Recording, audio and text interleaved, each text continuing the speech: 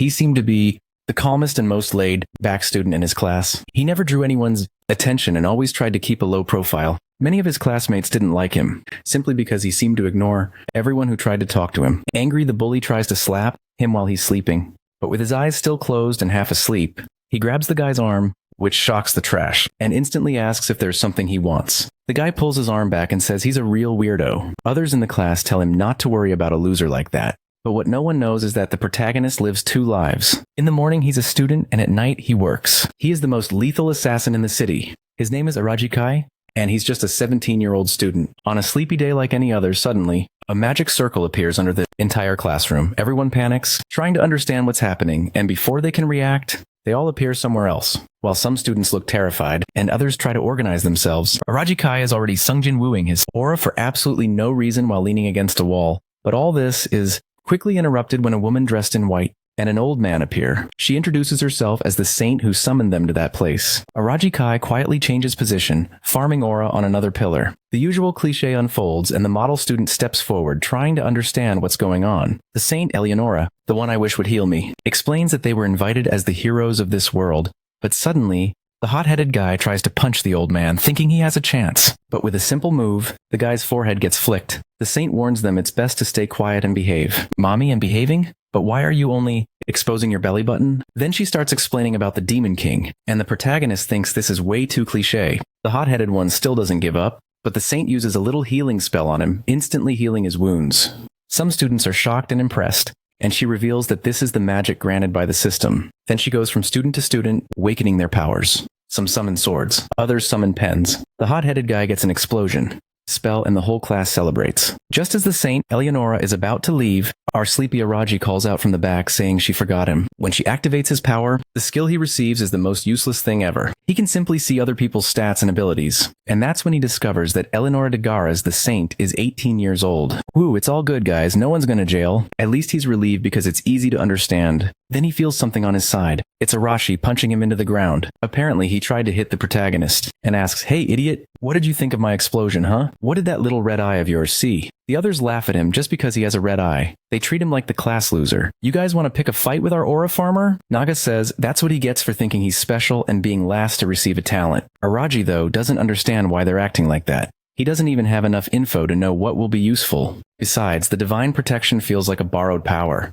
Who knows when it might be taken away? And he's sure there are countless other ways to kill people. The saint, Eleonora, cuts through the chatter, saying that now that they've received protection, it's time to start learning how to use these powers to kill the Demon King. She asks that for today, everyone rest. Later that night, each of them is taken to their rooms. Araji, however, decides it's time to start the second shift of work. He's going to gather information. Some guards are patrolling around the castle, complaining, "Damn, why the hell are we walking back and forth out here?" Another one answers, "It's because the so-called heroes showed up and they can't be allowed to escape." Still, he doesn't believe those guys can even fight. How would trash like that ever defeat the Demon King? The saint must have some trick up her sleeve. Of course, Araji overhears all of this. He also realizes that for some reason the saint is tightening the castle's defenses to keep a closer watch on them. He activates his talent and sees that one of the guards is named Jin and has fencing at level 1. Then he bolts like Naruto, thinking they can't detect when he uses his ability. He manages to get a rough map of the castle's layout and notices how heavily fortified it is. In front of a huge gate, 2 soldiers stand guard. Escaping this place is going to be harder than he thought. While sneaking across the grass, he stumbles upon 3 girls chatting in the middle of the night. The brunette on the right says maybe they shouldn't be doing this. They'll get mad. The one on the left insists it's fine, they're only practicing a little. The one in the middle says they all have to understand nobody's able to sleep anyway, and a bit of training will be great for strengthening their powers. Soon they're at it. Fire, plants, water, all flying around while Araji quietly watches. They're using divine protection, and he's curious to see how it works. But suddenly something rushes past him, giving him a strange sensation. One of the girls glances sideways, wondering what that weird noise was. Before they can figure it out, a huge beast bursts out of the bushes in front of them. The 3 freeze in confusion while Araji wonders what kind of lizard this is. He's never seen this species before. He uses his power and learns it's a 4-year-old lizard Val, aggressive but without any special abilities. The problem is that its stats are way higher than the girls. The monster raises its head and unleashes a roar. The girls start running, but the creature charges right after them, while Araji observes from a distance. Its aggressive nature drives it to attack without hesitation. It moves quickly, but its legs only carry it straight forward. No strategy, no real intelligence. Araji decides to test its skin's durability. so he throws a knife. It hits, but only makes a shallow cut. The beast halts for a moment, and Araji notes the throw was effective, though the wound wasn't deep. The trio was sprinting in panic when Naga stumbles on a rock and falls. She's scrambling to get up, but the lizard is already closing in. Seeing how near it is, she screams desperately, but the creature is already swinging its claw. She raises her arm and cries out for help. When suddenly, boom, the beast collapses dead right in front of her. She's left shocked as the other two rush to pull her to her feet. They wonder who saved her. Either way, whoever it was, they'd better get moving before more monsters show up. Araji stands off to the side, farming aura, thinking, I had no reason to save them, but I would have felt guilty ignoring it completely. So it looks like monsters really do roam this world. Things aren't going to be as easy as I thought. Just then he senses something awful, and hides behind the fallen lizard, trying to figure out if someone else is there. Realizing he needs to return to his room, he slips away. But behind a pillar, a hooded figure steps forward, places a foot on the lizard's body, and mutters that he thought these heroes would be a disappointment. But one of them carries the same scent as him. Next chapter, the monster's carcass lies sprawled on the ground, and everyone is left shaken. Gaius tells everyone that this creature was found close to the castle. The group is lost in thought while another student is already crying in despair. The old knight explains that the Demon King drives monsters insane, making them crave human flesh. These are exactly the kinds of creatures they'll have to learn to fight. Then the blonde boy who is inspecting the body says it looks like some kind of magic was used to finish the creature off. Probably someone nearby was interested in the hero's powers after learning the candidates had appeared. He even uses the word sorcery, and Araji wonders if that's different from magic. Midu jumps in, demanding to know what this business is about monsters being controlled by the Demon King. The blonde explains that powerful demons have servitude magic, which allows them to control weaker creatures. Basically, he's saying that the Demon King is extremely strong and controls everything. But the old man cuts him off, saying not to listen to that weirdo. Araji already knows who he could ask for more information, but he's also worried about the idea of this monster having been controlled. He remembers when he saw the monster's profile earlier, it showed that condition, and now it makes sense. That murderous intent he felt must have come from a demon. He has to be careful. He barely noticed that presence, and only for a moment. Whoever it was could even be among them right now. Suddenly he feels something watching him from behind, and a voice says that this fear will only lead him to death. Araji is shaking, while Arashi declares that nothing has changed. He just has to kill these demons as fast as possible and get back to his country. For once, the classmates actually agree with him. They know they have to get stronger because fighting is their only choice. The poor side characters are trembling, knowing they're just cannon fodder waiting to die. Araji realizes that reality is finally sinking in for all of them. That's when Eleonora steps forward and tells them not to be afraid. All they need to do is learn how to use their powers. They were chosen as hero candidates, and their growth rate is much faster compared to the people of this world. A week passes after the training begins. Flipping through a book, Araji mutters, well, I can understand all the words written here. Honestly, it's already strange that we can communicate so easily. He looks outside the window and sees everyone having fun. It looks more like an amusement park than a group of heroes in training. At first, I thought the Divine Protection Eye of Judgment would be useful in battle, but the truth is, it's useless so far, and I've only been allowed to stay in this library. The Saint Eleonora had even said, how about you read, book boy? And of course, the whole class laughed at him. He thinks to himself he really should have let the trio of girls die back then. But something doesn't add up. This is too suspicious. If they're so worried about monsters, why is there nothing in their history or culture about demons at all? Watching the training, he notices that just like Eleonora said,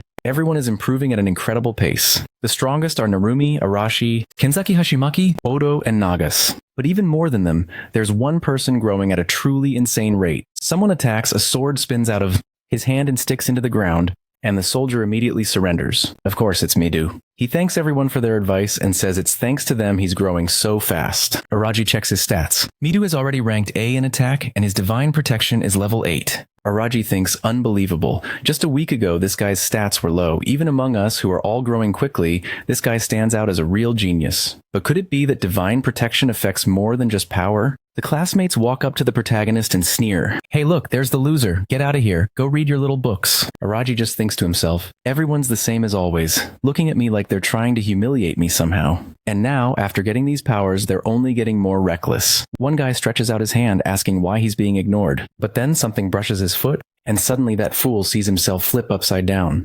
While Araji calmly asks, what happened, Muda? You tripped for no reason? You alright? The poor guy has no idea what just happened. That's when Arashi steps in, telling everyone to calm down because they're coming. The Saint, Eleonora, and Gaius appear, watching them all. She praises their work and says they've been developing faster than she expected, which is why the time has come to move forward with the plan. Narumi immediately asks, you crazy Saint, don't tell me you're going to ask us to kill the Demon King already? She replies, of course not, I wouldn't go that far yet. All she wants is for them to start training by fighting monsters. The group is hesitant. No one's eager to put their life on the line. Araji, though, looks more worried than anyone else. In reality, he probably won't even have to fight, so he should just relax. Next chapter, they're explaining how the combat exercises will work in the forest. The place is full of obstacles, so they won't be able to move in big groups. That's why they'll be split into teams of 2 or 3. Right away, the eager girls jump in. "Midu, I'll go with you. I want to go with you too." He, of course, accepts. The guy's got women clinging to him, the harem practically building itself. Meanwhile, poor Arashi ends up stuck with a bunch of guys around him. Narumi uses his pretty boy charm to pair up with a purple-haired girl. Gaius beams, saying everyone's formed incredible teams, but there are still 2 people standing off to the side. The blonde girl admits it looks like no one wants to team up with her. Apparently, it's because everyone's afraid. She tells Araji they don't really have a choice, so they'll have to go together. He says he doesn't mind. He's thinking it's odd that he got paired up with Kanzaki of all people. She's confident, but her personality feels somewhat dull. On top of that, she's prideful, the type who won't let anyone block her path. She glares at him and asks, "What are you staring at, loser?" Araji just turns his head slightly and answers, "Nothing important." She turns away too, and he already feels like they make a solid pair. Then the Saint Eleonora announces a special mission. Whoever kills the most creatures will receive prizes. With that, the test begins. Inside the forest, Araji trails a little behind, while Kanzaki declares her ability is superior to everyone's, so he should just stand back and not get in her way. Araji shrugs. "All right then, go ahead, strong girl, handle it." She looks a little hurt and asks if he has no pride at all, saying something like that. But he's thinking he doesn't care about any of it. He's more interested in observing her combat skills. After all, he's already sensed 4 strange presences surrounding them. Suddenly a shabby goblin shows up, and Kanzaki asks if that's the monster they were supposed to fight. The creature approaches, but she simply stretches out her hand and orders it to kneel. Immediately it slams face first into the ground. Araji is impressed. Her domination ability really is powerful. Basically, any command she gives directly influences her target's actions. But Araji points out there are still others around them. She orders the goblin to drop its weapon and put its hands behind its back. Soon enough, though, sweat beads on her forehead, and Araji asks, "What's wrong? Already tired?" She admits she can't keep using her blessing for very long. Araji understands it must consume a lot of mana. Araji warns her it's better to finish that one off quickly, because more creatures are coming. But Kanzaki hesitates, saying that monster, whether she likes it or not, looked almost human, and it was even crying in fear.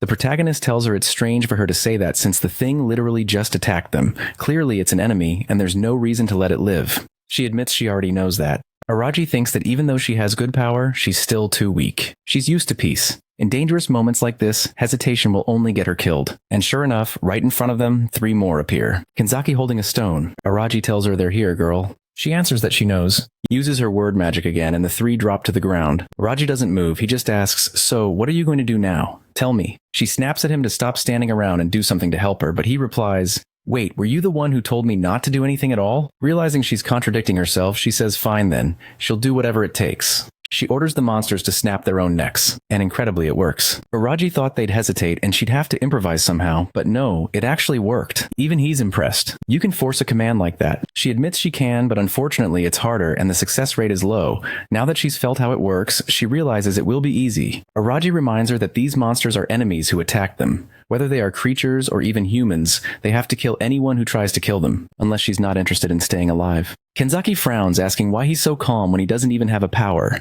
He tells her not to worry, staying calm is one of his better traits. Then he asks, "So what now? You want to head back since you're scared?" Kanzaki freezes for a second, but turns away saying, "No way, we're moving forward." Araji thinks that since she's this motivated, maybe their team will work out after all. They start wondering how the others are doing. Narumi is sprinting through the forest, in panic with the only girl who agreed to team up with him. He asked what they should do, and she admits she has no idea. She thought the monsters would be weaker. Suddenly, Narumi stops and declares it's all or nothing. At the same time, he unleashes a burst of wind. She launches a rock bullet, and they combine the attacks to hurl a massive stone, but when it crashes into the creature, it doesn't do a thing. Narumi stumbles back, terrified at what they've run into. Turns out they're up against an armored bear. That's just cruel, throwing side characters against something like that. Next chapter, Kanzaki is thinking she has to give everything she has so she can return to her world and see her grandfather. She's sure he must be very sad without her right now. Araji, however, asks, "So what's the plan, girl? Feels like we're kind of lost, don't you think?" She tells him not to worry, they're moving in a straight line, so all they need to do is keep going and then head back. But Araji responds that she's underestimating this forest.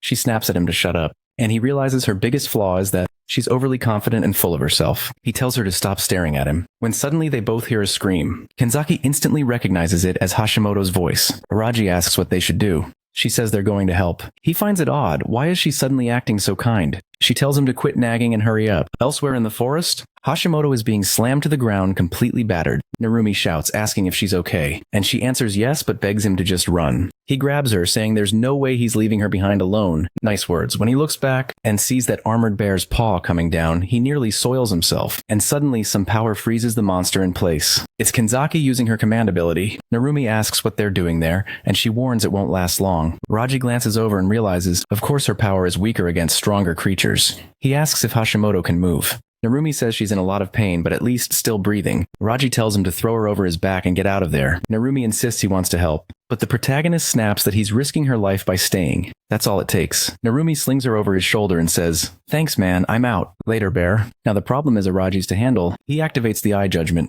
and it reveals the beast's defense is rank A. Its fur is thick, and the armor looks impenetrable. On top of that, it has the odd trait of being a mutant species. Kanzaki warns she can't hold it any longer. Araji says that's fine, it's enough. They'll run too. But as she turns, she suddenly collapses, legs trembling from overusing her energy. The bear starts lumbering close, and Araji realizes he'll have to act. And out of nowhere, the kid pulls out a smoke grenade. Where the hell did that come from? The boy looks like a soldier. He tosses it, clouding the beast's vision, then scoops the grenade casing back up and helps her relax. I'll handle this. He tells her to keep quiet. She covers her mouth, confused, asking what kind of smoke bomb that was. He explains casually, it's one he made while everyone else was training. But that's a lie. The truth is, he always came to school loaded. Weapons, knives, a smaller knife, grenades, everything. Kanzaki apologizes, calling him the stereotypical American civilian, and he asks why.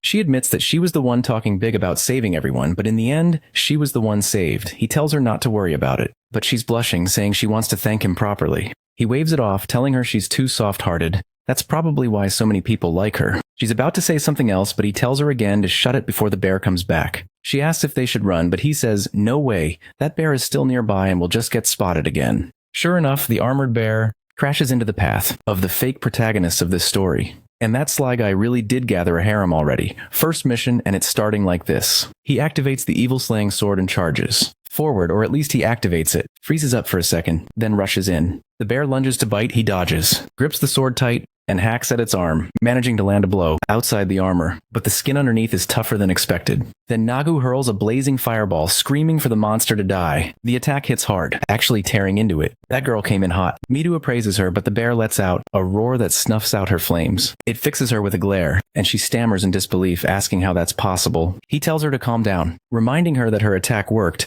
The beast is clearly moving slower now. If they keep pushing and fighting together, they can take it down. She nods, and the trio of trouble continues the fight. But from the shadows, a sharp-toothed figure watches, muttering that it's only a matter of time. He's the veteran assassin known as Demon Delphus. Unfortunately, the armored bear won't be able to beat them. Their rapid growth and composure are astonishing, especially that boy. This was supposed to be a simple patrol mission, but now the plan is going to change. This has to end right now. Midu slashes again, and the giant bear is already shredded. He shouts that it's time to finish it and drives his sword deep into the beast.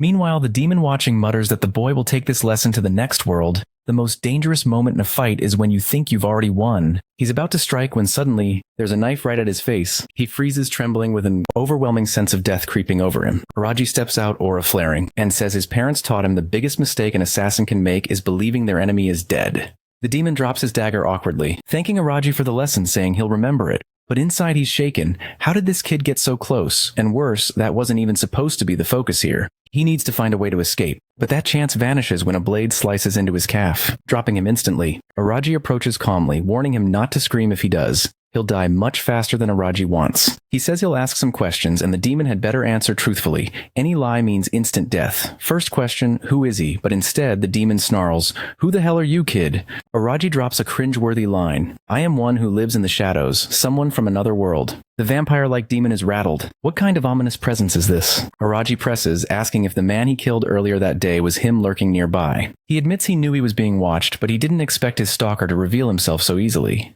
That's why he deliberately used Midu and the others as bait to draw him out. Delphus is in shock that this kid had planned it all from the start. Araji says what he needs now is information, since he's new to this world. He'll squeeze everything he can about the demons out of him. Delphus laughs, saying it won't be easy to make him talk. But then he screams in agony. Araji is merciless. He already slashed behind his knees, and now he cuts the tendons behind his arms, leaving him completely immobilized. He tells him flatly that unless he wants to taste death in hell itself, he better start talking. Frothing with rage, the demon spits back that this brat is underestimating him. Then a strange purple liquid starts leaking from his mouth, eyes, and nose. Araji realizes instantly the bastard had poison ready to kill himself before revealing anything. Looks like the Demon King's army will be far more troublesome than he imagined. That's when suddenly a system signal appears. Alongside her, Kenzaki steps in, spotting the scene and asking if that's a dead body on the ground. Araji clearly didn't want anyone knowing about his abilities. He immediately demands, "Since when were you watching?" She admits she'd been there since the moment the demon hit the ground. So Araji explains the truth, that this guy was an assassin from the Demon King's army, and the strange power emanating from the bear was connected to him. Kenzaki asks if he's saying this person was trying to kill them. He answers that it's more than obvious, of course they'd be targeted, they're the hero candidates.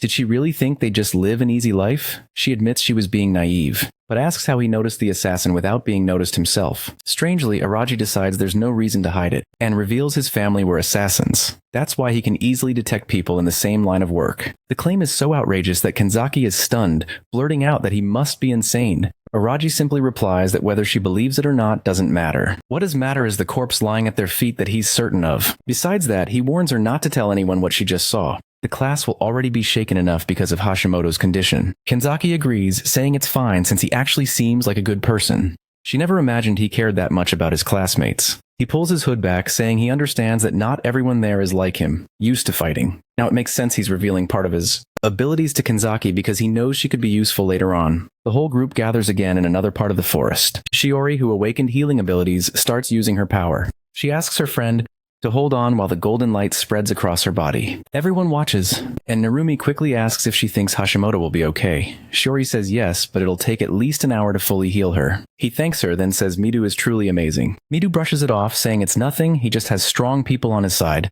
That's why it worked. Araji is standing nearby just a bit, observing, wondering why the hell Kenzaki won't stop staring at him. That's when a scene appears with the old knight saying it looks like everyone survived. Everyone gaze Leonora, but Narumi wants to know if they were being watched the whole time. Gaze answers that obviously they were. Did they really think they left? They were keeping an eye on everything. The blonde demands, then why didn't they help sooner? His friend almost died. The old knight answers that it was the perfect training opportunity. If things had gone too far, he would intervene at the perfect moment. Midu argues that's weird. She was about to die. How could they claim they'd save her? Gaze tells them they'll have to get used to it. Military training has to put their lives at risk. The battles they'll face from now on will be far more dangerous. Midu steps forward again, saying that's not what he means. They were told only weak monsters would be in this area. Leonora steps forward and explains that it was the work of a demonic assassin. Of course, nobody understands what that means. She clarifies that armored beasts don't normally live here, so most likely the assassin was scouting their strength as hero candidates. The old knight adds that if that's the case, then the assassin is still hiding somewhere.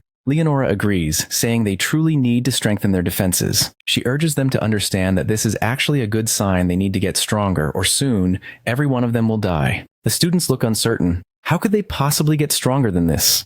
They were already training hard every day and risking their lives. Midu tells her to stop. This is going too far. Everyone is shaken after that fight. She admits maybe it is too much, but if they don't grow stronger, they'll die. Of course, this doesn't sit well with the so-called hero, who thinks this woman clearly doesn't care about them. That's when Arashi finally reappears after so long, shouting if she summoned them here just to throw them to their deaths. In a flash, Gaze steps in front of Leonora, warning Arashi to watch how he speaks to Lady Leonora. Everyone realizes it. If they keep mouthing off, the old knight will beat them down. Midu tries to calm things, but Arashi keeps going, saying that woman must have a death wish. And then he yells at Midu to stop acting so composed. He insists they're just being used. The hero, however, says the obvious. If they disobey or make enemies out of these people, there's no way they could stand against the entire country. The old knight then tells everyone to be like him and understand their situation. Yes, they're pawns, but they are important pawns. As long as they don't do anything stupid, they'll be treated well. But Arashi doesn't care. He says he's excited for the entire country to be his enemy. He's already activating his powers,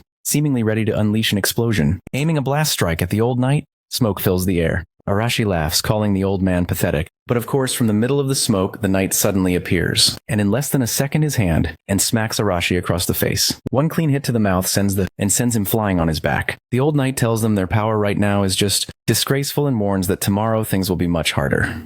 so they better be ready. Arashi starts to get up with a grin, swearing that one day he'll kill that bastard. The next day, after those brutal military-style tests, the researcher steps up as the one who will explain the training. He says he heard some of them got injured yesterday and asks if they're fine now. Hashimoto says yes, she was wrecked yesterday, but after being healed, she's doing okay. The blonde asks about the guy who got punched in the face. He doesn't answer, but it's clear he's fine. The blonde remarks they are lucky to have someone nearby with divine protection. Now it's time for him to explain today's training. They're standing in his research area, and he's bringing out monsters for them to practice against. Midu asks if the monsters are inside that building. The blonde just puts his hand to his eye and says it'll be easier if they take a look. The doors open, and inside the cages are tired goblins. Oh my god, put those poor things down already. They don't even deserve to live. There's also a starving lizard. And great, at least one ogre, okay? So it's basically a whole prison full of creatures, and they're walking around observing them. The blonde explains that all of them are monsters he created himself for his experiments, and honestly, he doesn't give off good vibes at all. The saint says this is Seti's laboratory. He's supposedly perfect for training soldiers. He answers cheerfully that he's glad to help collecting data on the monsters. But Midu already notices something feels very wrong here. Not long after, they are standing in the middle of an arena and the monster test begins.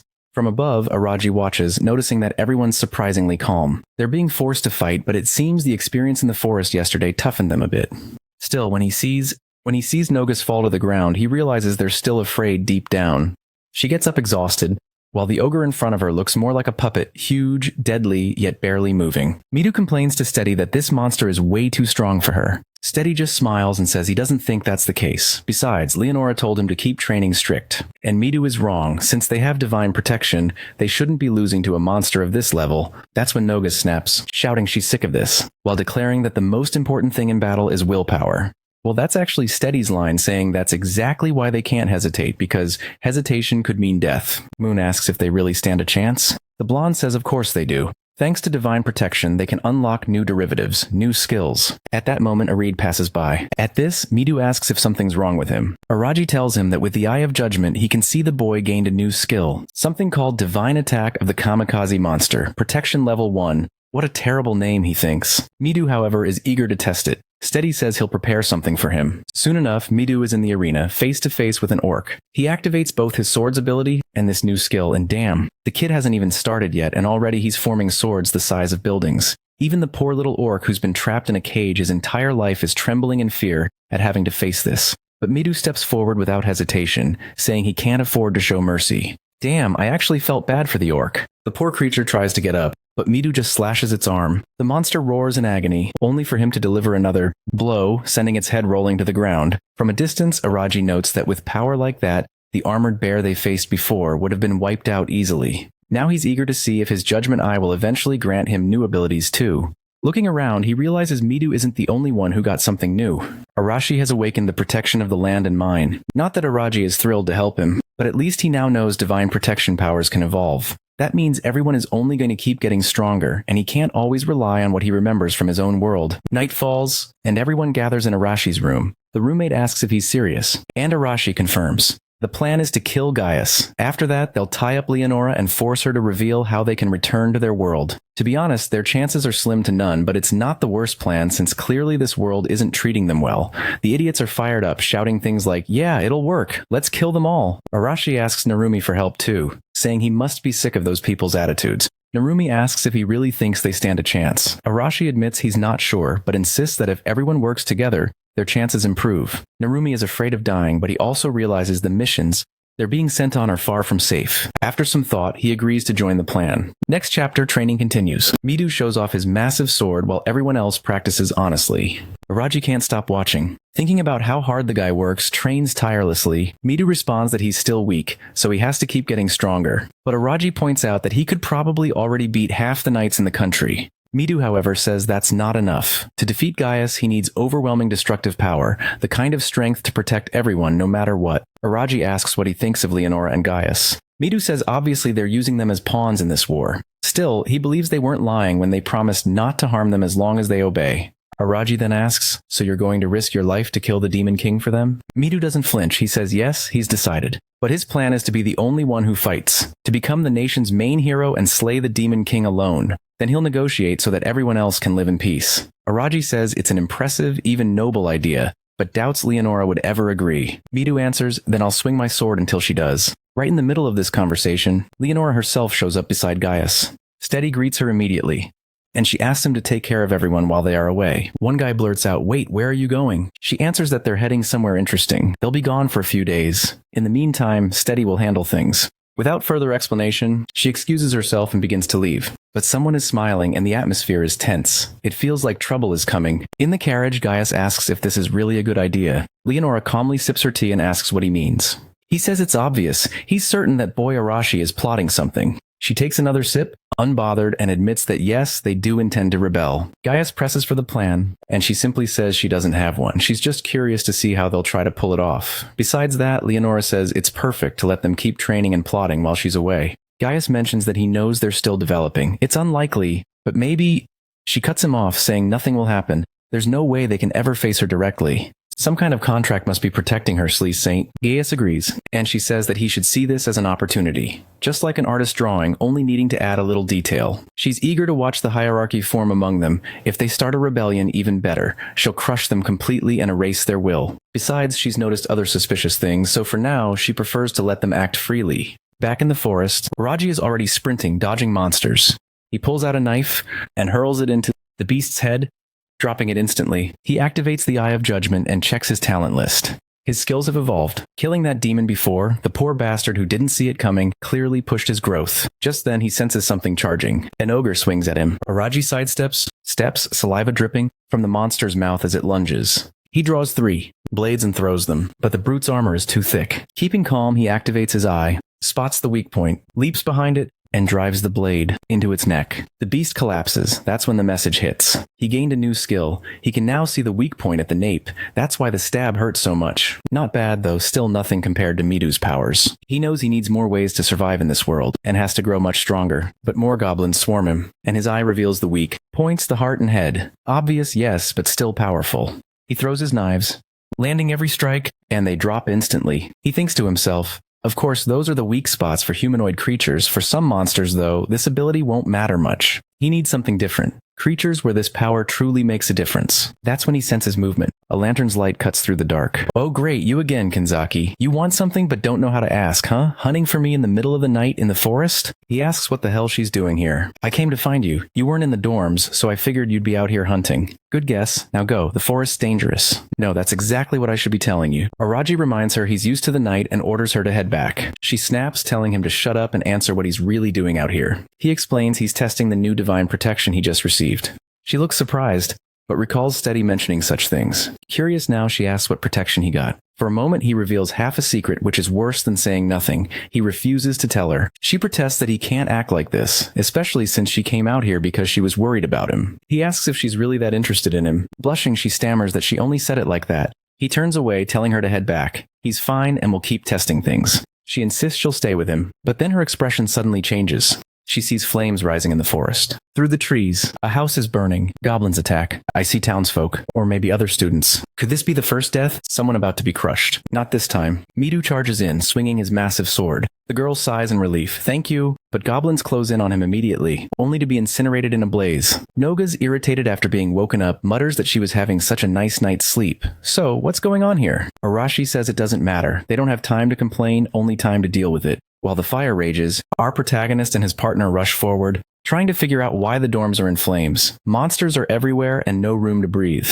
He sighs in relief, seeing they're both okay too. Araji demands to know what happened. I was gone for 10 seconds and now everything's burning. What the hell went down? But no one has an answer. Araji, though, already suspects this is the work of a human. They need to track this person down fast. Suddenly, a voice remarks that his judgment is sharp. It's Steady. Knew it, could never trust that blonde. No normal person runs a lab breeding monsters for experiments. Araji asks if these creatures weren't the ones he'd been raising. Steady admits they are his little cuties he's been preparing. On top of that, he gave them medicine to toughen them up a bit. Otherwise, they'd be useless. Araji presses him, asking why he'd do this. Was he trying to kill the hero candidates? Steady explains that unfortunately, those were orders from above. He was told to wipe out the candidates, even if it meant sacrificing his current position. He insists he has nothing against anyone there, but this was his mission, and he has to see it through. Kenzaki, confused, asks if he's saying the order came from Leonora. Steady scoffs. No, not from a viper like her. The order came directly from the Demon King. Now everyone's shaken. What kind of connection does he have with that guy? Steady says it's not hard to understand.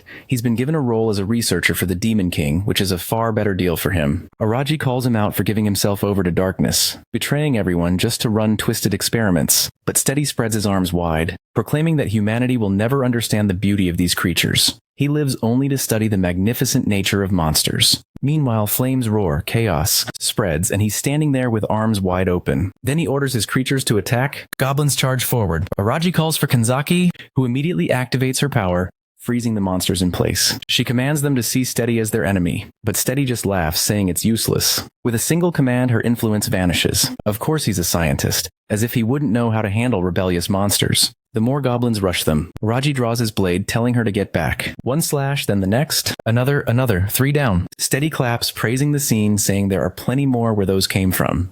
Another wave of creatures comes barreling at him, but Araji stays calm. A slash across the stomach. A stab to the head, done. A golem lumbers up behind him, but Araji swings his leg in a brutal kick. The beast stiffens and collapses. To the ground instantly. The kid's carrying the whole team, and now the monsters themselves are in shock. But where's that so-called hero Midu? The mighty one? Nowhere in sight, clearly. No one knows about Araji's true power because even Steady is baffled, wondering why his monsters are falling to this boy without divine protection. Araji activates the Eye of Judgment, scanning Steady's stats. Every offensive attribute is ranked F, pathetic. But then he notices the condition, half demon, and the domination skill. That's why Kenzaki's powers weren't working on the creatures. Suddenly, Steady says he didn't want to resort to this, but he has no choice. He lets out a sharp whistle. Raji narrows his eyes, asking what the hell he's doing. Steady just smiles and says, "You'll find out soon enough." Suddenly, the protagonist flinches and has to dodge to the side as a fireball slams into the ground at his feet. And just like that, damn, the guy summons a dragon. The beast immediately inhales, preparing another fiery breath, while Steady smugly declares that yes, he has a red dragon. That's his trump card. The creature charges forward, smashing through houses, sending stones flying everywhere. Kenzaki freezes in shock, saying there's no way to dodge that.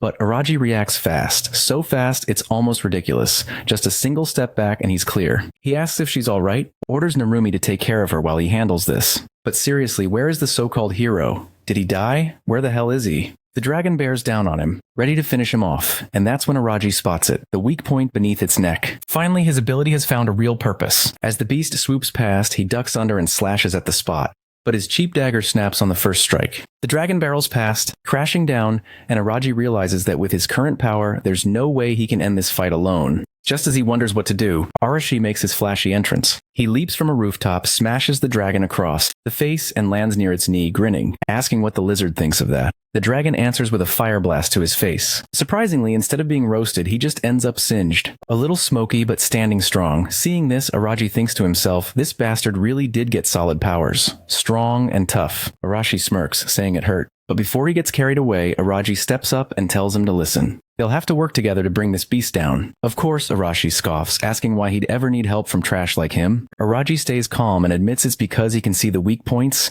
but he doesn't have the strength to hit them properly. Arashi sneers, saying it sounds like the rookie's begging for help, not that he's interested, but Araji just warns him an attack is coming. And sure enough, the two of them leap aside as the dragon's massive tail sweeps past. In midair, though, the beast is already preparing another breath, and this time Arashi touched the full blast. He's scorched badly, almost done for. Or I just ask him flat out, so you think you can do this alone? Arashi surprisingly doesn't hesitate. He admits he can't. He asks where the weak point is. Araji explains it's in the scales just under the neck. Strike that exact spot and it'll take far more damage. If he combines it with his destructive explosion, the beast will fall. Arashi nods, saying fine, and he will trust him this time. From a distance, Steady shouts, confused why the dragon has stopped moving. Then he raises his voice like it's a duel in Yu-Gi-Oh!, commanding the red dragon to kill him. The beast roars, the wind alone knocking them off balance. Sparks fill the air. As his voice shakes the ground, Araji dashes sideways, throwing knives to draw its attention, trying to create an opening for Arashi. The dragon snaps at him, but he keeps slipping just out of reach, forcing it to follow. Meanwhile, Arashi circles toward the neck, sliding into position with a smirk, saying he knows what needs to be done. He ducks low, activates his destructive explosion, and slams the strike right into the weak point. The dragon shrieks in agony, before crashing to the ground defeated. Steady can't believe his monster has fallen. Arashi grins, boasting it was too easy. Araji, unimpressed, tells him for someone who just got roasted, he sure talks a lot. Then he turns to Steady and asks if he still wants to keep going now that his trump card is gone. Steady insists yes, he still has countless other creatures, until he realizes every last one he brought is already lying dead on the ground. And of course, the missing hero Midu finally shows up, not from fighting the dragon but surrounded by 4 girls. He smugly says, "Looks like the only one left is that bastard." Steady thinks about running, but just then, Narumi appears at his side saying he's not going anywhere. Startled, the fool stumbles. Like a complete idiot, nearly falls flat, but gets caught by a water spell. As soon as he lifts his head, a sword is already pressed to his face. Araji glares at him, saying this bastard wasted the whole night that should have been for resting on a pointless fight like this. Steady panics, begging for calm, promising to tell them everything if they don't kill him. But suddenly his eyes turn red. No one understands what's happening. Then purple tears stream down his face, and just like that, he's dead. Araji comments that he must have been under some kind of curse. Midu guesses it's because he was about to spill information. Meanwhile, Araji's mind lingers on the Demon King. The enemy never stops, always sending someone after them. A day after the incident, someone says it's unbelievable. It's the saintly Leonora looking troubled, saying she's deeply concerned that something like this happened while she was away. Narumi shoots back that she should take responsibility, since she was the one who left Steady in charge of everything. Leonora laughs softly, apologizes, calling it a misunderstanding. She explains she never thought a demon tamer that weak could cause so much trouble.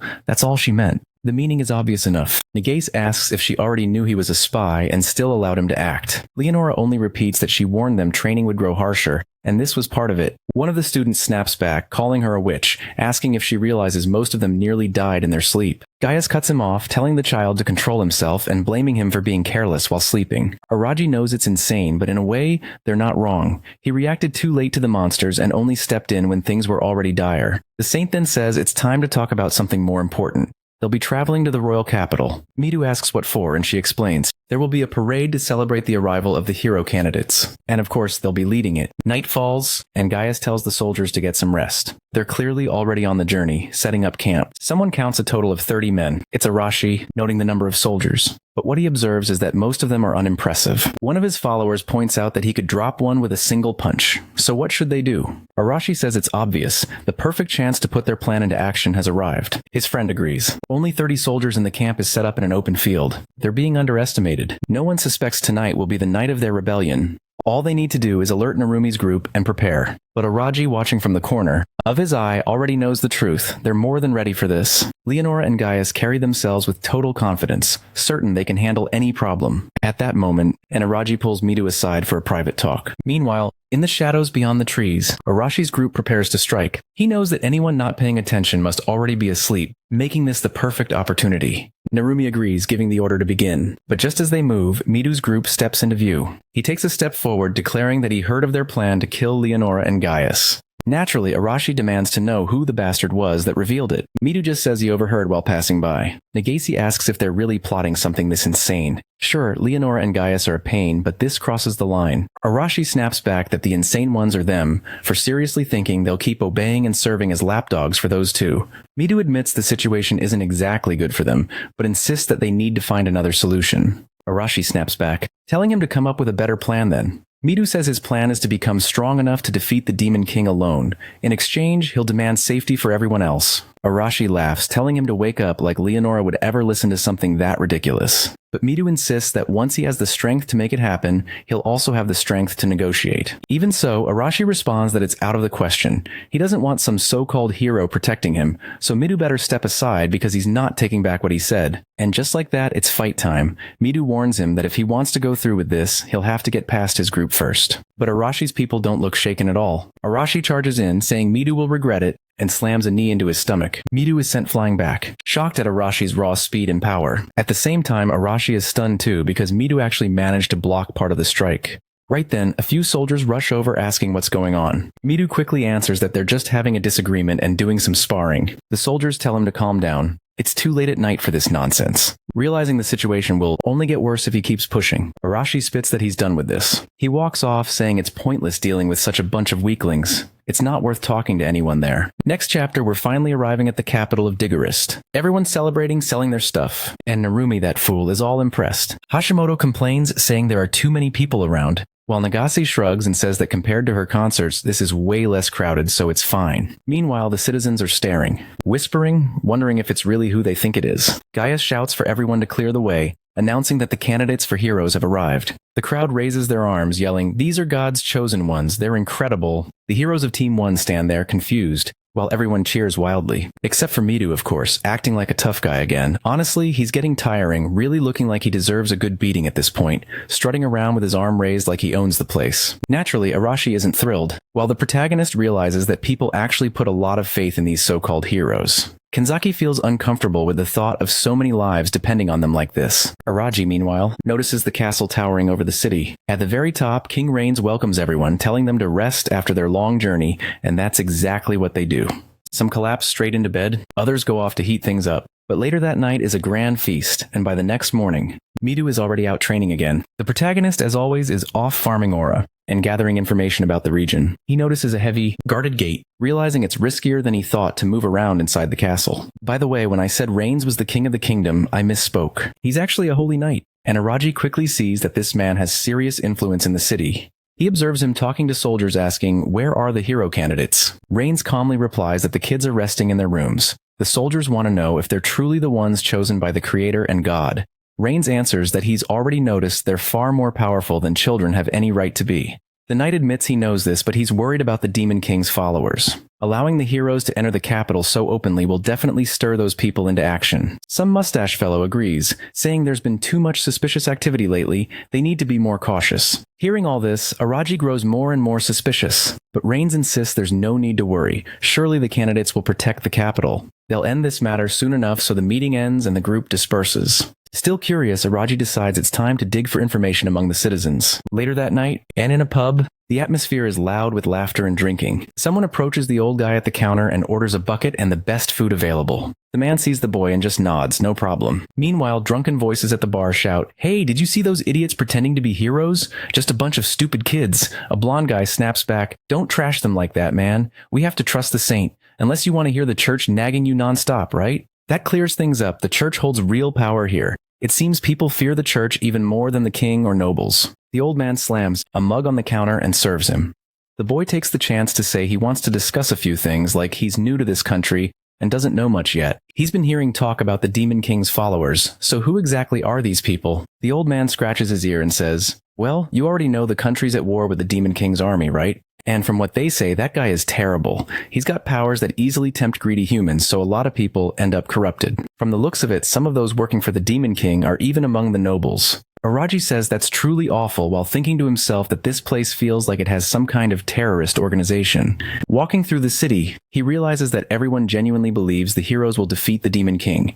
That faith, along with the existence of his followers, is exactly why the hero's presence makes everyone restless. Suddenly, Kanzaki shows up saying she found him again. Seriously, this girl must have a bloodhound's nose. There's no other explanation. She asks what he's doing. He implies that he's gathering information. They're in an unfamiliar place, so that's just basic. Hesitant, she admits she understands, but warns him it's dangerous to be wandering alone. On top of that, if he ever needs help, he can just ask her. You can already tell he's stringing her along with his aura farming act. He waves her off again, saying, "I'm fine, really. Just go stay with the other students." But she insists he stands still right there. Looks like she's not actually leaving. She pushes him to accept the help she's offering. Araji says fine, he'll accept. He's rushing too much into digging up information about the royal capital anyway, so why not let her talk with the townsfolk? The poor girl falls right into his trick, leaves happily humming, while a hooded figure nearby chuckles quietly. Back home, he realizes he didn't manage to learn anything useful, but he did discover the existence of a new enemy. Just then, a loud commotion breaks out, making him wonder what's going on so late at night. He arrives in a hall where all the candidates are gathered. He asks what's happening, and they explain Kanzaki has gone missing. Ronya was the first to notice since they're roommates, and now everyone's out searching for her. Araji realizes that no one noticed he'd been gone except Kanzaki herself.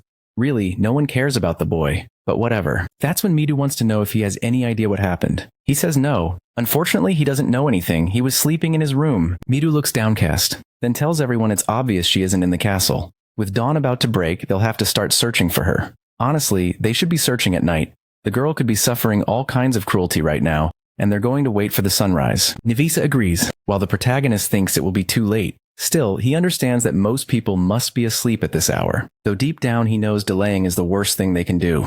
So he heads outside to search. They go back to where he had run into her earlier and finds her student ID card lying on the ground. As he bends down and picks it up, war men suddenly appear, coming at him from all sides. The protagonist dodges, The first stares him down, startling him, then grabs his arm and pulls him into another, making them crash into each other. Spinning around, he kicks another one straight in the face, sending him to the ground. A brawl breaks out, and within seconds, the last one left is trembling. Araji tells them they're poorly trained as spies and lousy soldiers on top of that. They all seem like ordinary humans, so what do they do here? The man hesitates, but Araji warns that now he will have to spill everything. Meanwhile, somewhere else in the city, Kanzaki is tied up with her arm, stretched out, furious, while her captors mock her, saying she looks feisty. From the look of it, she still intends to fight. She says her answer will always be the same. She's not going to reveal a single thing. The man asks her not to be so cruel. They just want to learn a little more about the candidates. And obviously, right? Villain in a Japanese story. What do?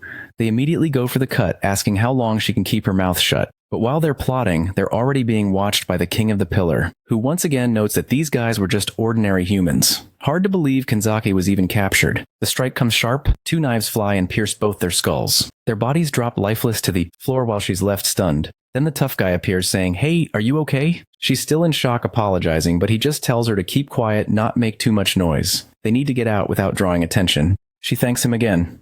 Right then, Araji feels that strange sensation once more. He stands and glances between the pillars where something seemed to be approaching. In an instant, a knight steps in. He strikes the ground hard, and doesn't he look like Reigns? The man rises, saying it's impressive he managed to dodge. Of course, it's that bastard declaring that Araji needs to be killed, calling him far too dangerous a candidate.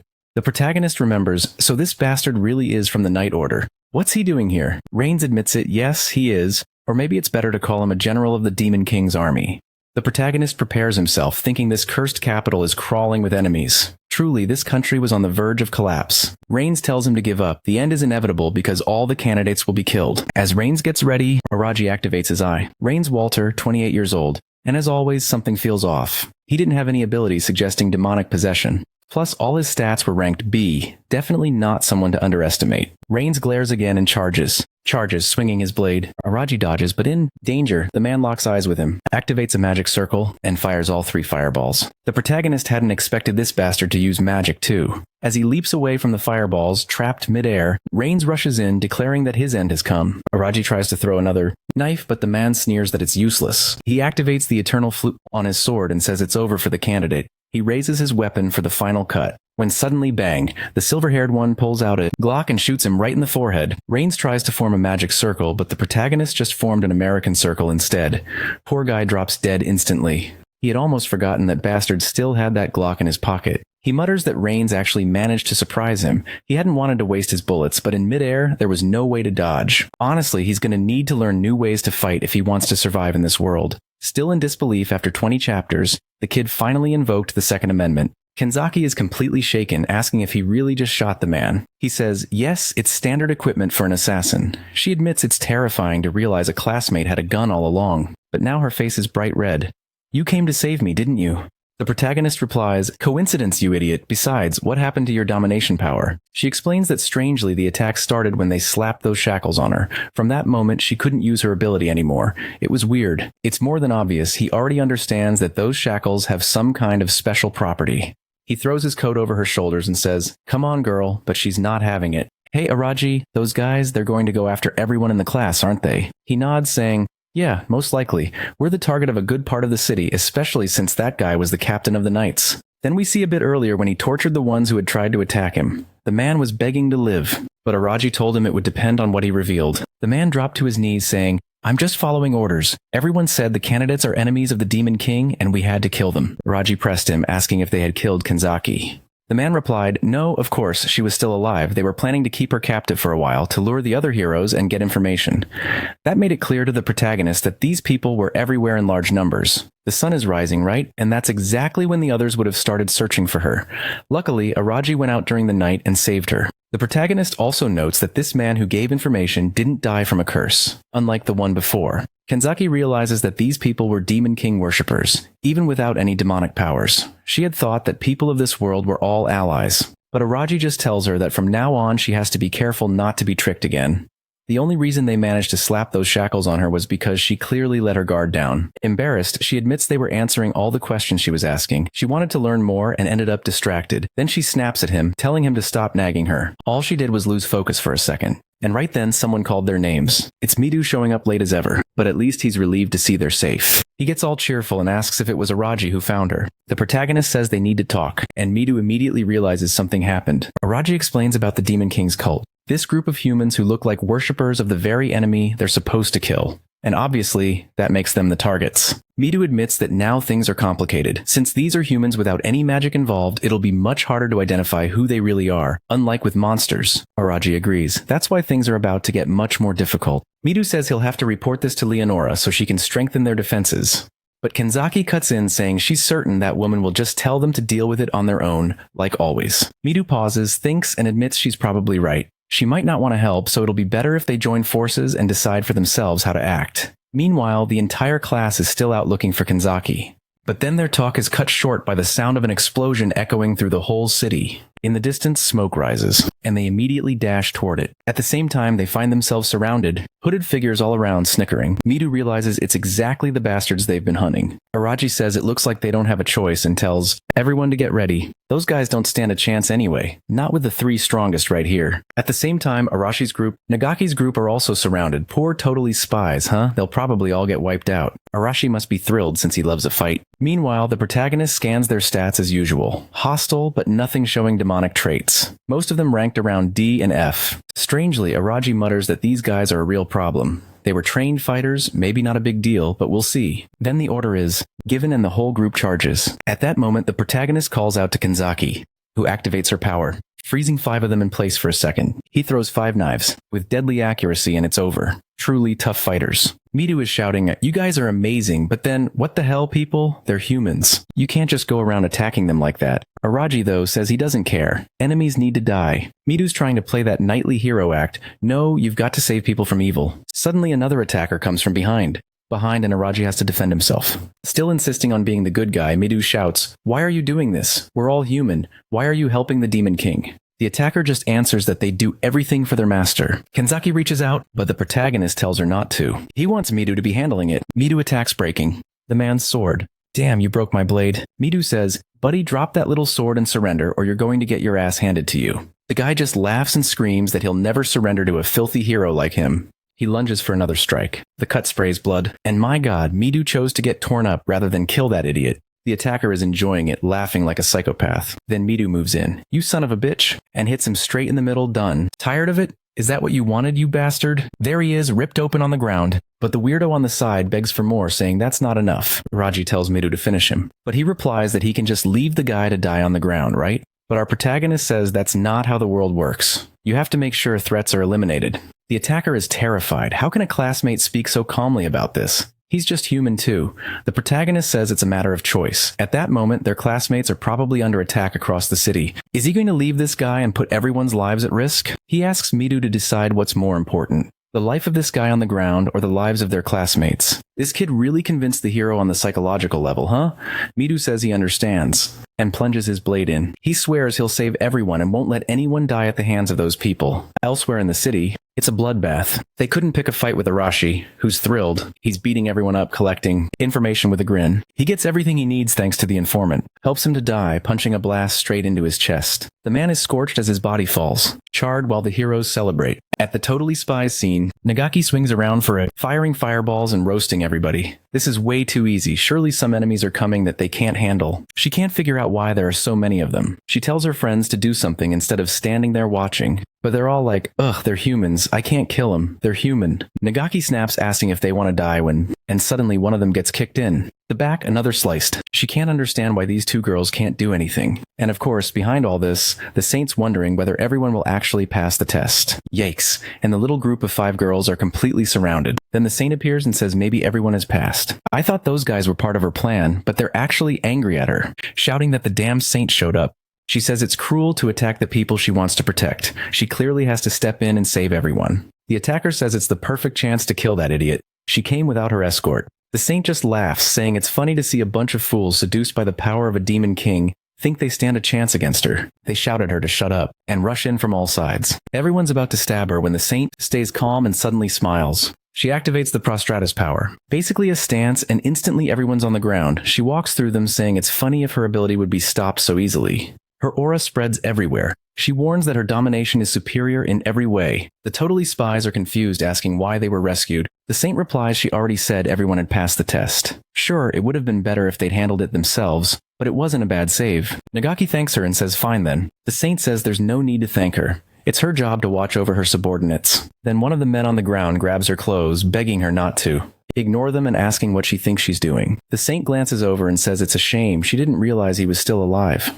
Fine then. She orders all the girls to kill them now. The girls' bodies get wrapped in her domination. They find they no longer have control and ask what's happening. The saint forces one girl to raise her sword, while the man on the ground begs for mercy, but she has no choice. She brings it down and drives it in. Of all things, the saint is being pretty merciless. These girls need to learn to kill. The whole city wants them dead. There's a demon king. You can't keep pretending to be a good person. The fools are all crying while Araji says that's the power of a level 3 domination. Kenzuki realizes it's not only far stronger than hers, but the area of effect is huge. Araji knows they'll have to develop a way to deal with it, or else they'll be at her mercy forever. That night, 12 hours after the Demon King's cult attack, everyone gathers at the castle. The protagonist notices Nagaki looks shaken. One of the girls asks how everyone is, and she answers they're awful. Everyone's shaking. Hashimoto says she understands, while Marumi wants to know why she's acting like this, controlling people and forcing them to kill humans. That's terrible. I thought they were mad at the disciples, but they're angry at the saint for making them kill people on the ground. Narumi agrees that it's inhuman. He asks if Nagaki's okay. She says she's calm, just a bit bothered, but she knows it will be much harder for the others to cope with this. Oh, if you act like the heroes, you're all going to die like this. Good thing there's a Raji to balance things, right? 1 bullet to the head, 5 stabs. The boy doesn't hesitate for a second. Midu is there crying, "Oh God, everyone's suffering. Why didn't I get here sooner?" His friends tell him not to beat himself up. He's not to blame. Kenzaki also says if she had arrived earlier, she could have restrained everyone. Araji replies they're idiots. None of them had enough strength to resist Leonora's commands. When they were with Midu, they split up to help the rest of the team, but obviously they couldn't save everyone. And he knows this won't be the last time they run into that Demon King cult. At least with their general dead, they'll have some peace for a while. There's something more important though. He calls Kenzaki over and says it's time for a talk. She follows, blushing all over. What does she think he's going to ask? He looks at her and says, "Come on, Kenzaki, dominate me." She's like, "What do you mean dominate? But did he call for a duel?" Of course not. What the heck, I wanted to see how that would play out, but next chapter, we're left celebrating anyway, since they killed part of the Demon King's army. The celebration was in full swing for the hero's arrival, and everyone was impressed by their power since they had survived that last battle. Now the capital was welcoming them with open arms while the crowd cheered and stared, but Araji found the whole thing suspicious. It seemed like what had happened was part of Leonora's plan to make the people accept them. If that was the case, then she was far more dangerous and thinking long-term in a way he hadn't imagined. Sometime later, everyone gathered in front of the castle gates. Leonora told them to return to the temple in Halfa City.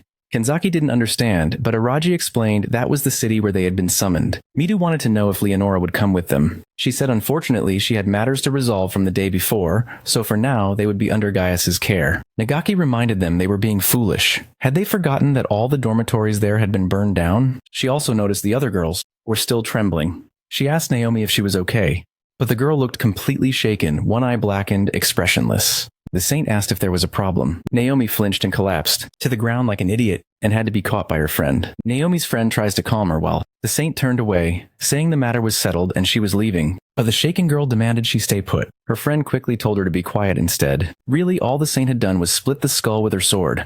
Stop suffering already? This is a magical world where the goal is to kill the Demon King. Wake up. Stop. Honestly, I was starting to support the saint with the exposed midriff. She was the real deal. Midu, however, wasn't in the same mindset and kept glaring. Araji noticed that Arashi, on the other hand, was itching for a fight. Then Gaius announced it was time to depart. Night fell, and they camped in the forest. Once again, that little gang gathered behind the trees. As Araji already suspected, they were planning something. Kenzaki guessed the same, but the protagonist confirmed it. Of course they were. Leonora wasn't around, and only about 30 soldiers remained, most of them weak compared to the heroes. It was the perfect chance to kill Gaius. Under those circumstances, he wasn't about to stop them. He'd just watch and see what happened. In the forest, Gaius asked Narumi if the monster that looked like a dragon was really nearby. Narumi said yes, come with him. He had seen something strange in the area. Was Gaius being tricked, or was he just playing dumb? He warned that this road led to the royal capital and would be dangerous if a dragon actually lived there. At that moment, Narumi sent out an alarm saying the beast had appeared. Was that it? When Gaius turned to look, Arashi is already on his back. He unleashed a destructive explosion that looked like it landed full on. Narumi activated his legs and flew clear. Gaius managed to dodge, but his head was scorched and his Forehead was bleeding. Arashi laughs, saying it was funny. Even his maximum explosion wasn't enough. This guy was one tough bastard. But judging by his condition, he clearly wasn't at 100%. Killing bastards was Arashi's favorite thing anyway. Gaius assembled back, right onto a landmine Arashi had planted and was consumed by flames from the ground. Arashi told him he'd been led into a trap, so he better realize, or he wouldn't, he'd end up blown apart. Even if he used mana to defend himself, the attacks were clearly hurting. Gaius admitted he hadn't expected them to use cheap tricks and tactics like this to ambush him. He really had misjudged Arashi. He spreads his arms and laughs, saying, "Thank you very much. All I really want is to kill you, so these tactics you're seeing are all part of the plan." Right then, the rest of the Walmart adventurers show up behind him. Gaius plants his sword to his forehead and Arashi orders everyone to advance. That bastard was going to die today, and nobody was to show mercy. Gaius answers that it looks like there's no way to stop them. He reaches into his pocket, pulls out a little blue sphere, and tosses it into the air. It bursts, like a firework. Midu and Kanzaki, baffled while Araji thinks Arashi slipped up. The camp soldiers see the signal, and start looking around, wondering if their guide has disappeared. They assume they might be under attack and run to check. But at that moment, Araji arrives and slashes a throat clean. One guy tries to fight back, but Araji gets close and tells him it's nothing personal. Unfortunately, they have to die. Damn, Araji really gets involved. The attackers curse at him, but he dodges another strike and delivers a brutal blow under the chin. He throws one body onto another, so the survivor has to grab his friend, then stabs under the armpit as he passes. The attackers can't understand why these candidates are doing this. Araji just replies it's not the time to ask questions. It's a brutal sequence. Back in the forest, Gaius is surrounded, and everyone is attacking him from the sides. He defends against a straight-on attack and blocks a punch from another.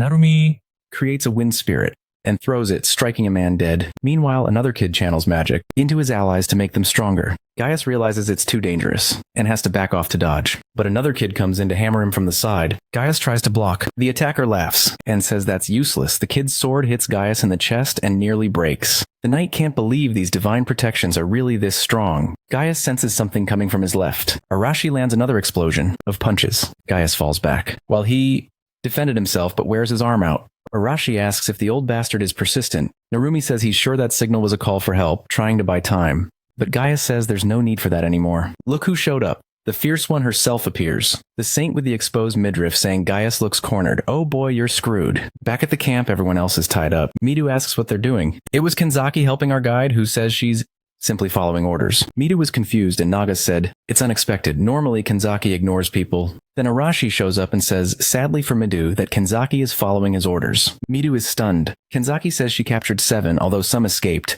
She tells him not to worry, the rest are taken care of. Araji steps in and asks what she means by taken care of. Kanzaki just says, yeah, I killed them all except those soldiers over there. None of the others are standing. Kanzaki comments that as always he shows no mercy while Midu asks why. The protagonist explains Arashi and his group were confronting Gaius and to help. He decided to deal with the guys who would be easy targets. Now Midu understands why he hadn't seen Arashi that night. Naga says this rebellion might turn into something more serious than they expected. Is he really going to go through with a plan like this? Araji just tells her to take a look at what's going on and she'll get her answer.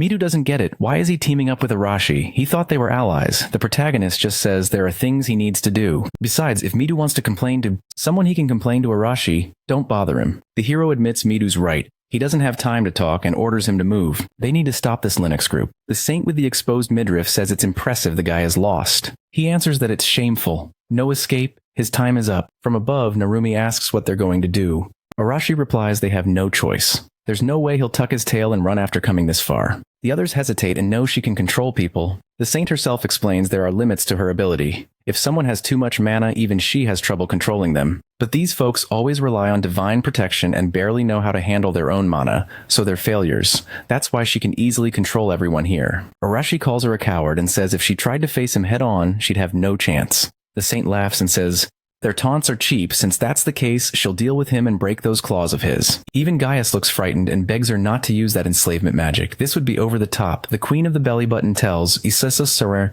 Eordar Yind him to calm down. After all, she's the saint. She's way more beloved by God than any of them. Arashi charges and tells her to come at him with everything. Gaius is scared, but the saint simply reaches out, calls to the earth, and something erupts from the ground and strikes him in the chest. He's writhing. She calls to the wind, and it begins to slice from every direction, forming a cyclone. Narumi rushes to help, while everyone else asks if Arashi is okay. The saint calls to the fire, and one of them is vaporized. She calls to the water, and another is trapped in a bubble and can't breathe, as one guy falls unconscious. Dangerous, everyone hesitates. The saint asks if they're finished, but someone says no. Arashi snaps absolutely not. She shouldn't think she's won. Midu's group has arrived, and he orders Arashi to stop wanting to know what he thinks he'll achieve acting like this. Arashi answers that if anyone wants to stop him, they'll have to fight, and he hates pacifists as much as anyone. Midu asks whether the rest of the group really thinks that way. Narumi apologizes, saying they can't trust the saint and her people. The hero is thoughtful while Nagas agrees with Narumi. Since things have reached this point, maybe it's better if everyone joins this cause. Hashimoto argues violence isn't the best way to solve things. The saint finds it comical that even in this situation they're still arguing. She thinks it's funny they assume they won't be punished for stopping now. The vibe is bad for everyone. No one can escape this. The saint stretches out her arms and orders the wind to destroy their enemies. Narumi says he won't let that happen, and seems to try to summon a tornado to counter hers. But from the side, you can see the saint's storm is much bigger. Poor Narumi. Run around. Help us stay with everyone else. Midu steps back. Narumi, the crew is all down on the ground. He asks if they're okay. Arashi tells Midu to calm down. No one's dead. If he wants to help, he should start fighting instead of just watching. He readies his sword and says there really is no other option. Someone in the back agrees. Naga says she's also tired of holding back her patience. Hashimoto adds that it looks like this is their only choice. And with that, everyone gets ready. The saint says fine, today she'll show them the distance between them. Behind a tree, Kanzaki asks Araji what they should do. As always, he's leaning against something with his arms crossed, saying that the moment she uses her magic to enslave them is when they'll step in. Until then, all they can do is trust their friends. The fight is about to begin when suddenly someone calls out to Leonora. It's Gaius saying that even though he's not in the best condition, he's still her knight. The saint tells him not to worry and says she'll bless him with healing. In an instant, he's back at 100%, his arm restored. They get ready to face the hero, while Narumi is stunned. They went through all that to kill Gaius, and in a second, he's completely fine again. Nagas tells him not to worry, everyone's here and they'll manage. Now all I can see is the saint's exposed stomach for some reason, and she says they can attack any time. In her eyes, this battle is perfect to test them. After all, if they can't defeat her, they'll never become true heroes. Midu charges in, asking for cover and goes for the first strike. Gaius steps in front, blocks his attack, and the clash shows disordered, but Midu's blade is cutting right through his. Gaius is forced to retreat, realizing this kid really is powerful. Meanwhile, the saint calls upon ice, shaping it into spears to pierce her enemies. She launches them at Midu, but Nagas forms a fire ball that intercepts them midair. The saint just says that's not enough. As shards continue forward, Midu has to cut them down, though some still pierce him. Narumi calls out to him, telling him to brace himself. At the same time, Hashimoto raises stones, vowing she won't let the saint strike their leader. Turns out this girl has telekinesis. Narumi channels his wind ability to slice through the stones, and together they launch a combined attack. But the belly button queen just stands there as the powers land full on, doing absolutely nothing. The rocks crash to the ground, as she says she is loved by God. The divine protection and powers they've received have no effect on her. From a distance, the protagonist realizes this must be the saint's protection. Even though her defense stats are relatively low, she doesn't even need to use them. And any physical attack will probably be handled by Gaius anyway. Arashi charges, again throwing a kick. Gaius blocks and asks where that explosive power went. Was he getting tired? Arashi replies he doesn't need to waste that on an old man like him. He tells Midu to take on the saint while he handles this guy. Midu agrees though. He wonders how he's supposed to kill a woman immune to divine protection. Even the energy blade he's using shouldn't work. Then suddenly a sword lands in his hand. One of the boys says this one will serve him better. He thanks him, while the saint watches with interest, saying this is getting exciting. It looks like the two of them are about to face each other. Midu says unfortunately yes, because there are people depending on him, and that's why Leonora must be defeated.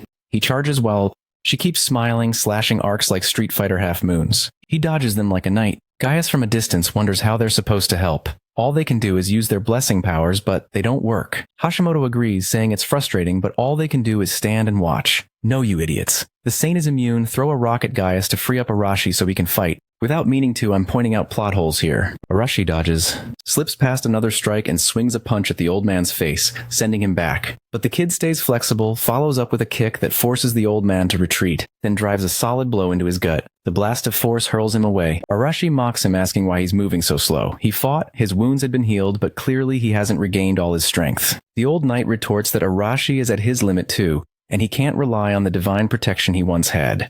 Meanwhile, the saint launches 3 fireballs at Midu, forcing him to dive aside. He knows that at this pace he can't win. None of his attacks are landing. He needs another way to defeat Leonora. After evading again and standing face to face with her, she says it's just as expected of Midu. Very few people in this nation could dodge so many attacks. Midu knows dodging alone isn't enough, but the fight feels completely one-sided. He needs to close the distance, yet her attacks are non-stop.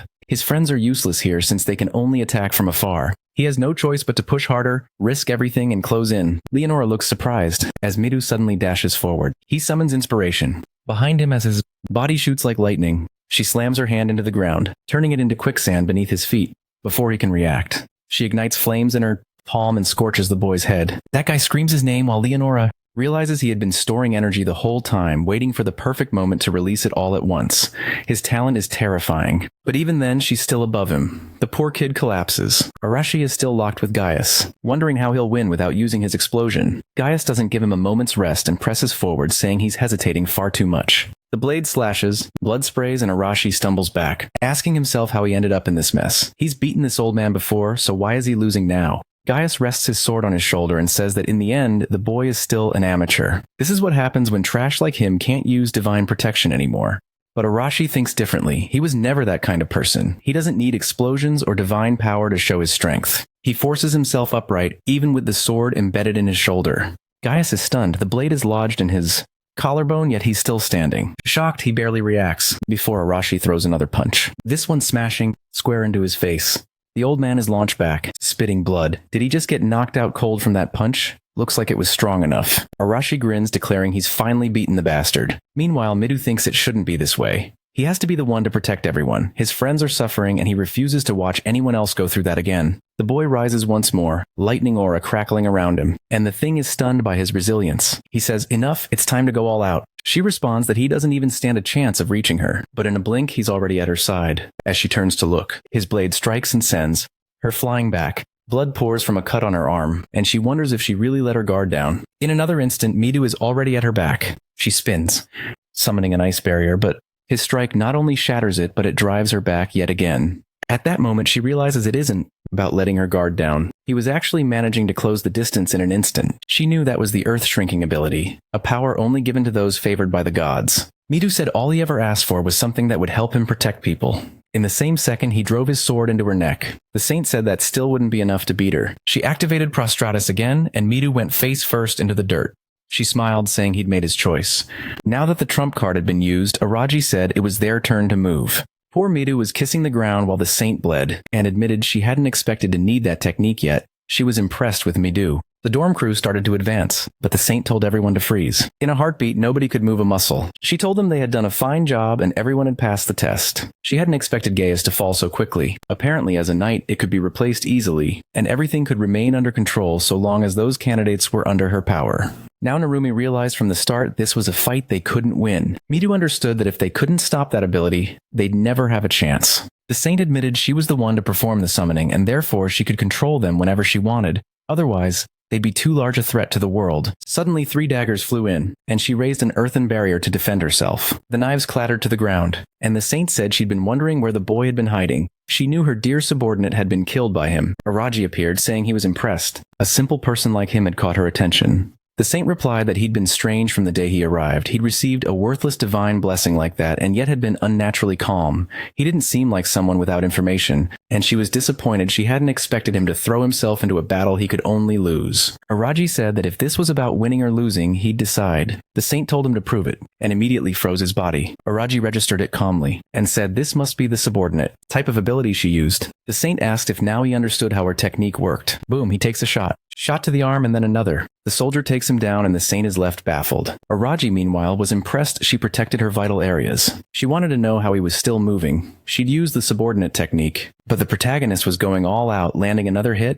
another to the leg right beside her midriff. What the heck? Wrecking the girl's look now. The saint demanded to know what power made her defense useless. The protagonist said this was a deadly little piece from New York. He didn't want to use it often, so she better start obeying. The saint calmed herself and went on the offensive. Even if he didn't obey her techniques, she could still attack him. She sent a blast of fire to burn him, saying he let his guard down. Her expression changed when she realized the only thing left was his shirt on the ground. Araji was behind her. He warned her, saying if she moved, she'd die. Classic. He'd noticed from Midu's fight that she wasn't physically strong. She relied too much on that subordinate technique, so she should give up now. The saint still wanted to know how this was possible. He told her she likely never imagined it would work, but it did. Then we go back to that moment when he asked Kanzaki for that bold favor. He brought her to the room and said, "Come on, dominate me." She turned completely red. "But what do you mean?" I've never done this. Are we just going to start like this? Araji was totally confused. The truth was that he had been studying information about the techniques of this world and hadn't found anything about this subordinate business. But he did find something that looked interesting. If 2 domination-type techniques are applied to one person, the first one placed keeps working. Kenzaki understood immediately. If she dominated him, it would mean another technique couldn't control him. He replied that maybe it was a possibility, but there was a risk her divine protection was weaker and the other would still work. She pointed out exactly that. The saint's power was far greater. Araji answered that the difference was in the skill level. Kenzaki's domination was level 1, while the saint's was level 3. Kenzaki admitted that if that's the case, she probably couldn't evolve that far. That's when Araji revealed what he'd really noticed. When they fought steady, he didn't even have divine domination at all, just a simple domination over monsters. Even so, she with her divine power couldn't take control. His technique was lower level, but because he applied it first, she couldn't break it. If her divine skill followed that logic, then maybe the saint would also be bound by it. He believed it was worth trying. Back with the saint, she said it could only be Kenzaki. The protagonist with the Glock asked if she finally figured out how it worked. That was exactly it. At that moment, he was under control. The saint bit her lip, and Araji told her this was the end. Click, he cocked the Glock, but surely it must be empty, right? Actually, no. What he did was put the same shackles on her that had sealed Kenzaki's powers. Now the saint couldn't do anything, and the boy said he borrowed them from the demon cult. The saint asked what he thought he was going to do. The protagonist said she could be released if she sent them back to their world. She revealed, however, that it was impossible. The only power she had was summoning. To return to Earth required very different techniques. Araji felt she didn't seem to be lying. Nothing in her profile suggested she had such powers. He then wanted to know why she told them they would go back to Earth after killing the Demon King. She explained that bringing humans from another world consumes an absurd amount of power. All she did was pray to God using her ability, and it worked thanks to the Lord's will. She believes it's exactly because of that connection. Their mission is to kill the Demon King, and when they finish, they'll be sent back. Araji looked unsure and asked if she was sure. She said yes, she had summoned countless candidates like them. The only problem was that none had ever come close to defeating the Demon King. Araji asked why he'd never heard of these people. She explained that most had died and the few survivors were hiding somewhere. The protagonist said now he understood why no one told them anything. It really didn't look like a hopeful future.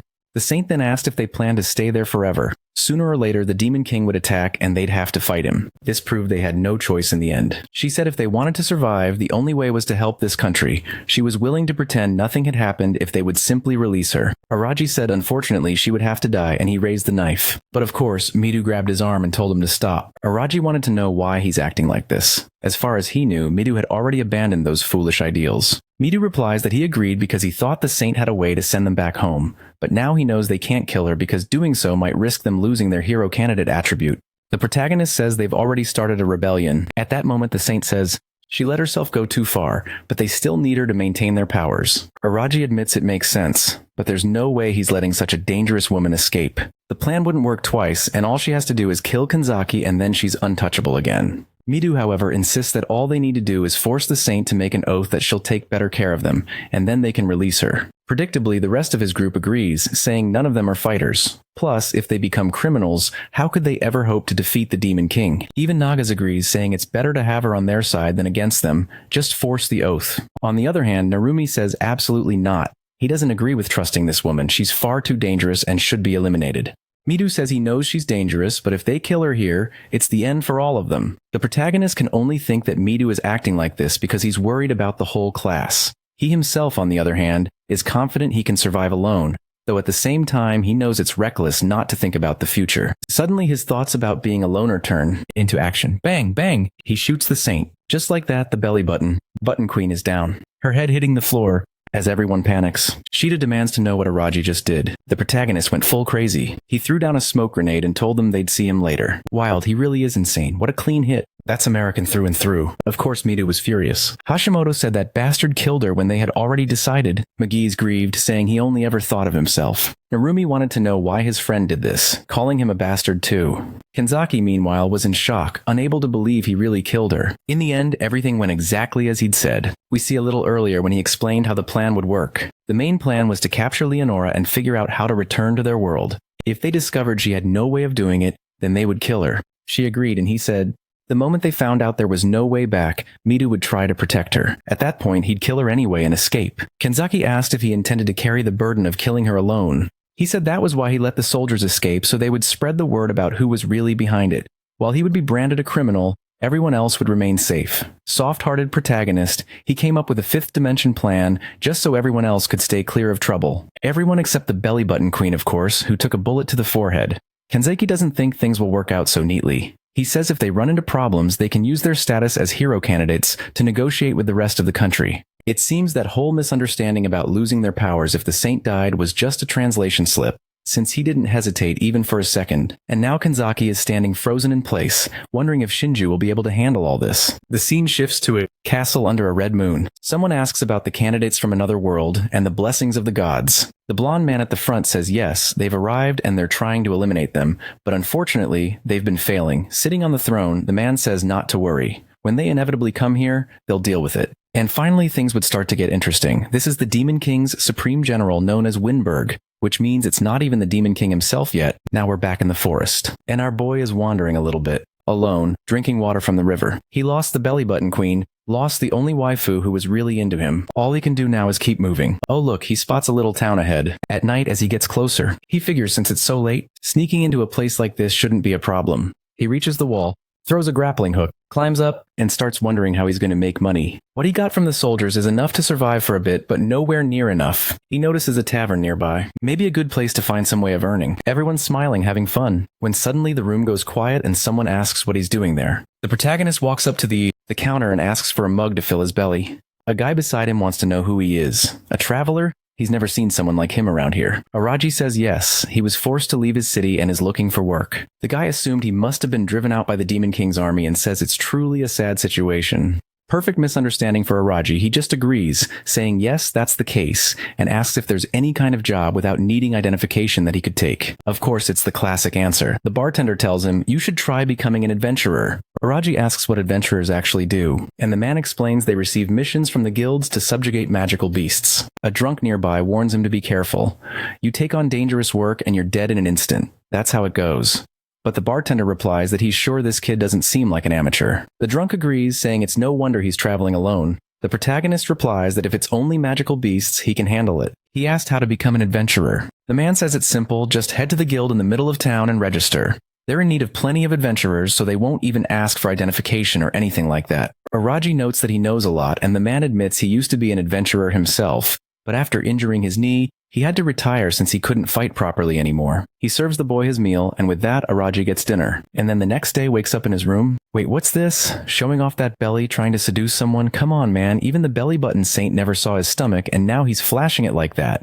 At reception, he tells the clerk he'll be staying a few more days, and the girl thanks him. He notices she didn't react strangely to his face. This means probably no one really knows what the heroes look like. That's good. It lowers the number of people wanting to kill him. Soon after, he spots the crest. That's the Adventurers Guild. He pushes the door open, swaggering, seeing girls in hats. Guys with axes, others bent over maps. He notices the reception. Desk in the back, heads there, and says he wants to register. He pays a silver coin, and the woman asks for his name and origin. He decides to hide his real name. No need to have people tracking down Araji, and says his name is Siren, a 17-year-old boy. His city was invaded by demons and he fled here. The woman thanks him and begins the registration. Next step, she says, I'll explain how the guild works. Of course, it's got the classic ranking system from rank A down to rank F. The stronger you are, the better the rewards, but also the harder the missions. And since he just started, obviously at this moment, he's rank F and can check out the mission board to see what catches his eye. He takes a look and sees that most are about gathering different kinds of medicinal herbs and plants,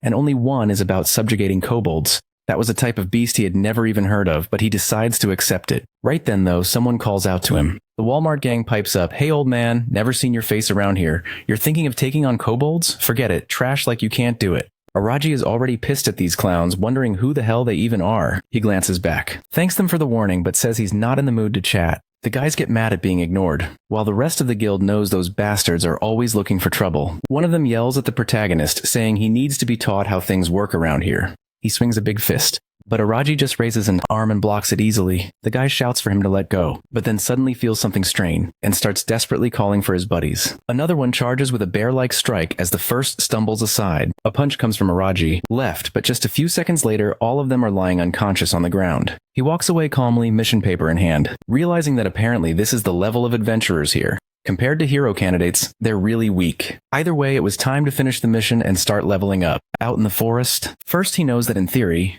Following the tracks on the map, there should be a hideout nearby. The footprints he sees now look fresh. He moves through the bushes, noticing something's there, and whatever it is, it's not alone. Looks like these monsters were good at hiding. Maybe these were the kobolds. That's when he feels something behind him, a giant jackal holding a bloodied sword. The beast slashes, but Aragi dodges, immediately noticing the weapon must have been stolen from humans. At the same time, another one comes from behind to strike him, but he ducks for a second, stabbing its eyes, spots another at his back, and nails it with a reverse kick. The beast collapses on the ground, and Aragi snatches the sword, driving it into its shoulder. The jackal steams in shock like, "What? My friend's dead?" Dead too now. 2 stabs to the chest. And down goes another. Aragi activates the Eye of Judgment and sees their stats are really low. No problem for him and perfect for making money. Back at the guild, everyone's watching as he drops a bag full of kobold ears on the counter, asking if that's enough. The receptionist, confused, says yes, but wants to confirm he really hunted them alone. He says yes, finding them was harder than killing them, since they were good at hiding and his exploration skill is still low. The people around start whispering, asking if kobold hunting is really that easy. Some say he must be an amateur, others don't believe someone could stir things up like this so soon. The receptionist stands up and says she'll get his reward. Later that night, our boy's got a bag of money in hand. He actually earned more than he expected hunting magical beasts. For now, securing money to survive was most important. So he planned to stay in this city for a while. He needed to learn more about what was going on and gather as much information as possible. But suddenly, someone stops in front of him. Aragi asks immediately if the guy wants something. The blonde bowl cut introduces himself as Lyle, a rank B adventurer, and says he's the one responsible for managing the guild in this city. The protagonist asks what the problem is, and the guy just wants to know if he's really Siren, the wonder who supposedly gave his men such trouble today. Aragi calmly replies that he wasn't the one who started it, but Lyle tells him to quit lying, as if his men would pick a fight with some rookie and end up beaten like that. The protagonist says he understands what's about to happen, and in the next second Lyle rushes him, saying he won't hesitate to teach him a lesson. He swings the first punch, but Aragi dodges it with ease. Then the second, then the third, while Lyle starts losing his temper. He shouts that he's done playing, stomps the ground, and goes for a spinning kick. But Aragi just ducks and snaps his balance foot. Lyle crashes flat on his back like an idiot, while Aragi walks off saying that yes, Lyle is strong, but his moves are full of openings. Lyle starts to get back up, telling him not to leave, but in the next moment Aragi is on him again, grabbing his arm and legs, locking him down with a hold on the ground. He even remarks that Lyle seems completely unused to fighting humans, probably what happens when someone only ever fights beasts. Lyle then asks why, if Aragi is that strong, he's picking fights with his men. Aragi just replies it was a misunderstanding and that he'll explain. Turns out Lyle isn't much of a villain after all. He's sitting at the bar, downing a drink, saying it's clearly all his fault then. He glares at his lackey and says those bastards lied to him. They deserve a beating themselves. The shaved head goons all start apologizing, saying it wasn't on purpose. Their boss tells them to apologize directly to Aragi, and immediately they're all crouched down, bowing. Aragi says he doesn't care, it's settled, but he really wants to ask a few questions. Lyle agrees, saying since he's forgiving them, he'll answer whatever he wants. Aragi then says, as you can see, I'm a traveler. I came here to make some money to continue my journey. Lyle nods but points out that his power is ridiculously strong. So what exactly is he aiming for? Why is he here? Aragi replies that he's going from city to city collecting methods for traveling to another world. Everyone is shocked. That's something people consider impossible. But the pink-haired guy says there are those heroes who came from another world, the so-called candidates. Maybe, just maybe, it could be possible. The protagonist says that's exactly it. He's interested in learning how to reach the world those heroes came from. Lyle says, wow, that's a tough question. It must be something tied to magic, that's all he can say. Aragi admits he knows it's not common knowledge, but he was hoping for at least some lead pointing him in the right direction. Lyle replies that there's a kind of sage in the city of Albana, and maybe that's his best option. Of course, Aragi doesn't know the place, so Lyle explains it's an elf woman who helps in that country. At that, the protagonist remembers that the name of elf sages wasn't unfamiliar. He'd read in books that these were people who lived deep in the forests, but most of the stories about them were closer to legend. They very rarely showed themselves to the world, one of the few known to have contact with this particular sage. Lyle explains that this person has lived for over 100 years and has vast knowledge about the kingdom, as well as being an extremely famous spellcaster with a deep understanding of magic and power. For Aragi, this sounded perfect, exactly the kind of person who might know about interworld travel. But the orange-haired guy questions whether this sage is even alive. He's never heard any rumors, and no one has ever seen her, so the chances are extremely low. Lyle laughs and says that honestly he doesn't know either and apologizes to Aragi, saying that's all the information he has. Aragi thanks him anyway, saying it's enough. It's getting late, so he heads out, but the others call after him, saying they're curious, asking what are you going to do once you travel to this other world. Aragi just says they'll be left to their imagination, then walks away. The next day, Aragi is getting a handful of silver, Coins for completing another mission. It's been a week since he arrived and he's been stacking up money. The guys at the guild are all friendly with him now, inviting him out for drinks. He apologizes, saying not tonight. They think he's kind of a buzzkill, but say they'll see him later. During that week, he's been gathering information about the so-called sage. The name seems to be Albana Carrot. About a decade ago, she was one of the kingdom's advisors, but now she's retired and lives out on the eastern border. Right where the country is currently clashing with the Demon King's army, he no longer has a reason to stay here. It's time to seek out this person. Meanwhile, in the Holy City, a meeting is underway. The purple-haired man says that for the next month, he'll be the one responsible for treating the heroes. He asks if there's anything they want to complain about. He's a knight of the 8th Order known as Captain Heinrich. Midu says they've had no problems so far thanks to him, that he's done a great job. The captain thanks him, saying those words make him happy, since the heroes are precious to this country. Hashimoto also thanks him while thinking he really is quite different from Leonora, even if he still comes across a little suspicious. Heinrich then says it's time to move to the main topic. It was decided in yesterday's council meeting that the hero candidates will be mobilized. Immediately, Midu asks if they'll be sent to the front lines. The captain answers yes and adds that there are countless battles happening now along the eastern border, and they'll be placed directly at the fortress on the front line. Midu says he understands but asks Heinrich to keep his promise. Heinrich replies that yes, those not suited for combat won't just be thrown into it. Midu was relieved and happy to hear it. The captain adds, however, that in the meantime, they'll need to do other work. The country can't just keep supporting everyone for free. They'll have to work for their food and drink. Midu remembers the poor girl still shaken up and says it makes sense. Hashimoto asks what the next steps are, and Heinrich explains it's urgent. Everyone will be leaving tomorrow morning, so they should prepare. Walking through the halls, she's cheerful, saying it's good that they agreed to the requests. He agrees, saying he thought they would demand far more difficult conditions. Hashimoto is sure things will improve now that Leonora is gone. These people are much more modest and there's less to worry about. What she's curious about, though, is what that boy is doing right now. Midu looks thoughtful and it feels like their lives are about to get complicated very soon. We see the moment when the heroes group meets with the king as some priest or bishop, and they report that the saint has been killed. The man immediately asks who did it. That guy quickly reveals it was that bastard Aragi Kai, one of the hero candidates who possessed a strange power. The old man asks where that boy is now. She replies that the traitor ran away. The knights considered, saying if that's true, they need an inquisitor to deal with the matter quickly. The old man, however, says it's an interesting story and that it seems awfully convenient for all the heroes. Hashimoto immediately demanded the old man explain what he was thinking. The bishop replied that he didn't want to deny their story, but there was still the possibility that all of them together had come up with a plan to kill Leonora. One of the knights interrupted and said, "Bishop, that's not what happened. I was there and saw everything." The candidates were trying to stop the fighting, trying to protect the saint, even discussing keeping her alive when Aragi suddenly killed her out of nowhere. Other knights nearby agreed, saying they saw the same thing, with so many voices confirming it. The bishop said that since most of his knights were reporting the same, it made sense. But then he asked, was this boy Aragi really that strong? Midu answered yes, the boy was strong and had been hiding his power the entire time. He was so strong that with just the movement of a finger, he could kill someone. The old man thanked them for their concern and led them to another room. Strangely, Kanzaki was using her ability there, and Midu thanked her, though it wasn't exactly clear what she had done. She must have used domination on the soldiers, but did that mean she'd have to kill them later or just erase their memories?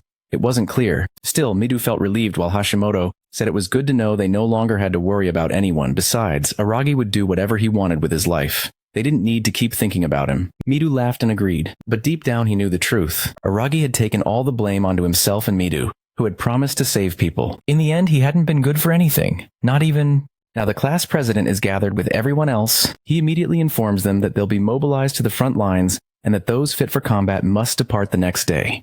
With battle approaching, many of them are terrified. After all, things are starting to get real. Hearing that, Rina asks why they're scared now. It's too late for that, and they need to make up their minds. Harsh words from her leaving the extras even more frantic. Another girl asks if they are the only ones being sent to the front lines. That's when the class president explains they'll be accompanied by a squad of knights with Heinrich as their captain. At that moment, the blonde girl everyone likes decides to ask a question. She wants to know if there's any news about Shinju. Then the class president announces that a bounty has been placed on that man's head, and that many are already after him. That news seems to have left her a bit saddened. Before Kanzaki can leave, the boy has something to say to her. However, he's immediately cut off by Nagasarina, who declares that it doesn't matter if he's a traitor on the day she meets him. She'll burn him to the bone. Now with her hands against the wall, the blonde gazes out the window, lamenting deeply, wishing she had been taken away by that criminal. The next day goes just as promised. The caravan of students heads toward the front lines. Arashi, as usual, isn't in a good mood. One of the girls complains about the march, saying it's getting way too exhausting. But she's quickly reminded by one of her classmates that their last break wasn't long ago and that they'll march until sunset. Other students begin to complain about the exhaustion too, since all they've been doing for the last 2 days is walk. Amid all the whining, the brute raises his hand, signaling everyone to stop. The extras immediately ask Arashi if something's wrong. He tells them he sensed the presence of a magical beast behind those bushes. Instantly, his classmates are gripped with deep fear. They're already worn out. But one of the mounted soldiers doesn't like that at all and demands to know why the boys stopped the march. At that moment, the class rep apologizes, explaining that he also sensed magical creatures nearby. The soldier now traveling with them says he can't see anything. Even if that's true, they must still obey orders. Those haughty words make Arashi furious, ready to solve things with violence. And since that's his role in this story, he grabs the soldier by the neck. He lifts the man clean off the ground, showing who's really in charge. Everyone's getting agitated now, and the class president tells Arashi to stop. But the brute refuses to take orders from Trash. While he's talking, something wicked begins to stir. Arashi has to let go of the poor soldier, letting him drop back to the ground. Turning his eyes toward the bushes, several trombone rabbits emerge, ready to prove they've watched every movie Wolverine ever appeared in. The poor soldiers recognize those creatures instantly. It's time to prepare for battle. The trombone rabbits charge forward, ready to show those claws aren't just for decoration. The first soldier in the front line is about to experience the worst moment of his life. He raises his sword in front of his face, but it's swatted away effortlessly. Looks like this nation's conscript training is seriously lacking. Now the trombone rabbit is ready to turn its prey into mince. The soldier stares in terror. But luckily for him, a massive fireball explodes nearby. It's the class brute showing just how much he loves violence. He's already crushing skulls with ease. The first rabbit's been sent straight to its maker. The soldier with his underwear completely drenched in filth thanks the young man, who simply tells the Trash not to get in his way during his fight. After saying that with a satisfied grin on his face, Arashi goes back to doing what he was born to do, living for violence. His flaming fists carve a merciless path forward. He shouts with joy, smashing through and annihilating every creature in sight. The extras behind him breathe a sigh of relief. If things keep going like this, they probably won't need to fight. But for Arashi, that's not enough. The strength of these beasts and what he has now are nothing compared to that fool known as the protagonist. Slowly, his mind drifts back to that dark night when that man stood there holding a gun. He fired straight into the saint's head, her skull blown apart. From the start, he never feared Arashi. In fact, he didn't react at all. And that coldness always drove Arashi insane, until the brute found out the hard way that this guy was way too strong. Now that he's got explosions in his fists, he sees this as his chance, believing that this way, he's become far stronger than his challengers. That's when the class president notices Arashi deep in thought, as if his mind's somewhere far away. Snapping back to reality, the brute says it's nothing. Back on his course, he declares that he doesn't like taking orders from weak people. Meanwhile, something's happening at the border of the Dagarist kingdom. The walls are heavily guarded by soldiers, who, as we learned from the last battle, are extremely unprepared. Captain Amelia, representative of the Holy Order of Knights, warmly welcomes the hero candidates. She's in charge of patrolling that border, though she was promoted not too long ago. Heinrich immediately asks what happened to the previous captain. To everyone's surprise, the old captain died a few weeks ago. She wishes these young ones could rest a bit after their short journey. But before she can finish speaking, she's interrupted by some alarming news. The Demon King's army is approaching at great speed. Turning her attention back to the students, the captain says they'll be tested immediately.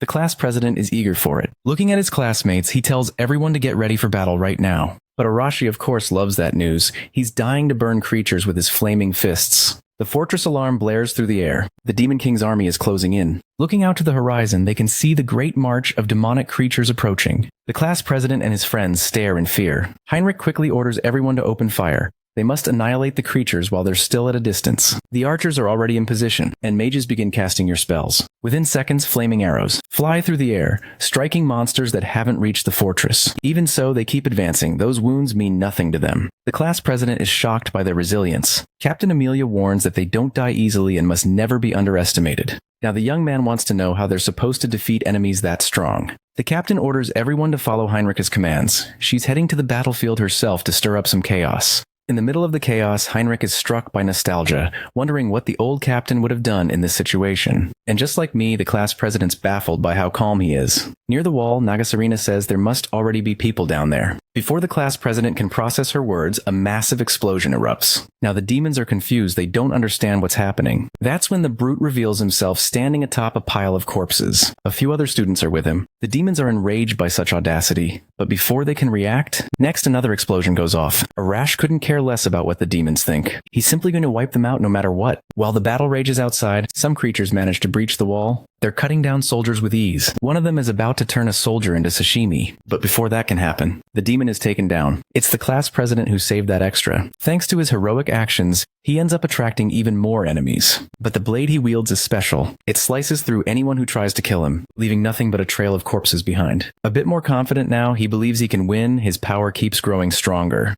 Trying to motivate his classmates, he says this is a winnable fight. They just need to let go of their fear. And indeed, those poor extras start to feel a little braver. Charging to the front lines, the class president realizes he can't hesitate. After all, if he falters, his friends will too. And as their leader, he can't afford to be naive. That's something he learned from our protagonist. Immediately, the nerdy girl joins the fight using her telekinesis, quickly followed by her classmate who controls fire. All the students are engaged in the battle now. In no time, countless demons are finding out whether there's life after death, and those less fortunate are being torn apart while still alive. The soldiers are stunned by this display of power. At that moment, Heinrich orders his men to provide tactical cover for all the hero candidates. Following his command, they advance into the fight. Outside, the Brute has already wiped out all his enemies, yet his face shows nothing but disappointment. Before long, they manage to withstand that wave of attack. Captain Amelia raises her sword, announcing that the Demon King's army has been defeated. Lifting everyone's spirits high, as the sun sets at the end of the day, the class president stands lost in thought. Heinrich approaches him. After all, this was his first battle, and with it, his first victory.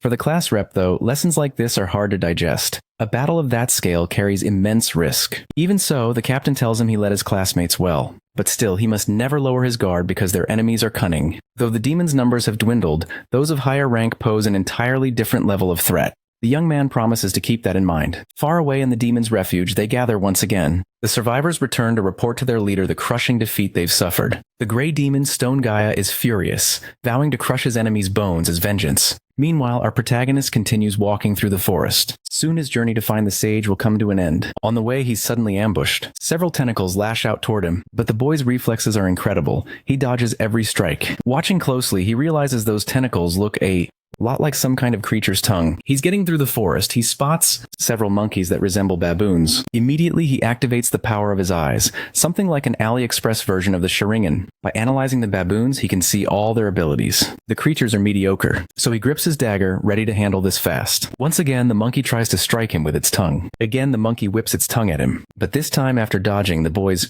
caught off guard as the creature lunges forward, nearly slashing him with its claws. He jumps back to evade the attack. Even though they're weak, their coordination is surprisingly good. The monkey tries again with its tongue, but this time it regrets it because the tongue gets sliced clean off. The poor beast cries in pain as our protagonist continues cutting through it with precision. The monkey desperately tries one last time but fails miserably. Too slow for the boy's speed. With a swift motion of his blade, he ends its life. The lifeless body collapses to the ground. The other monkeys, seeing this, hesitate to keep fighting. Our protagonist asks if they're scared now. Proving he's someone who finishes what he starts, he wipes out the rest of the monkeys effortlessly. Realizing the forest is growing more dangerous the closer he gets to demon territory. It's strange for such creatures to appear here. It's time for him to venture deeper, since stronger beings are surely waiting for him ahead. After a few more kilometers, he reaches a massive mountain, Uragana Mountain. The peak is called the Reaper Wolf, and rumor has it that the sage Yubana lives there, according to his memories. There should be a small village at the mountain's base. He keeps walking and the sun's already rising. Then his eyes catch something horrific. The village is in flames. He rushes there, panicking, thinking it must have been attacked by the Demon King's army. And indeed, what he finds is a massacre. Demons are slaughtering people. This place was supposed to be far from the battlefield, so the protagonist realizes he needs to tread carefully. Watching from the shadows, he overhears some demons talking. Apparently, the massacre is going perfectly according to plan.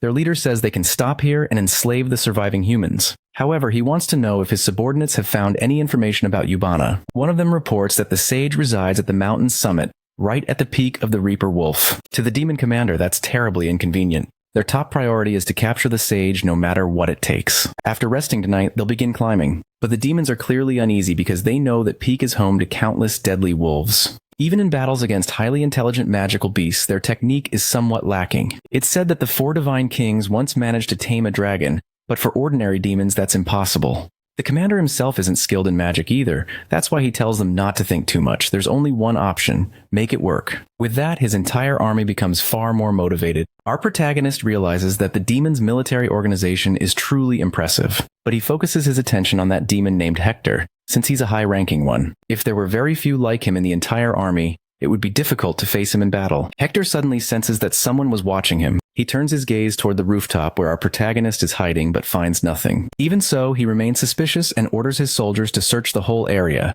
Our protagonist is impressed by the sharp instincts of this enemy. Meanwhile, the demons move through the village streets, searching for the intruder. But the boy has already begun his escape, moving quietly and swiftly as always. Then his eyes catch another grim sight. Several people have been taken hostage, including women and children. He hesitates for a few seconds, deep in thought. But he has to leave the village. He must stay focused on his main goal. Now he needs to climb the mountain and meet the sage. It takes some time, but he finally reaches the upper path. It's a difficult climb, and now he must follow the tracks of wild beasts. He can already feel that the ground isn't very stable. He's in a hurry, but he has to stay careful. It doesn't take long for him to sense another presence nearby. Maybe the rumors were true. There really are dangerous wolves here. And as he walks through the forest, their presence grows stronger. The pressure they give off is overwhelming. Then from the darkness, he hears the distinct howl of his enemies. Several Reaper wolves charge toward him. Fortunately, he dodges the first to attack, leaping up into a tree. These magical beasts are the infamous Reaper wolves of this mountain, and many who vanish here are devoured by them. Once again, our protagonist activates the analysis power of his AliExpress Sharingan, watching each of those creatures closely, identifying all of their attributes. While he's doing that, one of the wolves rams the tree, shattering it completely. As he falls, the boy quickly plans his next move. He channels magic into a small leaf, strengthens it entirely with mana, then throws it straight at one of the wolves. The strike hits perfectly. The beast won't be moving its neck again. The boy lands on the ground, radiating fierce energy, completely in his element. Now the other creatures charge at him, only to meet the same fate as their first comrade. No matter what the wolves try, they keep getting beaten down. Some are already on the ground, barely able to move, while the ones that have joined the fight hesitate in fear. The boy realizes that reinforcing his body with mana is incredibly effective. He just needs to do it consciously. He learned that from Leonora. Those who depend on divine protection usually have poor mana control. That's why they couldn't resist the slavery spell she cast back then. Our protagonist decides he'll grow stronger solely to overcome his own weaknesses, and this battle is the perfect chance. It may not be as powerful as divine protection yet, but it's enough to deal with these creatures. He keeps fighting, wiping out all the violent canines. He moves swiftly through them, heading straight for the leader. The weaker wolves can't even tell what happened. Their leader lets out a desperate howl, only to be silenced by the boy's blade. When the battle ends, he hears something interesting. As soon as the leader falls, the remaining wolves retreat. It seems they possess some degree of intelligence. Despite everything, the fight was quite interesting. And the boy continues walking through the forest, realizing he's being followed by wolves, and that's not all. There's some kind of strange presence within those creatures. He's able to predict their every movement. At that very moment, an attack is about to strike. But our protagonist is completely aware of it, dodging the first wolf, striking the second with his dagger. The poor creature is torn apart completely. With his enhanced eyes, our protagonist can see up to a second into the future. After that slaughter, the wolves that try to flee now truly have to run for their lives. But the boy intimidates them fiercely, commanding the monsters to stay put so he can keep training. A few minutes pass, and no wolves remain alive anywhere near him. After that, he uses his appraisal skill on himself, realizing that his divine protection is only at level 1. His appraisal ability, however, keeps growing stronger, and it's what allows him to glimpse flashes of the future. But after that battle and all the walking, the boy's exhausted. He sits down trying to recover, certain he's getting close to his destination. Just as he lets his guard down, something stirs in the forest. From the sound of it, he thinks the Demon King's army might be approaching. He immediately steels himself to keep moving. It's not time to rest. Near the mountain's peak, several demons have gathered. On their way to find the sage, they come across an elven girl. They assume she must be the great sage's disciple. Hearing that, the girl becomes visibly anxious. But the demon commander doesn't care. He orders his troops to eliminate her at once. The girl is badly wounded and exhausted. She can't believe her end will come that day. The demons advance toward her with wicked excitement. Certain the worst is coming, the elf closes her eyes. That's when our protagonist appears, holding her in his arms. She can't make sense of what's happening, but she's been saved by a stranger. And to her surprise, he's human. The boy, calm yet intense, is already analyzing the battlefield. The demons are shocked by the appearance of this new enemy, while our protagonist coolly assesses the situation. Aside from the leader, a high-ranking demon, there are 10 lackeys ready to fight. The elf, Mayor, doesn't understand why he saved her, but he ignores her questions completely. All he needs to know is whether she's truly the disciple of the great sage, Yubana. The girl nods in confirmation. For our protagonist, that's all he needed. Meeting a sage is essential. He's already used his appraisal skill on her. She's a half-elf capable of casting enchantments. The demon captain, furious at the interruption, declares that nothing has changed, both of them will die. Our protagonist wants to help the girl, so the sage will owe him a favor. That's why defeating all these enemies has become necessary. The demons charge at him, but the boy activates his red eyes again seeing into the future, easily dodging their attacks. For him, this is child's play. Now it's time to show the demons that life only gives you one chance. He grabs one of the creatures by the arm, leaving the others terrified, and strikes repeatedly with his dagger, turning the demons into messy humanoid puzzles. The remaining ones still alive are speechless and terrified. As long as he can see the future, close combat isn't his weakness. The demon commander orders his troops to use magic and stop being idiots. Immediately, the survivors obey, launching multiple energy spheres at the boy. Seeing the attack, our protagonist is genuinely surprised the difficulty has gone up fast. However, the elf girl isn't completely helpless. She casts one of her enchantments to protect them, creating a wind barrier that destroys all the incoming energy projectiles, clearing the battlefield to our protagonist's surprise. The elf thanks him for stepping in, saying that because of those few seconds he bought, she was able to reorganize the forest spirits. But the demon still remains furious. This is going to make his mission much harder. Our protagonist senses that the true enemy is about to enter the fight. He tells the girl to handle the lackeys so he can focus entirely on the commander, since he's the only one capable of facing someone that formidable. The girl obeys his command, but she doesn't like being called elf. She insists her name is Mayor. With that, the boy launches his attack, fighting alongside the great sage's disciple. The problem is, the elf girl feels ignored since he still didn't call her by name. Trading blows with a high-level demon, our protagonist has to stay focused. Their strikes are powerful, and the demon's sword swings toward him with tremendous force, boosted by sheer muscle power. Both of them are drenched in sweat and exhaustion. Finally, the boy spots an opening, but the truth is, his opponent is extremely fast. He almost landed a fatal strike during that last attack, and the demon is shocked that his attack didn't kill him outright. Even so, he surely inflicted a serious wound on the human's body. At last, our protagonist gets a taste of what it's really like to fight a high-ranking demon. The commander doesn't even look impressed, though he admits that if it were an ordinary human, he'd already be dead. Our protagonist now needs to think coldly and strategically. He appraises his enemy again, realizing the demon's swordsmanship is decent. Since he no longer holds the technical advantage, the boy decides to try something new. Something that might turn things around. Seeing his hesitation, the demon assumes he's going to attack, and charges forward like a speeding locomotive. Fortunately, the boy's red eyes let him see the future. He dodges the strike that would have surely killed him, but the demon keeps pressing the assault of brutal force, slashing shallow wounds across his body. That's when the protagonist realizes that seeing the future doesn't help much if he keeps getting hurt. Confident in his victory, the demon mocks him again, only to be caught off guard by the sight of a metallic object 9mm caliber, unleashing 15 rapid shots. The bullets slice through the air toward the demon, who manages to block them using his quick reflexes. For our protagonist, that's genuinely impressive. Even so, the enemy is now badly wounded. Racked by pain, the demon gives in to his rage, charging forward again, this time to end the fight for good. The boy fires off a few more rounds, but the demon's speed surpasses that of the bullets. Unfortunately, the protagonist runs out of ammo, and creating distance, he decides to throw several knives instead. None of them manage to pierce the creature. Only then does the demon notice something unusual approaching. A grenade has been thrown straight at him. The boy waits for the result while the demon tenses up. The explosive lands on the ground, and moments later flames engulf the grotesque creature. The onlookers panic, fearing the worst might have happened, but their captain orders them not to interfere in that battle. Even the elf girl was astonished. She wanted to know more about who this boy really was. Someone with such mysterious abilities who, despite being human, could stand on equal ground against a high-level demon. Now our protagonist switches back to his knives since he's out of ammo and grenades. As expected, the demon is wounded but still alive. Unfamiliar with how those weapons work, Hector is visibly shaken. He roars in fury, striking fear and panic into the hearts of his enemies, then vanishes into thin air a second later, only to reappear and catch the protagonist off guard with a flurry of sword strikes. Once again, the boy realizes he has to rely on other abilities. He needs to analyze those movements with precision, and little by little his power grows sharper. That's when he unlocks weak point detection. Time feels frozen for him now. He spots a perfect opening on the demon's neck,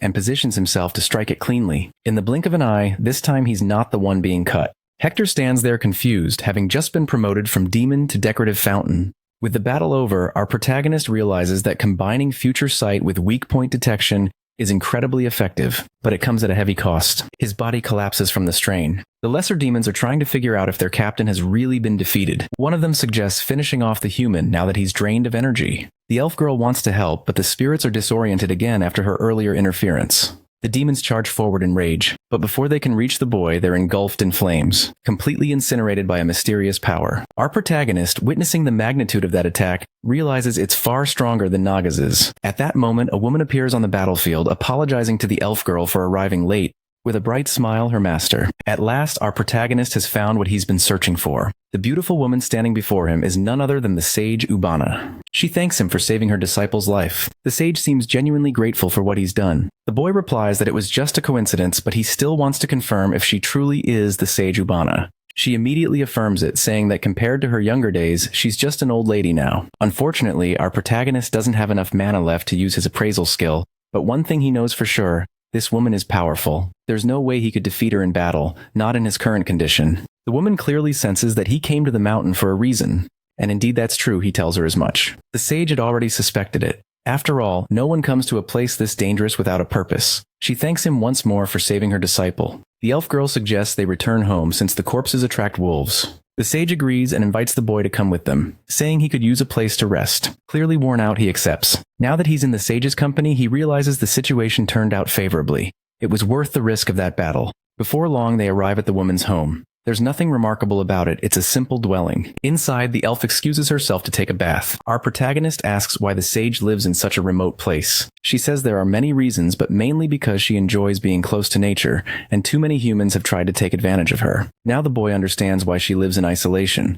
It's nearly impossible to reach this place. Even so, the sage says few people as skilled as this young man ever managed to find her. Still, she's not heartless enough to turn away unexpected guests. Sitting together on the sofa, she asks what the boy is looking for. The truth is, he wants to find a way to return to his original world. The sage is immediately intrigued by those words, realizing he's summoned from another realm. He explains that he's one of the hero candidates tasked with defeating the Demon King. Setting her teacup on the table, the sage remarks that he must belong to the third generation of summoned heroes. That revelation shocks the boy. It's something Leonora had mentioned briefly before. Unfortunately, it seems the previous hero candidates didn't survive their mission to defeat the Demon King. The sage explains that the last summoning happened 4 years ago, and the first one took place 10 years prior. All of those summoned tried to defeat the Demon King, but ended up being annihilated in the process. Saint Leonora had tried once more to make the summoning succeed, even though there were already people against using it again. The sage herself was one of those people. Calmly sipping his tea, our protagonist tells her that if Leonora was ever a problem, she isn't anymore,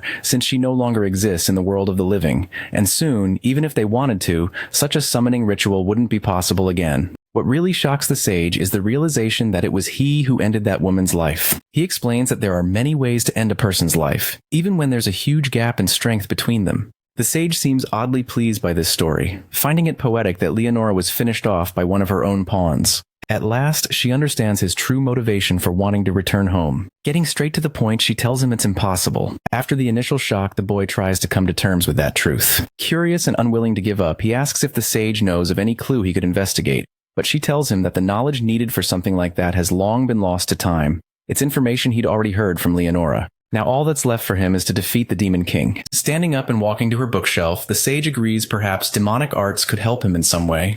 Taking that as a potential lead, our protagonist decides to pursue the subject further. As the conversation nears its end, the sage apologizes for not being able to help more. She acknowledges that she still owes him a debt for saving her disciple's life. Even so, she believes he has what it takes to defeat the Demon King. Letting out a deep sigh, the boy admits that he doesn't actually want to take on such a burdensome task. Still, if there's no other option, that's what he'll do. The sheer coldness and conviction in his tone send a chill through the sage's spine. She feels a visceral fear. She realizes this young man is unlike anyone she's ever met. Regardless, the boy stands up and thanks her for all the information. He only asks that if she discovers anything new, she contact the Adventurers Guild. In truth, the sage is torn inside. She's unsure if she can trust him with the knowledge she still holds. After their talk, the elf girl emerges from her bath refreshed and cheerful. She suggests that the boy take one as well since he's covered in dirt from the journey. And honestly, for him, a bath doesn't sound like a bad idea right now. Before he can even head to the bathroom, the sage speaks up with a suggestion of her own. Both of them were surprised by her sudden comment. The sage proposes that her disciple accompany him on his journey. The girl, in shock, asks if she really should, but the sage reminds her she has no other disciples here, and that Mary should start thinking about her own goals in life. Faced with that request, the girl looks completely conflicted. Our protagonist, however, refuses immediately. He doesn't want the company of a loud, talkative girl. At the eastern border of Valdora, the battle rages on, and that's where the boy is headed next. The weather is good, and apparently he's not traveling alone this time. The girl explains that the territory once belonged to the Holy Kingdom, and that the climate here is quite different from that of Eldora. The protagonist immediately recalls the invasion that took place there by the Demon Kingdom's forces. The elf girl tells him that near the mountain where they are, there's a large city called Neutrat surrounded by a few smaller villages. Their small caravan will take several more days to reach their destination. He asks what happened to the people who lived in that region before the invasion. She explains that half were exterminated and the other half were turned into forced laborers. Only a few managed to escape across the mountains. Finally, the boy realizes how unfair the fate of some people truly is. He would prefer to do all this alone, but having someone who knows so much about this region's history is actually a huge advantage. That's why the day before he'd done everything he could to refuse that invitation. The girl, who was initially surprised by his rejection, ended up furious. As the two young travelers argue, the sage seems rather entertained. That's when she explains that her disciple possesses vast knowledge about many things. Knowledge learned directly from her. The protagonist wants to know if that's true. He also asks what the girl stands to gain by traveling with him. The sage says her disciple still doesn't fully understand how the world works, and that she wants to give her a chance to gain real experience. She just didn't want to let the girl do it alone. Our protagonist realizes he's being turned into her babysitter. Excusing herself from any responsibility, the sage explains that she no longer has the vitality of youth, and even though she looks young, she's nearing the end of her life. And besides, a noble and heroic person has appeared to save her disciple's life, so there's no one more fitting to accompany her. Mary is genuinely grateful for what happened, but our protagonist is heading into enemy territory full of demons. It's going to be a dangerous journey. Knowing that, the sage asks what Mary wants to do. It's up to her to decide. The girl's eyes fill with determination and hope. She decides right then and there that she'll follow him wherever he goes. But it doesn't take more than a few hours of travel before she starts complaining about how tired she is. The protagonist reminds her that this is only the first day. Mary doesn't have much physical endurance since her focus is spellcasting. Seeing how exhausted she is, he decides to end the day's march early. Worried, Mary recalls that he once said he'd abandon her if she became a burden. While setting up camp, the boy tells her not to be ridiculous. He's not going to leave her just because she's tired. Then he suggests she help him pitch the tent and gather wood. Before long, the sky full of stars stretches above them. The girl quietly eats by the campfire, while the boy watches her closely, curious. Eventually, he speaks to her in a cold, serious tone, warning her that their journey will only grow more dangerous from here. He makes it clear that he won't hesitate if it means returning to his original world, and she doesn't need to follow him to that point.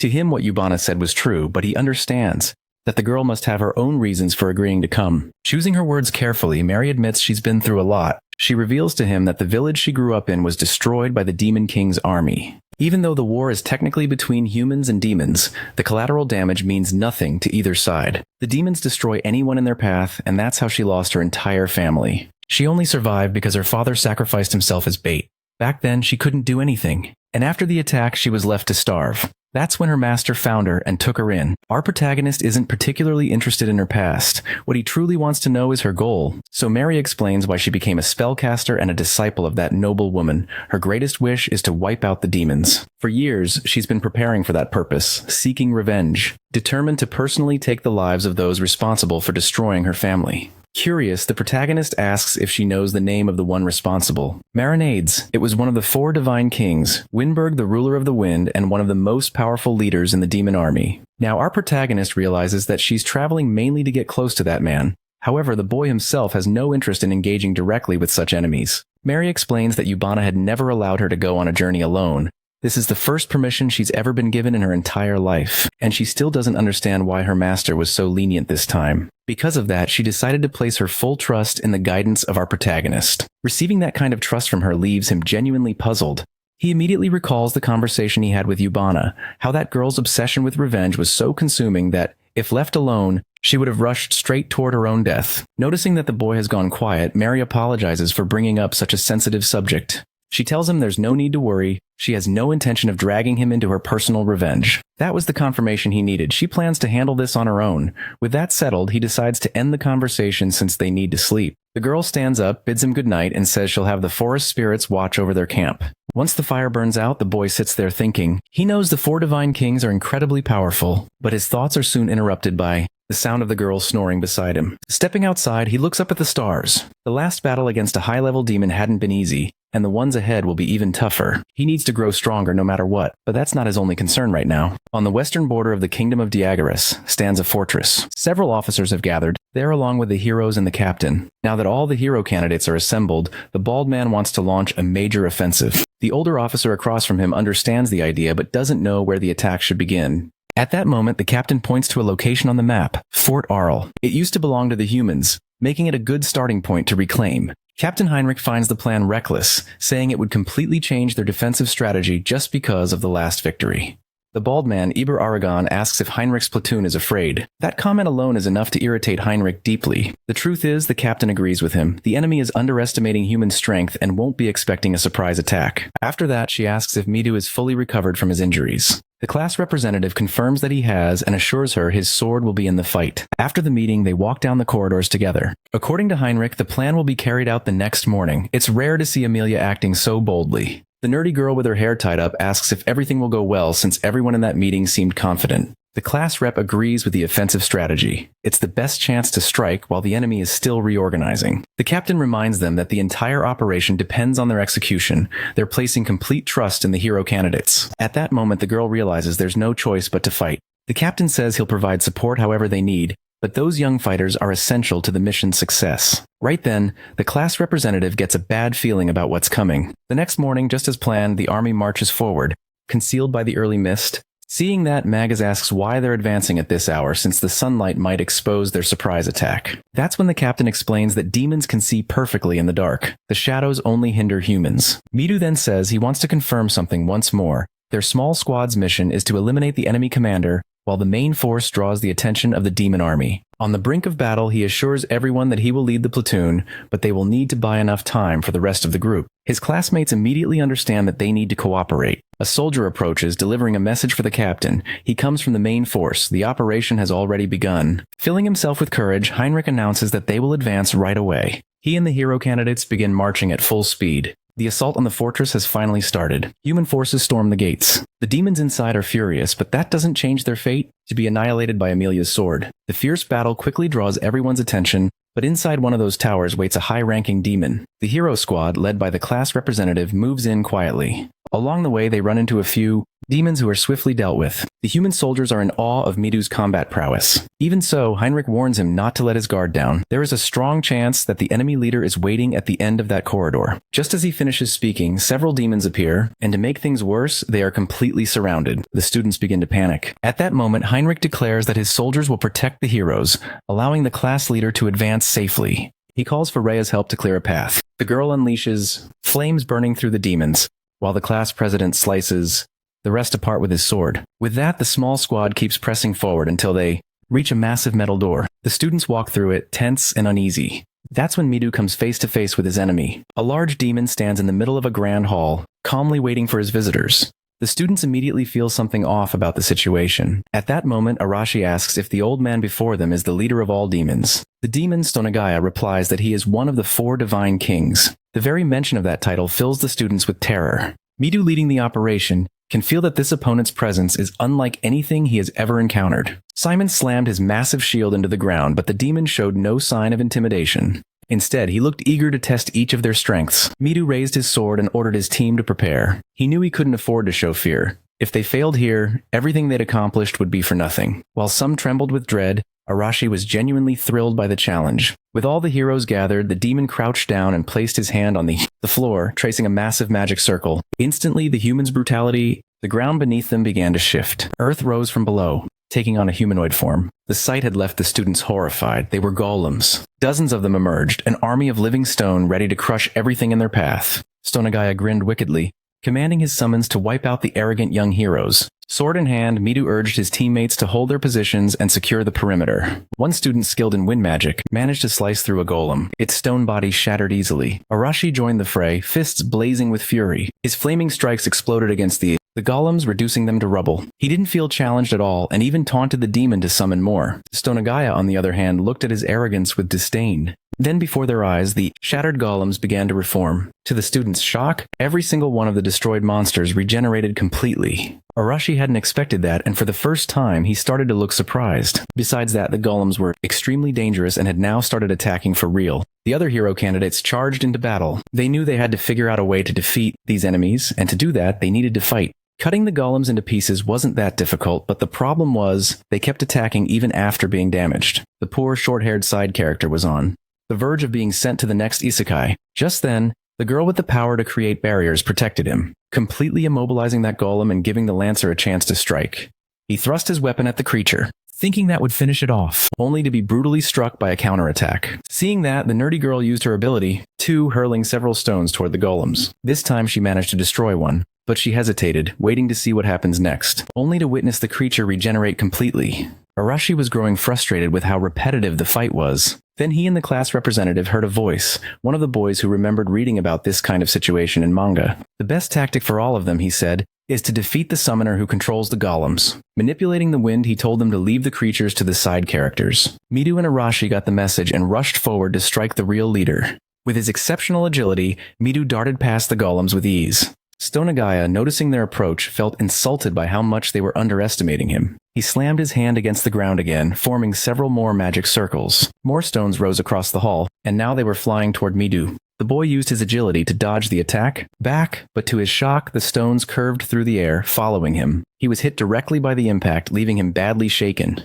His teammates were deeply worried. He was thrown across the room and was visibly injured. Even so, his determination still burned strong. Arashi used the opportunity to get close to the demon without being noticed and prepared a devastating strike. After a massive explosion, the other students asked if they had finally won. But the room was filled with dust, and when it settled, they saw that the demon had created a massive stone barrier for protection. He then used that same barrier to strike Arashi in the stomach, knocking him to the ground completely out of action. Now furious, Stonagaya demanded to know if this was really all these so-called heroes had to offer. While the class representative and his friends faced off against Stonagaya, our protagonist finally arrived in the city of Nutret.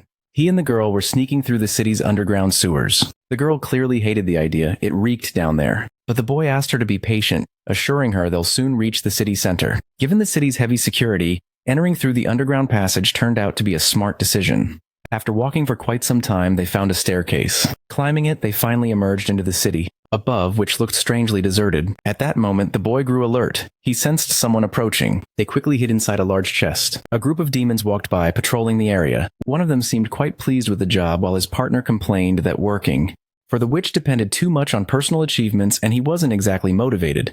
The two continued chatting casually about their work, walking right past the spot where our protagonist was hiding, completely unaware of the humans nearby. Mir noticed that the demons were already moving away. Our protagonist knew exactly which witch they were talking about. She was the demon princess and the ruler of the city. Mir confirmed it. Apparently this witch held the title of the Witch of Space, and she was their current target. That information also came from the sage, who made it clear that this witch might be capable of granting the boy's wish. All that was left now was for him to figure out how to approach her safely, since without a solid plan, he could easily end up in multiple battles. Mare didn't know what to suggest either, and the boy decided they should gather more information first. He ordered Mare not to act alone. The girl promised she'll obey. Sneaking quietly through the city, they noticed the place was crawling with demons. Hiding inside a building, they could finally observe everything more closely. Mare was stunned to see how the demons seemed to be living normal lives. It was almost disappointing. For the protagonist, it made perfect sense. Since they had intelligence, it was natural that demons would live in a society similar to humans. He immediately pointed to something in the distance. Mare looked over and saw that among the demons were human slaves, people being treated horribly by their masters. Witnessing that shocked her deeply. The boy, on the other hand, found her reaction strange. From a logical standpoint, anyone with common sense would expect demons to behave like that. And indeed, Mare already knew this kind of cruelty existed. But seeing it with her own eyes filled her with anger and disgust. The protagonist realized she was losing control of herself. Before either of them could react, they were caught off guard by a mysterious girl asking whether they were demons or not. He had no idea when she had appeared. He hadn't sensed her presence at all. But before he could do anything, she told them to stay calm, assuring them she wasn't there to fight. Still wary, the boy demanded to know what she wanted and how she had found them. For him, it should be impossible for anyone to approach unnoticed, which meant this woman must be using demonic techniques. She explained that she'd been searching for them ever since they crossed her magical barrier. Mir, shocked, insisted there hadn't been any trace of a barrier along the path they took. That's when the mysterious girl revealed that there's not a single place in this city untouched by her demonic art. Realizing these were spatial techniques, the protagonist immediately activated his appraisal ability. Her stats were extraordinary, and her name was Isabel, the fifth princess of the Demon Kingdom. At last, the protagonist realized he'd found exactly who he was looking for. Growing slightly impatient, Isabel warned that if they didn't answer her questions, she'll summon the soldiers. She wanted to know what a human and an elf were doing together since they didn't look like spies. Knowing he couldn't guarantee their safety if a fight broke out here, the boy decided to negotiate. He told Isabel that the story was long, but since she seemed bored, she decided to listen. Within minutes, she learned that the protagonist wanted to return to his original world. He came to her after discovering that demonic arts might make that possible. And indeed, Isabel confirmed that the information he had received from the sage was true. The boy became visibly excited and hopeful. He never imagined he'd be so lucky as to find the city's witch this quickly. What surprised him even more was how different she was from the other demons. Isabel explained that the technique could work, but only if she knew the coordinates of the boy's original world. Right now, however, she admitted she didn't know where that planet was. As soon as he heard that, the boy grew confused. The truth was, without the coordinates, it was basically impossible to send him back to his original world. Still, determined not to lose hope, he looked at Isabel closely. He wanted to know if there was any way to discover the coordinates of his home planet. The witch explained that there are countless parallel worlds, and pinpointing the right one among so many variables is extremely difficult. Thanks to the Eye of Truth, the protagonist could tell Isabel wasn't lying. His appraisal skill had leveled up several times, and now it was showing some very intriguing effects. The witch also mentioned that there's a limitation caused by his body itself.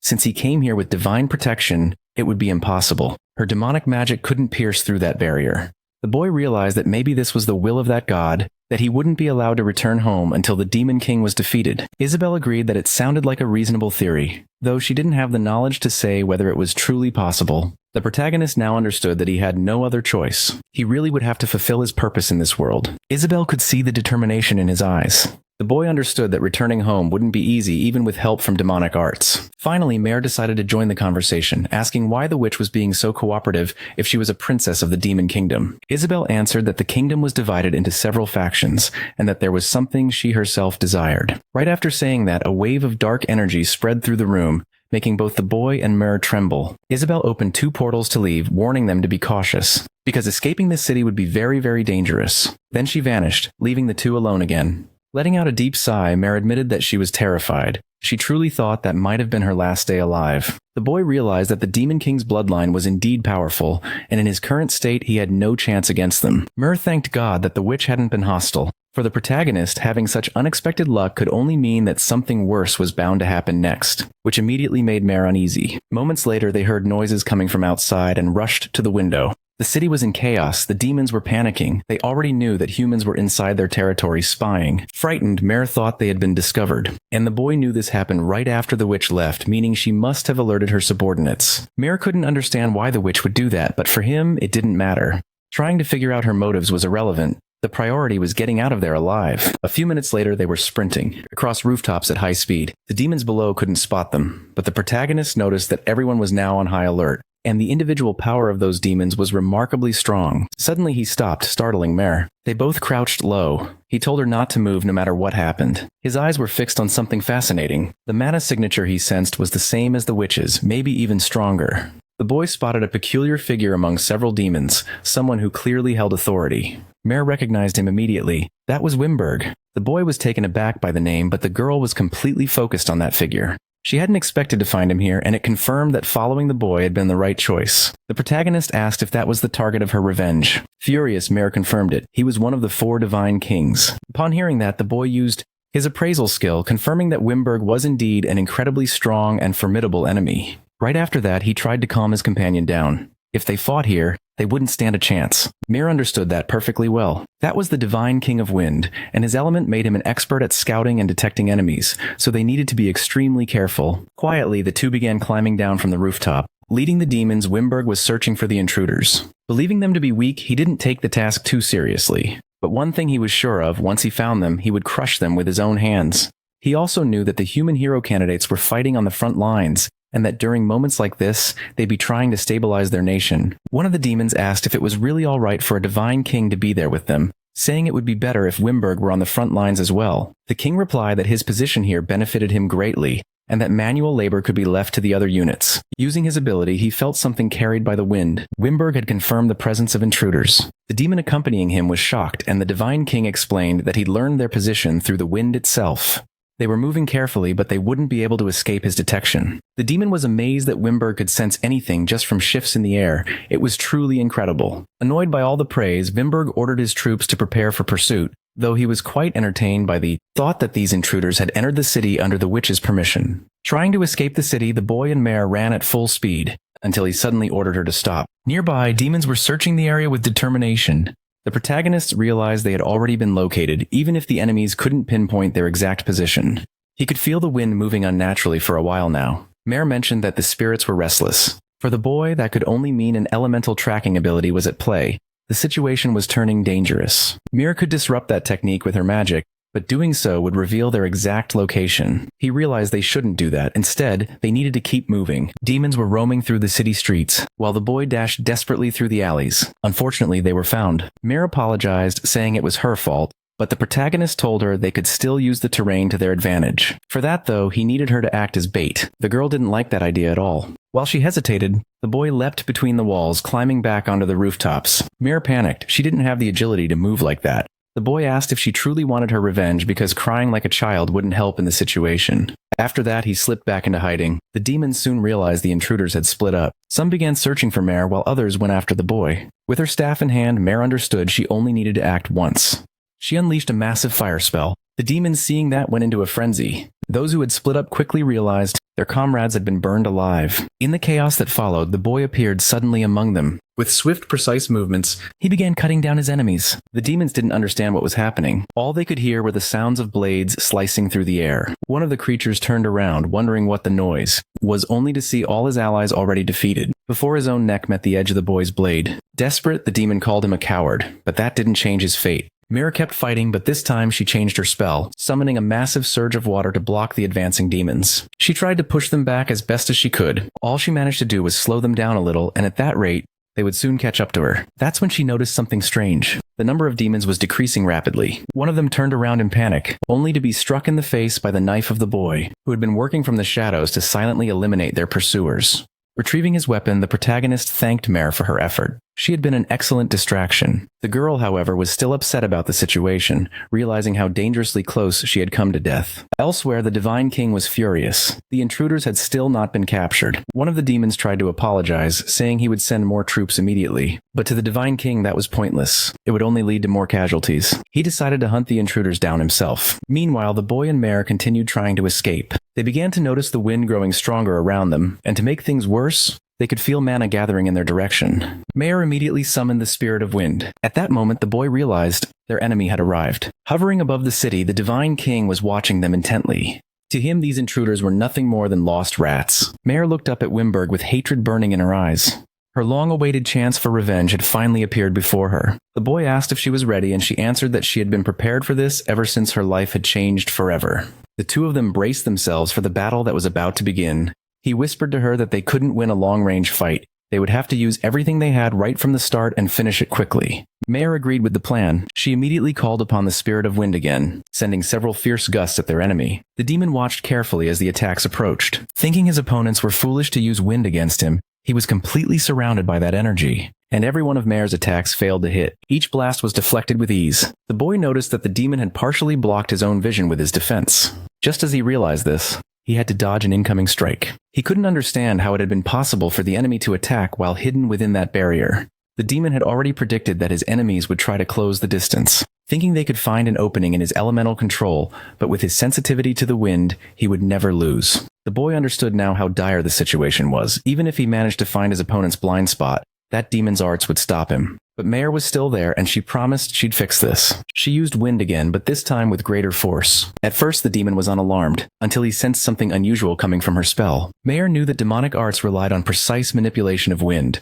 All she had to do was disrupt that control with her own techniques. The demon quickly realized that he couldn't handle the wind as finely as before. The boy could now see that Mare had been planning her revenge her entire life. He saw the opportunity to move closer, but the demon was still watching carefully. The boy rushed forward, blade in hand, but he couldn't reach him. The enemy simply used the wind to soar through the air, leaving the boy seething in frustration. That's when someone told him he just needed to jump. Following that advice, the boy stepped onto the wind and was suddenly propelled straight toward his enemy. The demon had no idea how that was even possible, while the protagonist was determined to finish this once and for all, pouring every bit of his strength into it.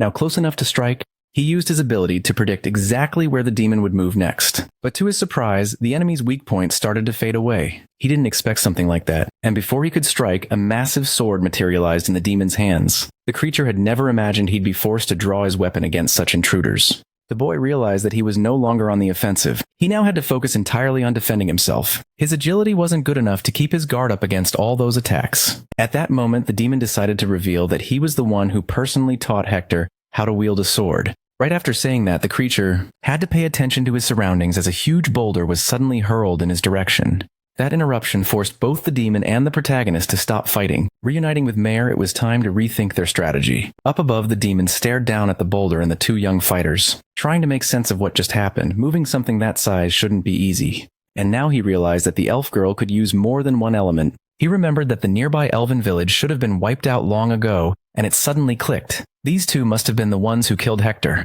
Fueled by rage, Mare confirmed it. With a faint smirk, the Divine King recognized her identity. The girl as a survivor from that same village. Mare told him that she'd spent the last 10 years training for this moment just to destroy him. Recalling the day of the massacre, the demon said it had been quite the spectacle. His words caught Mare off guard, and he continued saying how much he had enjoyed watching the elves suffer in their final moments. That raw emotion they displayed, their despair, was what drove him to keep killing, as he took pleasure in the hopelessness reflected in their eyes.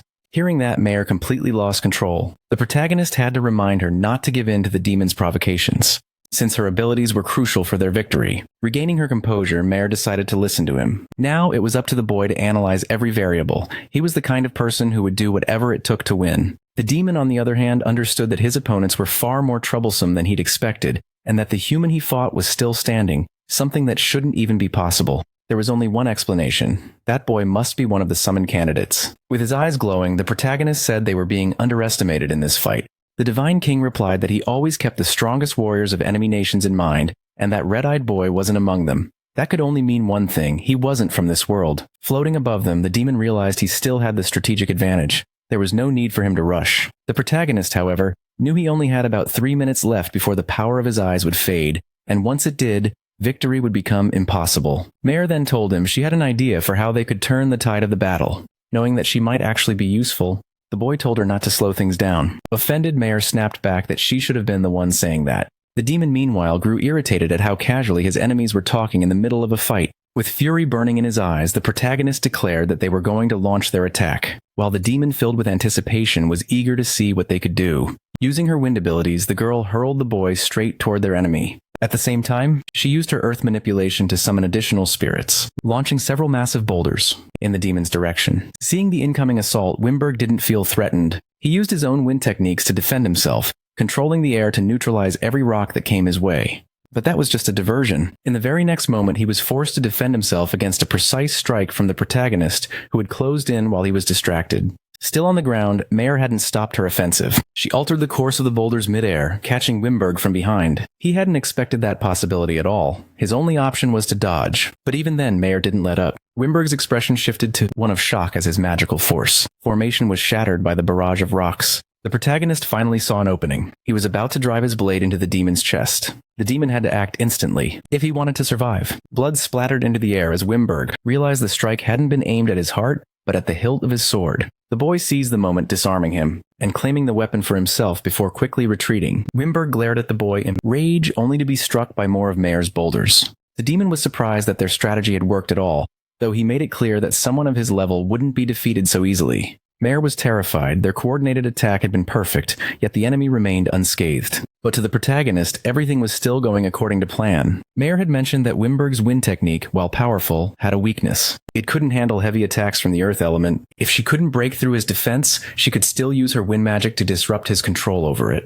The boy knew Mare had spent her entire life preparing for this moment. Even so, their combined techniques still weren't enough. Resolute, he asked her for just one thing: to create another opening for him to strike. Now that he had stolen Wimberg's weapon, his determination flared even stronger. With that sword in his hands, his next attacks would be far more devastating. Mare wanted to know what he intended to do. Trying to provoke him, Wimberg said he wasn't a swordsman and couldn't possibly win just because he'd stolen the weapon. But the boy, completely unfazed, stated that things were going to unfold exactly as he said. He charged forward again, only to be met with a barrage of wind spears. Now armed with the demon's sword, he managed to block every single one of them. His eyes tracked the path of each attack, allowing him to close in once more. Wimberg was shocked. He barely managed to defend himself, and now he could no longer follow the boy's movements. The protagonist had fully taken the offensive. He pressed the attack relentlessly, giving the demon no time to react. Seeing a chance, Mare called upon the wind spirits again, throwing Wimberg off balance midair. The demon couldn't comprehend how these humans were managing to fight with such precision.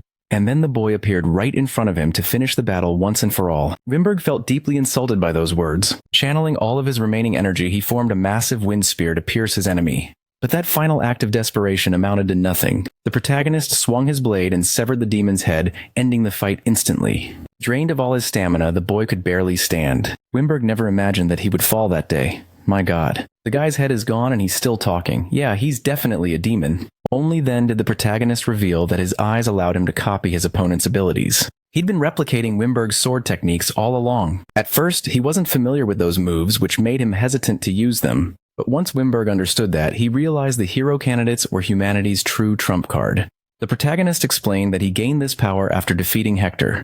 Amused, Wimberg admitted that his disciple had been a fool. He ended up helping his own enemy grow stronger by losing to him. Now that the battle was over, the boy needed time to recover. He had just gotten a first-hand taste of the strength of one of the Demon Empire's 4 divine kings. There were still 3 others of that same rank, and without a doubt, the Demon King himself had to be far stronger. Not to mention the Demon King's descendants, who were said to rival Isabel in power. His current strength wasn't nearly enough to overcome all those threats. As he was deep in thought, he noticed Mare walking toward him. She wanted to make sure the demon was truly dead. That's when the boy asked her how she felt now that she had finally gotten her revenge. She said that after everything, she didn't feel anything at all. She risked her life to reach this point, and now that it was over, she just felt empty but still relieved in a way. The people of her village had finally been avenged, and she was free from the past that had haunted her for so long.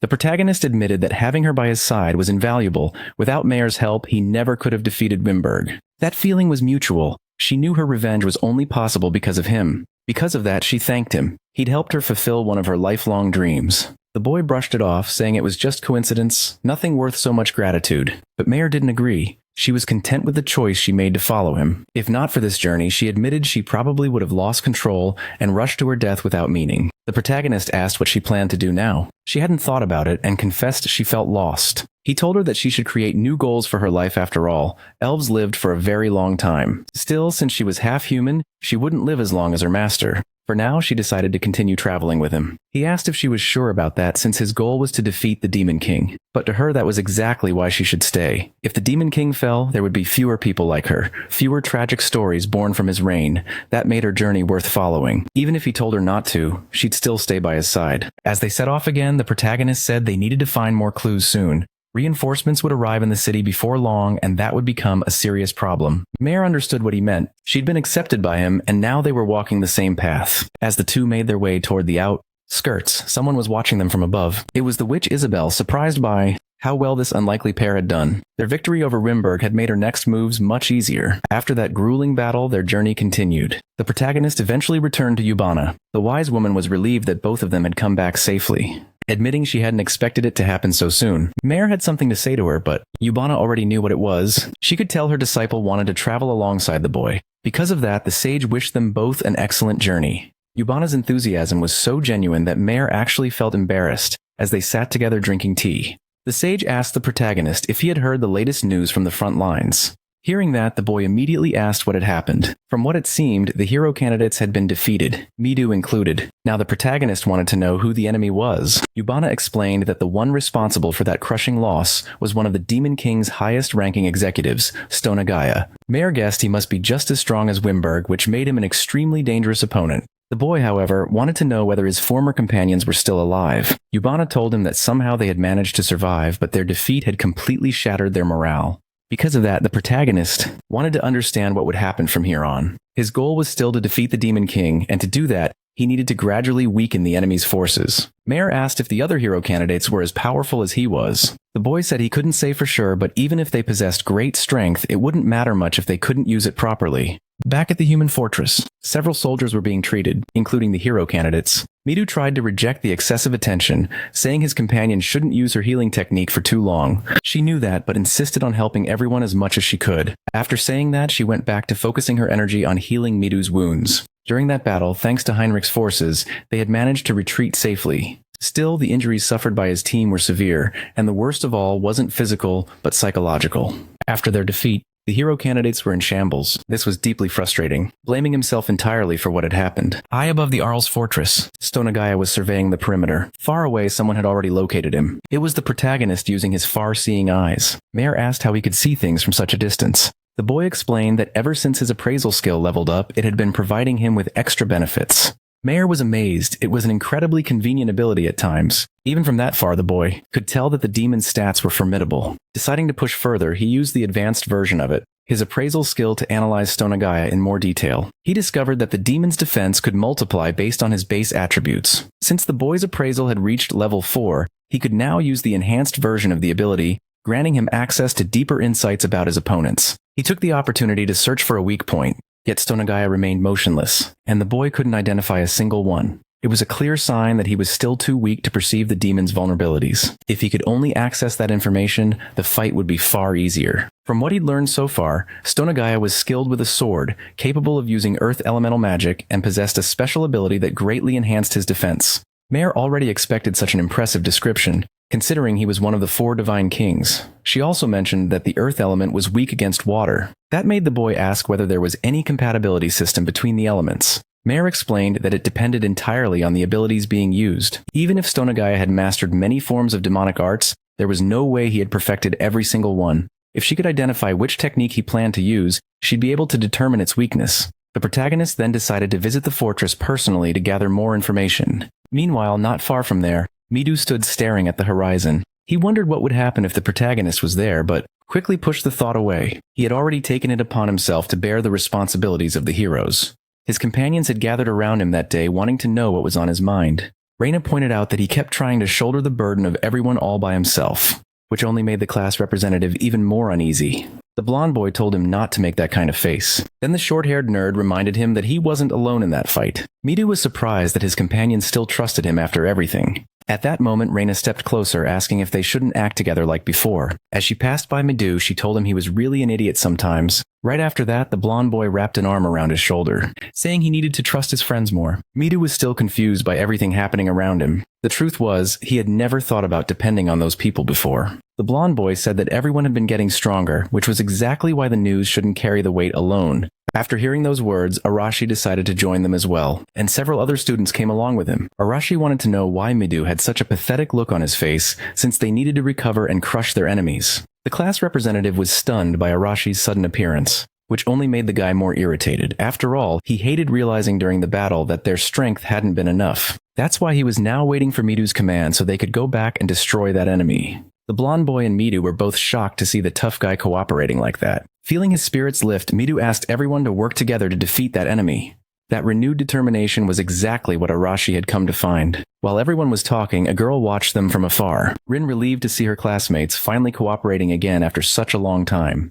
Completely lost in thought, she was caught off guard by a familiar voice, saying it had been quite a while since the last time. It was the protagonist who had appeared. He also told her not to make a fuss since he didn't want to be discovered. Immediately, Rin covered her mouth with both hands. The protagonist already knew they had lost the last battle, and Kenzaki confirmed it. He then asked for details about the enemy's abilities, and she began explaining what she had seen. Now the protagonist knew that Stonagaya could create and control golems. The demon's entire skill set was centered around constructing those creatures. Thinking about that, the protagonist realized Mayer had been right. Kenzaki wanted to know who that person was and if she was a girl, but the protagonist completely ignored her while thanking her for the information.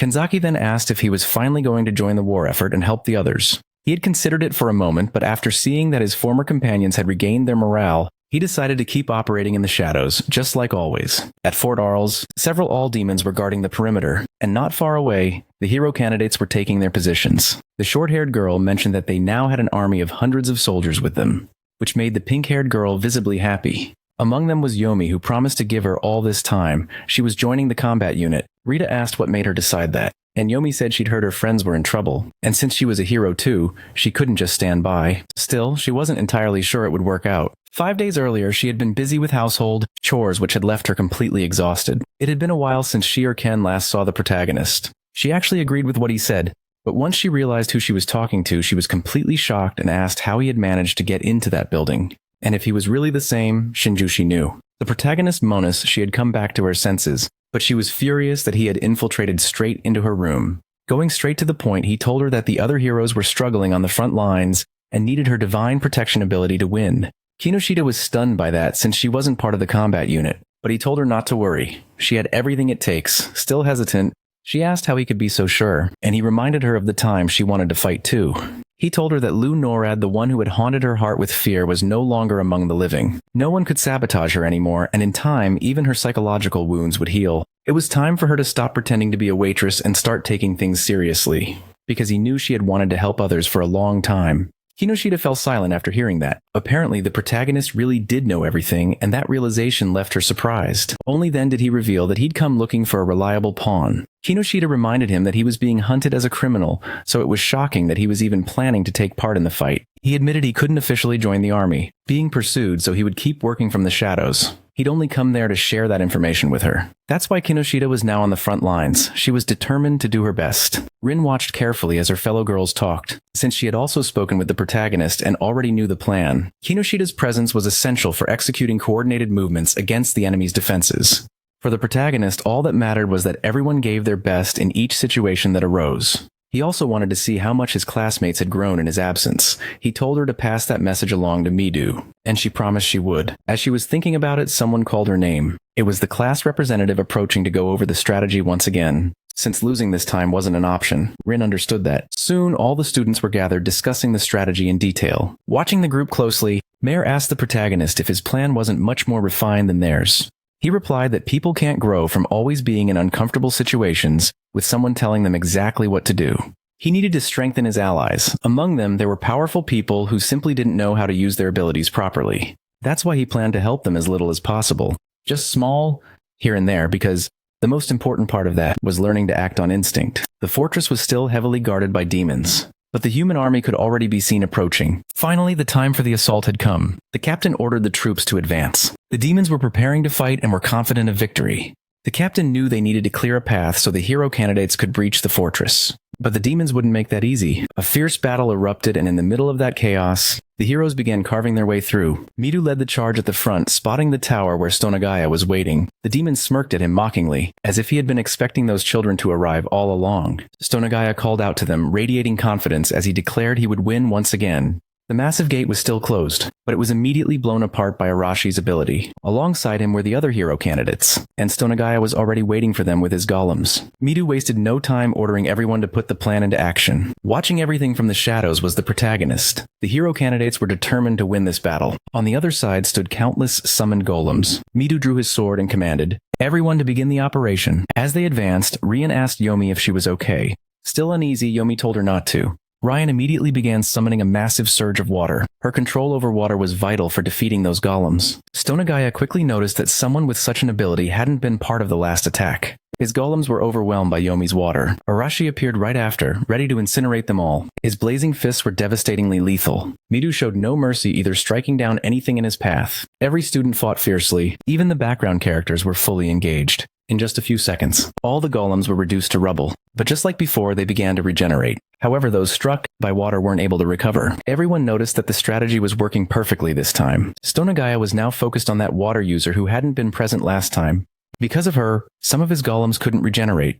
The protagonist praised Mare as things were unfolding exactly as she had predicted. Her theory was that the joints between the golem's limbs wouldn't regenerate properly in the presence of moisture. Midu encouraged his allies, shouting that the golems wouldn't be able to regenerate anymore. That fired Yomi up, and she unleashed an even greater surge of water, creating a huge wave that crashed over the enemies. After that, her teammates rushed forward to press the advantage, determined to destroy the golems for good. Stonagaya, though, grew even more excited. The strategy against him was effective, but he still remained defiant. After drawing several magic circles on the ground, he declared that his golems were nothing more than expendable subordinates. Then lifting multiple massive rocks into the air, he said he would show them what true power looked like, hurling all of them at the hero candidates. Before they could be hit, Mary stepped in front, using her telekinesis to stop the barrage of boulders. Stonagaya was shocked to see someone capable of overpowering his control over stone. While he was still processing that, Rin used her domination ability directly on Stonagaya's body, immobilizing him completely. She was a master of restraining techniques. This gave Arashi an opening to unleash his fury.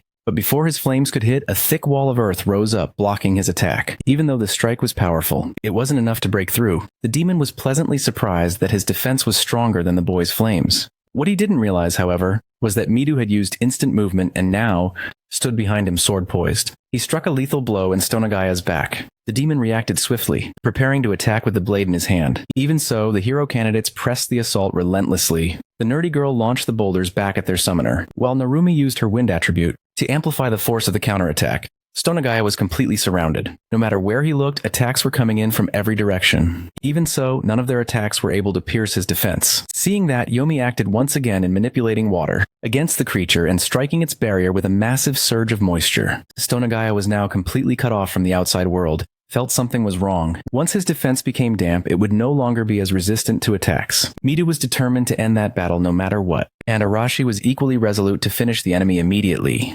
The two attacked in perfect coordination, striking the demon's body. And for the first time, Stonagaya was actually wounded by the hero candidates. Still, he still believed he could withstand the damage. The real problem, though, was that with the strategy the humans were using now, his defense would eventually be shattered even further. He decided to go all in, converting all of his defensive mana into raw attack power. At that moment, a spark of light flashed in the protagonist's eyes. He saw the demon's weak point and hurled his dagger straight at Stonagaya's forehead, delivering a lethal blow. The impact was tremendous. Stonagaya fell to the ground, writhing in agony before all the students. The creature was finally defeated, and the heroes celebrated their victory. The efforts of Midu and Arashi had brought down that vile monster. However, both of them, standing closest to the enemy, knew they weren't the ones who had landed the final blow. Something had struck the demon's head in that final instant. Arashi picked up the dagger lying on the floor and immediately recognized it. Looking around, Midu tried to spot something, noticing a small crack in the ceiling above. There was no doubt it was the work of the protagonist. Arashi actually grew irritated, realizing they'd been helped by someone like him. Memromi approached the two with an excited grin, thrilled that their plan had worked. Midu agreed, forcing a faint smile, knowing deep down that they had only succeeded. Thanks to Kinoshida's support, and that in the final moment when the demon was about to unleash a devastating power against them, the battle had ended before it could happen. If not for the protagonist's interference, they would have been wiped out again. Mary asked why the class representatives still had that expression on his face when they should all be celebrating. Midu tried to say something, but she ignored him completely, saying she'd listen later. The students had just defeated one of the 4 divine kings. They'd been through enough stress for one day, and all they wanted now was to enjoy the victory. Midu looked up at his teammates' excitement, taking a moment before finally letting himself feel something positive. Eventually, he gave in to that sense of relief. Still, the representative remained calm and distant. His companions called out, urging him to celebrate too, while he ignored them, quietly revealing that he hadn't been the one to finish off their enemy. They apologized for getting carried away. One of the boys, someone who clearly admired Arashi, already suspected why his friend's mood had soured. Since he'd been close enough to witness everything, he knew the truth. But even then, he told Arashi not to worry about it. All the protagonists had done was steal the last strike from their team. The ones who had truly cornered the enemy until the very end were Arashi and Midu, and they should be proud of that. Now holding the creature's severed head, they lifted it high and announced their victory to everyone outside. The demons who witnessed it were devastated. The human army erupted into celebration over their great triumph. Amid the battlefield stood Heinrich, bruised, battered, but still alive. The fortress had finally been taken. From the outside, the protagonist watched the battle's conclusion. Even though Stonagaya was dead, the number of soldiers on each side remained nearly the same. Our protagonist knew that the demon army is usually led by someone with high charisma. When their leader is defeated, the rest of the army can't hold their ground the same way. Mayer noticed that the same thing happened after they defeated Wimberg. No demon tried to chase them after that victory. While pouring himself a cup of tea, the protagonist said that this is the greatest weakness of the demon army. Concerned, Mayer asked if it was really all right for him to have done that. After all, he was the one truly responsible for the victory, and she believes his real goal is to train his companions. He explained that he sensed an intense killing intent coming from that creature in its final moments, and he couldn't allow his allies to get hurt. The primary duty of an assassin, after all, is to prevent the worst from happening. Mayer thought he was being overly protective of his comrades, which slightly irritated him. He asked her to start calling him by his name. Embarrassed by the sudden closeness, she hesitated and asked if she could just call him K, a shortened form of his long full name. He told her that was fine, but then asked why her face was turning so red. After that, he started reflecting on the recent victory. 2 of the celestial kings had already been defeated. Even so, there were still powerful enemies remaining like Isabel. His journey to defeat the Demon King was only just beginning. Meanwhile, somewhere else, a girl seemed to have been defeated and someone commented that she had done it on purpose. She stood up furiously while the demon responsible for her downfall was impressed that her willpower still hadn't been broken. He ordered one of his soldiers to deliver a message to the auxiliary forces the princess had been captured. From that point forward, the Beastman Federation had finally fallen. A week passed since the hero candidates' last battle. Thanks to their recent victories, morale throughout the Empire had risen greatly. Even the soldiers were now more enthusiastic about their military duties. The popularity of the hero candidates continued to soar. They had become the symbol of hope for the people. Because of that, they were summoned to the presence of the king, who had already heard about the defeat of one of the 4 celestial kings of the demon army. He granted Midu the title of Knight of the Realm. After the ceremony, when he gathered with his companions, The class representatives said the whole thing had been exhausting. Mary was surprised by that, as she had never imagined he'd get nervous or tired. Captain Amelia joked that if he was feeling like that, then he must have gotten older. That's when Heinrich reminded everyone that unlike them, he never received a noble's education, yet he handled everything very well. Midu admitted the situation had been a bit nerve-wracking. He was worried about being rude in front of the king. Heinrich reassured him that nothing bad would happen. Now that Midu had been promoted to a knight, he would soon have new responsibilities to fulfill. Midu realized that being a noble wasn't easy. Heinrich said he wouldn't complain about his own position and assured Midu there was no need to worry about where he stood now. Amelia added that the church also held great power within the kingdom. After the ceremony, Midu officially became part of the Royal Knight Order and was appointed to lead the 11th Division, also known as the Hero Battalion, currently the strongest force in the entire kingdom. When people asked whether the knights were under the church's control and what his new title truly meant, Heinrich explained that the situation was complex. There were many political ties within the state. Even so, Midu now shared the same standing as those nobles, and with authority always comes responsibility. Outside are protected. Tegonis heard news of the promotion. Rin was the one who told him everything. Meriden didn't fully understand the situation yet, but believed that the promotion was something very positive. Surely the kingdom wanted to turn Midu into a symbol for everyone. Giving him authority was the path to achieving that goal. Mayor couldn't see how that could be anything but beneficial. However, our protagonist reminded her that after they defeat the Demon King, they'll have to return to their original world. They're only being used by the kingdom. In the end, they're being treated the same way Lenora once treated them, just as expendable tools. Mayor said she'd be more cautious from now on, but had another question. She wanted to know who the girl accompanying him was. He finally introduced her, explaining that Mayor was a half-elf and a spellcaster. But Rin wasn't asking for her qualifications. She wanted to know what kind of relationship he had with her. Mayor explained that she was only accompanying him on his journey, but now she wanted to know who Rin was to Kai. She was surprised to hear Rin call him by a nickname and ended up confused. Rin said they were friends, but our protagonist immediately corrected her, which made her feel embarrassed. He clarified that Rin was just a collaborator. Mayor wanted to know if they had been that close back in their original world. The boy explained that they'd never actually spoken before. Besides, Rin already knew his mission was to completely subjugate the Demon King. Our protagonist said he continued moving in the shadows, and now Rin would act as a messenger between him and the others. The girl asked if she could go with him, which caught him off guard. He thought about it for a moment. His silence made both girls anxious, but he eventually decided it wouldn't be a good idea. Rin was needed to stay in contact with the rest of the group, who were still around and hostile toward him. Rin accepted that there was nothing she could do about it for now. She revealed that some of their classmates still saw him in a positive light, especially Midu. Our protagonist said he wanted Midu to become more independent, as his growth was crucial if they were to defeat the Demon King. Rin asked if he truly intended to make each of his classmates stronger. He told her he had already defeated one of the Celestial Kings. Though it had been an incredibly difficult battle, Rin was stunned when she learned he had done it with only Mayor by his side. Mayor added that the fight had been extremely close and they barely won. Rin was astonished by this, knowing that their victory over Stonagaya had taken the combined effort of everyone. The half-elf girl traveling with the protagonist definitely didn't seem ordinary, and it made Rin feel increasingly useless. Our protagonist said there were still beings far more powerful than the Celestial Kings, ones they couldn't possibly defeat right now. That's why he asked Rin to closely observe her classmates' progress. He'd contact her again soon. The girl accepted his orders. As he turned to leave, he told her he was refining his own way to defeat the Demon King, and that it would be her job to relay that information to Midu. After that, he called for Mayor to follow him, leaving Rin alone in the forest. With her current strength, she couldn't do anything, and in that moment, a new determination began to grow inside her heart, the will to become stronger. Now that one of the Celestial Kings has been defeated, the humans have launched a full-scale offensive. With the collaboration of the hero candidates, now part of the 11th Division,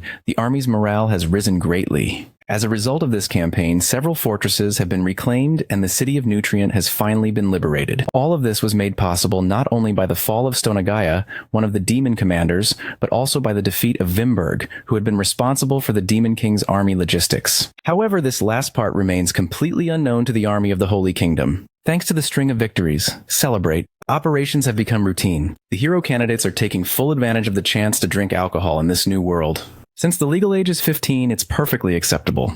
Even so, Miri keeps scolding her teammates, warning them that if they return to their original world, this kind of behavior would be unacceptable. He even went as far as snatching a beer mug right out of Narumi's hands, poor guy. Muse saw that and couldn't help but laugh. Reina, dressed elegantly for the occasion, noticed that her friends still looked tense despite the celebration. At that moment, Miri realized Reina was drinking tea. When the girls swore it was just grape juice, a claim none of them believed. Amid the festivities, Midu began to overhear rumors. It seemed the enemy's chain of command was collapsing. Something wasn't right, and there were still things they didn't know. Midu agreed he had his doubts. No matter how he looked at it, the enemy appeared weakened. He even wondered if it might be a trap, hearing that. Reina said they were all being too cautious, claiming that demons were just a bunch of idiots.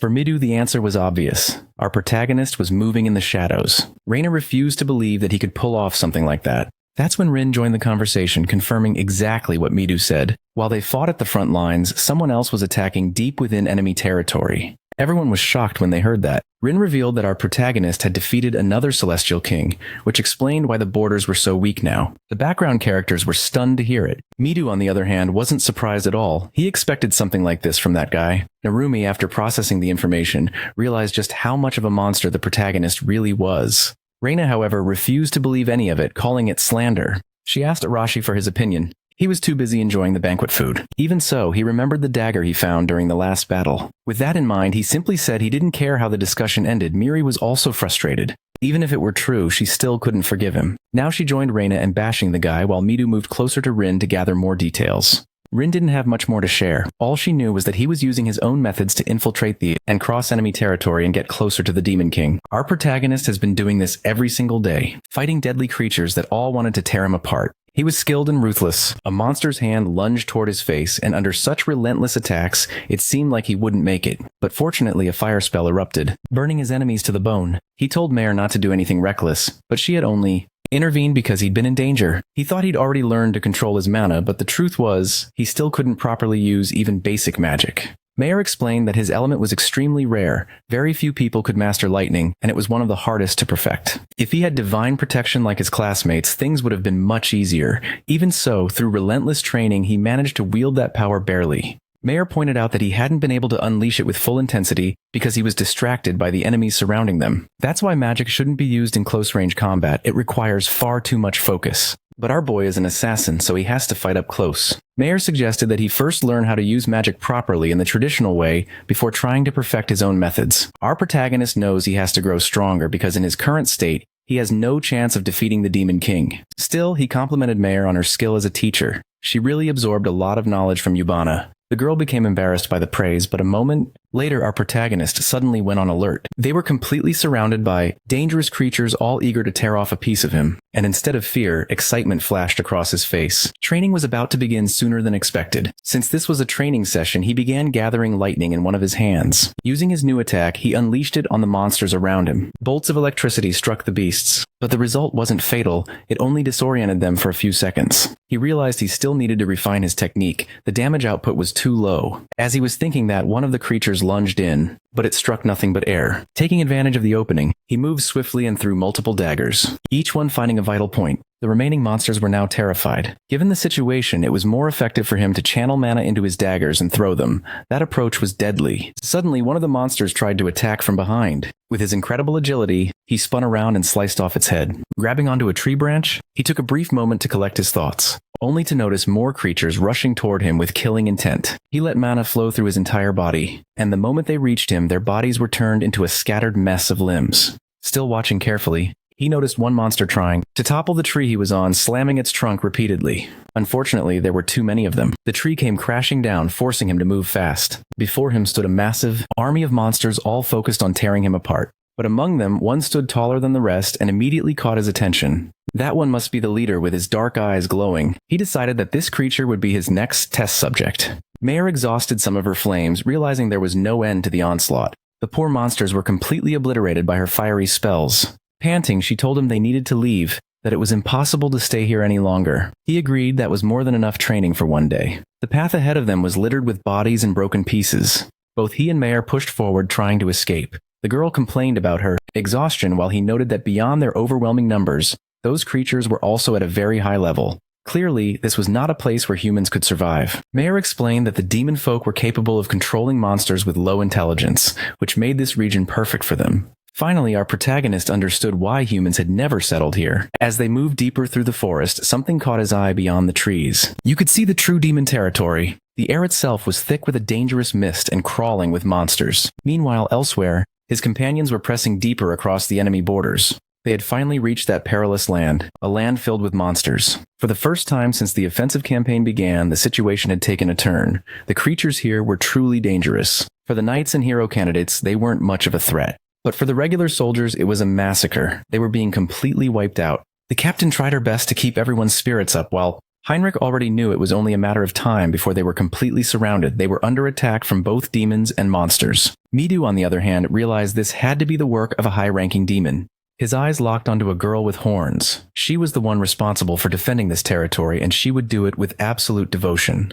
No matter how many monsters she had to send to the front lines, once the humans were exhausted, she would only use her own army to finish the job. Seeing the demon army approach, the soldiers began to panic. Midu told Captain Amelia they needed to retreat immediately. She agreed and relayed the order to the troops, leaving behind only the bodies of those who hadn't survived. For the demons who arrived afterward, the victory couldn't have been easier. They had acted under the command of Elsa, a very cautious and strategic individual. Thanks to her, this battle ended effortlessly. One of the demons mentioned that the war against the Beastmen Federation had already been won, and that soon they would turn their focus solely to the humans. The victory over the Beastmen had been easy, but the same couldn't be said for the humans, who had already managed to defeat 2 of the 4 divine kings. Hidden among the bushes was our protagonist. Mayer was shocked by what they had just overheard from those soldiers. For him, though, that was valuable information, and he knew to gather even more of it. Back in the city, the atmosphere had changed drastically. Many church priests were overwhelmed, treating the wounded soldiers, while the heroes gathered with the army's high command. Since their last defeat, every territory they had reclaimed had been lost again,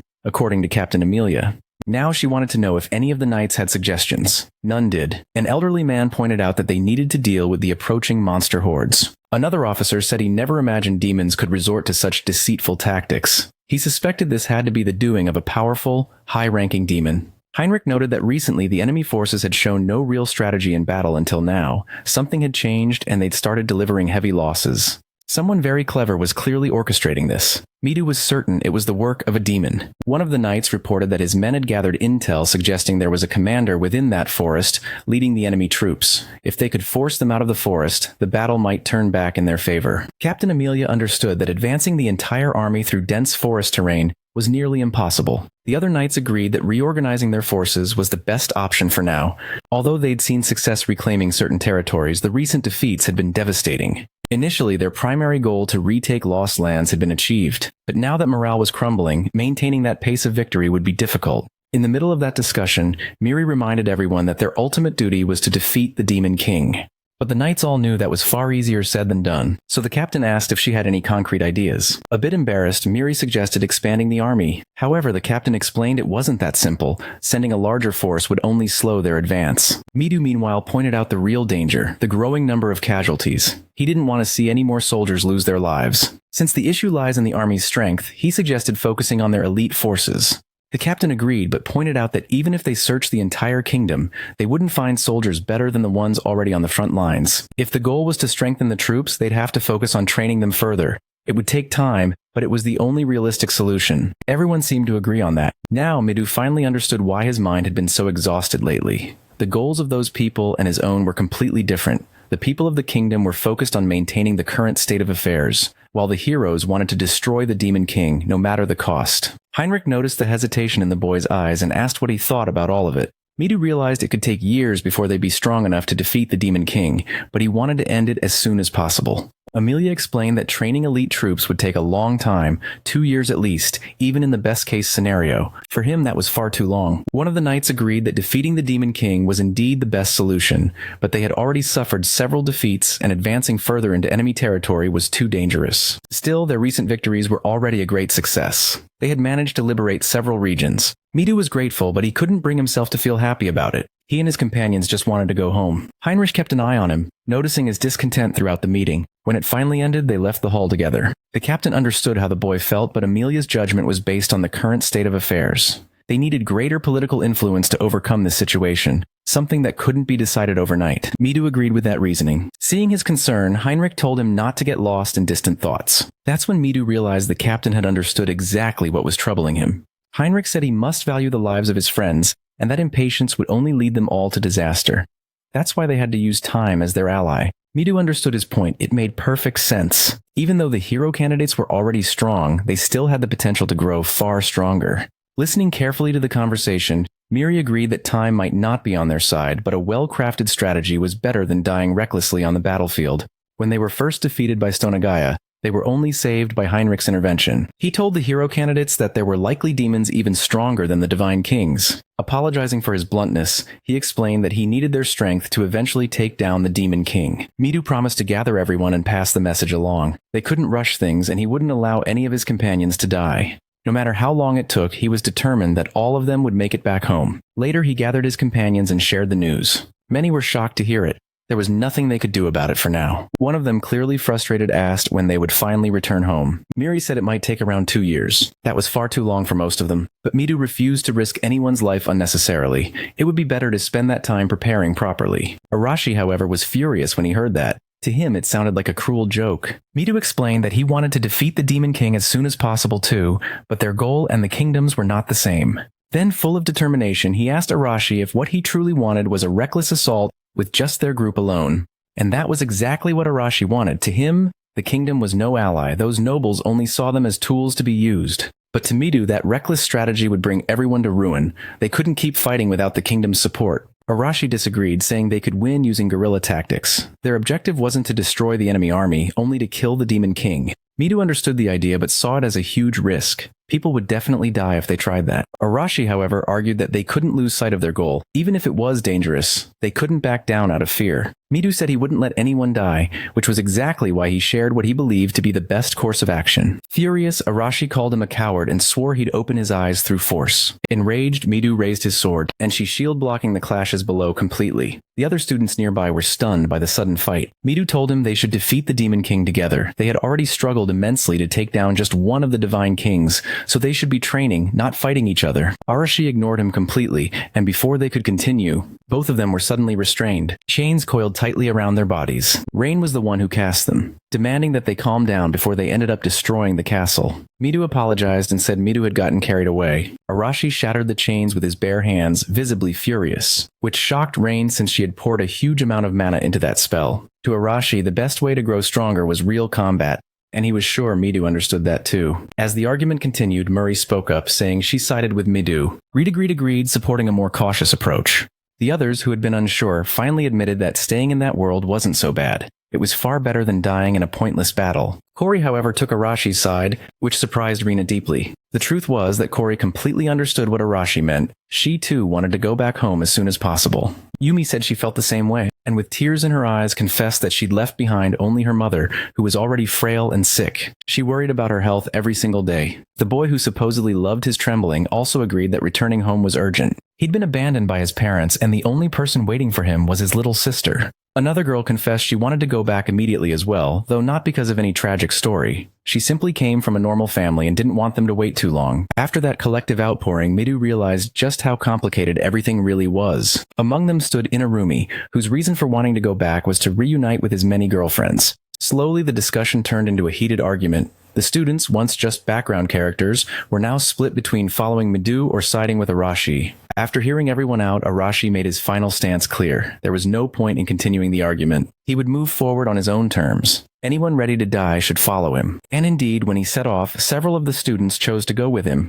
while the rest, those too afraid to risk it, stayed behind. Rina and Yumi watched the group break apart, filled with unease, especially when Corey decided to follow Arashi. Midu asked Inarumi if he was going with them, but he said he would stay neutral, acting as a bridge between both sides. Rin, uncertain of what to do, stayed silent, though deep down she also longed to return to her family. That night, the group finally split for good. Arashi asked if everyone was ready. They were leaving the place immediately, but before they could move, a mysterious voice echoed among them, saying that things had gotten worse in their absence. Arashi turned toward the sound, his eyes landing on someone he hadn't seen in a long time. Our protagonist. He wanted to know what this boy planned to do after being gone for so long. The presence of our protagonist left all the students completely stunned. One of them quickly asked everyone to quiet down so they wouldn't draw too much attention. The muscle-bound guy told Arashi to calm himself a bit, but Arashi shot back, saying he didn't have time to waste on useless people like our boy. The truth was, the protagonist agreed with that, but decided to be honest with them. He wanted their strength. Arashi was taken aback, recalling what had happened earlier right after he'd left the meeting hall. During the whole argument, our protagonist had been watching everything through the window. Marinovas saw how serious the discussion among the classmates had gotten. But for our protagonist, both sides were right in their own way. Just as Midu had said, they couldn't do this alone. On the other hand, the kingdom's approach was far too passive. Arashi had pointed out the 2-year time frame being real, but his plan was dangerously reckless. Mayor asked what our protagonist would do in a situation like that. He said there were 3 possible paths to overcome the current stalemate. The first was to change the mindset of the people in positions of power within the kingdom. If they could do that, the military strength might eventually be redirected towards supporting the hero's cause. The problem was that Midu would never agree to such a method. Hearing that, Mayor asked what the second option would be. Our protagonist explained that they could take the approach Arashi suggested, using guerrilla tactics to fight against the enemy. Based on what they knew so far, mostly thanks to Isabel, the demon realm wasn't unified. There were plenty of ways to sabotage their enemies from within. But he doubted that Arashi could pull off something that complex, and Mayor actually agreed. His temper would make that impossible. So she asked what the third option was. Our protagonist said he'd base his strategy on the information he had gathered so far. If everything went well, he could collect even more from the other factions.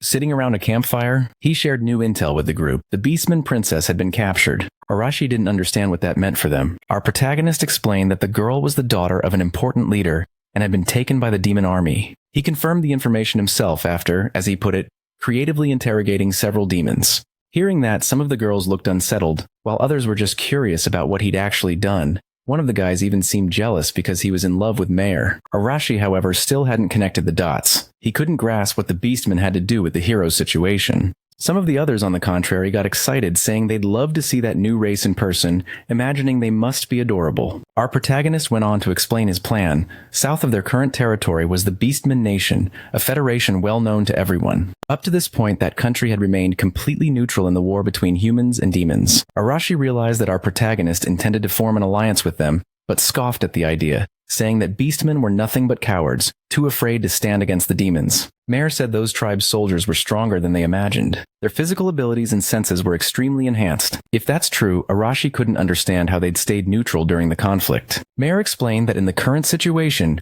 the beastmen wouldn't be able to secure a victory on their own. Besides, the Demon King's army had always focused its efforts on humans. But if those two nations joined forces, they might be able to achieve something unlikely. After she explained that, the boy finally understood why they needed the princess. Corey suggested they simply rescue her and use her as a political bargaining chip. That was exactly what our protagonist wanted, and he already had information on some supply routes. He'd asked Arashi to act as bait, bringing destruction to those routes while he moved through the shadows. After all that explanation, one of the students wondered why those nations hadn't already cooperated, despite having a common enemy. There was in fact a reason. Mayor said the Beastman Federation also hated the demons because of repeated invasions. Unfortunately, humans refused to accept the Beastmen, calling them a lower subspecies. Because of that disdain, there was no alliance between those nations. He realized getting their cooperation wouldn't be easy, which is why they needed a bargaining chip. Our protagonist knew the princess was being held hostage, and this situation could work in their favor. Mayor added that the Beastman's word was rock solid. If they were helped, they'd be willing to cooperate. When the discussion ended, the clearing fell silent. For the protagonist, the plan was worth trying. He was sure Arashi hadn't come up with anything to execute right now. Furious, Arashi complained that the protagonist's sudden appearance brought a lot of demands.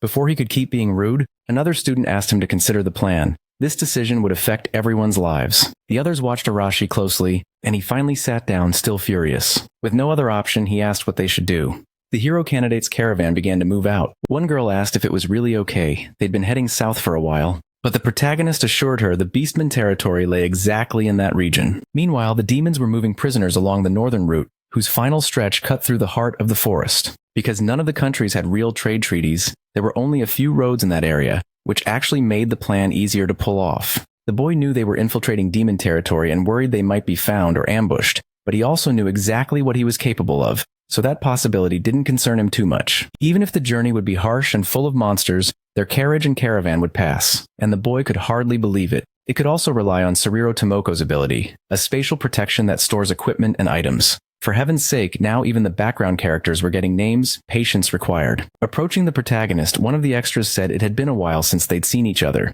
He remembered her ability. The protagonist said it's hard to forget the good things, and the girl lit up at the comment. The burly kid, who only wears sleeveless shirts, now had a few questions. He wanted to know how the protagonist had managed to infiltrate enemy territory. Answering him, the boy said he hadn't always been in that region. He'd been searching for clues about another way to get back home. Curious, his companions asked what conclusion he had reached. Getting straight to the point, the protagonist said the only chance was to defeat the Demon King, and since then he'd been gathering information on how to make that a reality. That's how he learned about the kidnapping of the Beastman princess, which was actually quite interesting. Annoyed by how slowly things were going, Arashi asked if they were really fine moving at that pace since they needed to ambush the enemy. In response, our protagonist agreed they should move faster and said they'd rely on Soriro's ability to store supplies in her virtual space. It was already nighttime and the group of students kept moving through the forest. Arashi suddenly sensed monsters nearby and ordered everyone to get ready. Several wolves were surrounding them. One of them lunged toward a terrified girl. But the muscle-bound guy finally proved those muscles weren't just for show. He punched the creature right in the mouth, shattering its teeth. A hit like that would never pierce the kind of physique, sculpted through countless gym sessions and a solid dose of testosterone enhanced. He immediately finished off the beast afterward. Another student shouted that they were surrounded and needed to fight back. He used his support skill to strengthen everyone, and now the group was ready for some action. The students charged the wolves, slashing and striking with their weapons. Even the usually useless girl managed to pull off a few decent moves. The students were actually winning the fight, until one wolf thought it'd be smart to go after Arashi. Before it could even reach him, he grabbed it by the throat. Arashi hated being targeted by weak creatures, so he burned the wolf alive with his bare hands, tossing its charred corpse away. Once the fight was over, he asked if any of his weak companions were hurt, but it looked like everyone had come out fine. After all, our protagonist had been watching the whole thing, but there was still one problem left. A massive beast suddenly charged at them. The attack caught Arashi completely off guard, but Mayor wasn't there just for decoration. She unleashed a powerful flame spell, incinerating the creature and turning it into a pile of burnt remains. The other heroes were amazed by her firepower. Arashi, on the other hand, didn't like being saved and complained to the wife of our protagonist. But since she obviously wasn't his wife, Mayor got flustered and snapped back that she'd never marry someone who couldn't even take his hood off at night. Arashi had only said that to get under her skin, and it clearly worked. Mayor was waiting for some kind of compliment, given she just saved him. But our protagonist completely ignored the topic and changed the subject. The other students were irritated by how much special treatment he seemed to get, thinking he was still insufferable even with a beautiful girl by his side. The other girls went over to Mare and get closer to her. She glanced at our protagonist as if waiting for some kind of permission, but he didn't care either way. It was entirely up to her. That little gesture made Mare genuinely happy, and she went off to chat with them, leaving the protagonist by himself, which was honestly a relief for him. The place they were in now seemed ideal. Arashi asked if the enemy caravan would pass through there, saying he didn't want to wait too long, but with his deadpan eyes, the protagonist assured him that the action would start soon. He could already see the demons approaching in the distance. Thanks to the stealth ability granted by those X-ray eyes, our boy could clearly see what they were dealing with. Some low-level demons, around 15 mid-level ones, and possibly even more hidden inside the caravans. Among them, there was a single high-level demon. My god, that guy must have had one hell of a rough puberty. He looked like the living embodiment of every bad joke ever made. When Arashi saw that thing, even he looked a bit shaken, assuming it had to be the leader of the convoy. Our protagonist confirmed it and warned everyone not to underestimate him. He might not be as strong as Stonagaya, but he was definitely trouble. Frustrated, Arashi said he wanted to take him down himself. Our protagonist just gave him a long look, actually hoping he would. He was getting tired of saving these almost background characters. Half joking, he said that from the start, the high-level demon was meant to be Arashi's problem anyway. The plan was simple. The hothead would draw attention with his explosions. Then once the enemy formation broke apart, they'd surround them. The side characters were already on board with the plan. The muscle guy's job was to collect and escort the wounded, while Mayor would provide area support for the fighters. Arashi couldn't afford to lose focus. He had to deal with the enemy leader. While everyone else fought, our protagonist would sneak in and rescue the princess. Once that was done, he'd give the signal. As for the rest, every person for themselves. Whoever wanted to live had better fight, and whoever wanted to die, well, just stand still. Arashi told our boy not to worry, promising the mission would be a success. Hearing that, the protagonist couldn't wait to see if those words would actually turn out true after all. Everyone was there because of Arashi's big motivation. Some of the others were offended and said he should be more humble. But Arashi snapped back, telling those idiots to shut up. It was time to start the operation, and they needed to focus. Meanwhile, the demon Zaganda, with his intimidating stare, was keeping a close eye on the forest. He probably spent more time judging people's outfits than strategizing. His troops were whining about exhaustion. They'd been marching all day, but Zaganda barked that they'd reach their destination soon and ordered them to keep moving. The truth was, even he was dead tired, riding his prized horse imported from Dubai. His back hurt like hell, and the saddle felt like it was made for torture. What he really wanted was to sip tea at 5 o'clock while a famous podiatrist pampered his feet. As he daydreamed about his ideal evening, maybe a soak in the hot tub followed by an acupuncture session, he decided to check on the prisoner. He told his soldiers to stay alert while he rode ahead, but from the look on his face, the soldiers knew their boss just wanted an excuse to rest and maybe get a manicure. Inside the caravan was the beastman princess Xena, still furious and defiant. Zaganda approached to check on her condition, informing her that they'd soon arrive in the city where she'd be sold into slavery forever. her people wouldn't be able to do anything to save her. Xena snapped back that the caravan had been shaking horribly the entire trip and called it miserable. Zaganda didn't like that complaint at all. He told her that if her federation behaved and followed orders, she might be released eventually. But the princess spat back that his words were worthless. As long as she remained a prisoner, her people would never bow to demons. Zaganda coldly said she didn't understand her role in the war, reminding her that she was the daughter of an important leader. But Xena, fully aware of what she'd left behind, told him he was nothing but a fool if he thought such words could break her people's spirit. Her defiance made Zaganda's composure crack, and fury began to burn in his eyes. Acting on pure impulse, Zaganda grabbed her clothes, tearing the top half right off. In a fit of deranged frenzy, he decided to do something unspeakably vile. But even facing that danger, the princess didn't flinch. She watched his fat, stubby fingers reaching toward her body, and before he could touch her, a blinding flash lit up the night outside. Zaganda froze, his panic rising as he tried to make sense of what was happening. When he saw his soldiers panicking, he realized they were under attack by humans. A shocking turn of events. He never imagined enemy forces could be lurking here. More explosions followed, tearing through his troops and wiping out the weaker ones instantly. Zaganda scrambled onto his horse to save himself, barking orders for his men to counterattack at once. Soon the forest was engulfed in chaos. The candidates for hero status were proving their worth, and completely overwhelmed the demon forces. Even though Zaganda's unit was supposed to be elite, they were being crushed. Calmly stepping forward, Arashi approached him and asked if he was really a high-level demon. Readying his weapons, Zaganda sneered and demanded to know who this red-haired brat was. Arashi refused to answer, saying his opponent wouldn't live long enough for that to matter. Furious, the fat demon shouted that humans were always so arrogant, then unleashed a massive destructive attack that blew up everything around them. The explosion accomplished nothing. Arashi had already countered, striking Zaganda, who barely managed to block with his spear. Puffing out his chest with pride, the demon laughed, saying the boy would never defeat him. His BMI was far too small. Arashi realized his attacks weren't hitting as hard as he'd hoped, and quickly had to dodge a retaliatory strike. Keeping his distance, he studied his opponent carefully. The demon was strong, not on Stonagaya's level, but still powerful. If Arashi wanted to inflict real damage, he'd have to pour an immense amount of mana into his blows. He'd only manage 7 more explosions. After that, he'd be drained, and that would be the end. So he decided the best option was a direct, lethal strike straight to the heart. Meanwhile, Zaganda surveyed the battlefield. Judging by their strength, these were clearly hero candidates. He knew these kids had taken down other high-level demons, so he'd have to be careful. Tightening his grip on his spear, he prepared to charge forward on horseback. Thanks to his not-so-useless observation skills, Zaganda quickly figured out what was happening.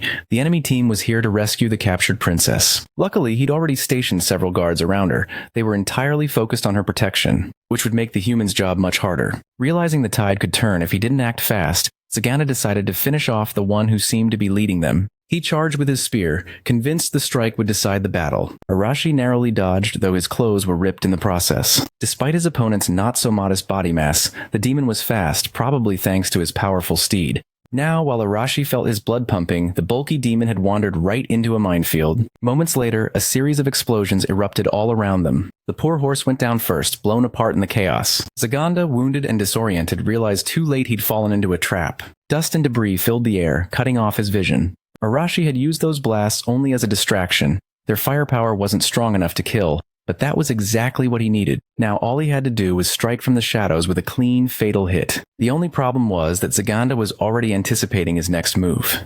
Zaganda lunged forward, thrusting his spear straight at him. There was no way Arashi could dodge that in time. He took the hit square in the chest. His friends panicked, realizing the hothead was getting absolutely wrecked. Even injured, Arashi forced himself back to his feet furious, yelling for the others to focus on their own jobs. Zaganda tried to taunt him, though deep down he was shocked the boy had managed to block that attack on pure instinct, like some kind of wild animal. Still, he'd seen enough to understand Arashi's fighting style. Anything the kid touched could explode. As long as he kept his spear in hand, victory was possible. All he needed was to control the distance. With a sleek grin, Arashi realized the fool had fallen right into his trap. The fat demon charged, striking over and over with his spear. Arashi dodged every single one, and the demon grew overconfident, convinced the advantage was his. That arrogance was all the opening he needed. His hands started to glow, and he unleashed an explosion right from his palm. The fight was going exactly how he planned. He blasted the demon with an energy surge so strong it looked straight out of a classic 80s action movie. The poor oversized demon was engulfed in flames and blown to pieces. Arashi let out a sigh of relief, noticing his powers had leveled up after the battle. Mayor was impressed somehow. The help that had fooled had actually won, and once the demons saw their leader defeated, they went right back to being dumb beasts. The extras celebrated wildly, morale shooting through the roof. Those without names charged ahead, leaving nothing but bodies in their wake. Meanwhile, working unseen in the shadows, our protagonist had already made his move. He slipped into the caravan, where the princess was held, spotting her with her hands bound. Sienna was startled to see a human appear out of nowhere. She asked if he'd come to save her, and he casually replied something like that. After a short exchange, he drew his knife and cut her free. Finally able to move again, she demanded to know what he wanted. He told her plainly he wanted the same thing the demons did, to use her for his own goals. His blunt honesty left her stunned, but lying wouldn't help anyone. Given that, the princess decided she'd rather fight than play along. In an instant, her hand morphed completely. That was partial beastification. She was about to slash his throat when he darted out of the carriage like lightning, ready to fight back. The princess lunged at him with her clawed hands, fast and fierce. Luckily, his agility outclassed hers, though her speed still caught him off guard. He was witnessing firsthand the power of a beastkin. But once he unleashed lightning, the poor princess froze on the spot, her body stiff with electricity. She couldn't tell what kind of power this was, but guessed it had to be magic. He took the chance to knock her off balance with a kick, sending her crashing into the floor completely still. In one smooth motion, he pinned her down with a clean judo hold. Yeah, it was technically an arm lock, but if it were jujutsu, he would have done it way better. After all, jujutsu is a martial art, judo is just a sport. Our protagonist was honestly shocked by the effect of that electric strike. Thanks to it, he was able to completely disarm his opponent. Now subdued and defeated, the princess couldn't stop wondering how a human could possibly be this strong. With the upper hand, our protagonist asked if she had any idea of the power gap between them. She had only two options, to be obedient or to obey. It was up to her to decide which one suited her best. The princess eventually agreed, realizing that siding with humans was far better than siding with demons. Meanwhile, on the battlefield, the hero candidates continued wiping out the remaining enemies. One terrified demon tried to flee, trembling as he questioned what these people even were. They were worse than monsters. Arashi gave a simple order to his companion, who made the vines of a nearby tree below and lash out, wrapping tightly around the demon's leg to stop his escape. Now completely terrified, he was caught by Arashi, who told him to deliver a message to the Demon King. Nothing personal, she said coldly, but your time's up. Later that night, everyone gathered around the small campfire. The demon caravan had plenty of food, which got the group excited. After pulling off the ambush, some of them joked they were starting to feel like bandits. The princess, on the other hand, was shocked by how well she was being treated. Our protagonist noticed she hadn't eaten yet and asked why. Clearly starving, she didn't understand why they were treating her so decently. Arashi mentioned that finding good food in this world was rare, and nothing compared to what they used to have back home. Our protagonist reminded her that he still needed something from her, and it'd be a real problem if she suddenly decided to die. Hearing that, the princess cautiously took a bite of the food, and was immediately amazed by how delicious it was. Everything cooked by the black-haired girl tasted incredible, or so the hero candidates claimed. Mayor then asked if the princess's name was really Sienna and how she ended up being captured. The girl sighed deeply as if regretting what happened. She explained that she had run into the Demon King's army while hunting in the forest, into people's territory where demons had no reason to be. It was almost as if they knew she'd be there. To our protagonist, that could only mean the demons were planning to invade her country, and capturing her was just one step in a strategy. One of the girls asked if the demons intended to control the Beastman's entire nation. The princess replied that the demons planned to dominate the entire continent. The question now was what the humans intended to do with her. Our protagonist told her plainly that they planned to use her as a bargaining chip. They'd need the cooperation of the Beastman Federation to defeat the Demon King. It was an ambitious goal, one that left the princess genuinely impressed. But our protagonist clarified that he also had personal reasons. Until the Demon King was defeated, they couldn't return to their original world, as Arashi pointed out.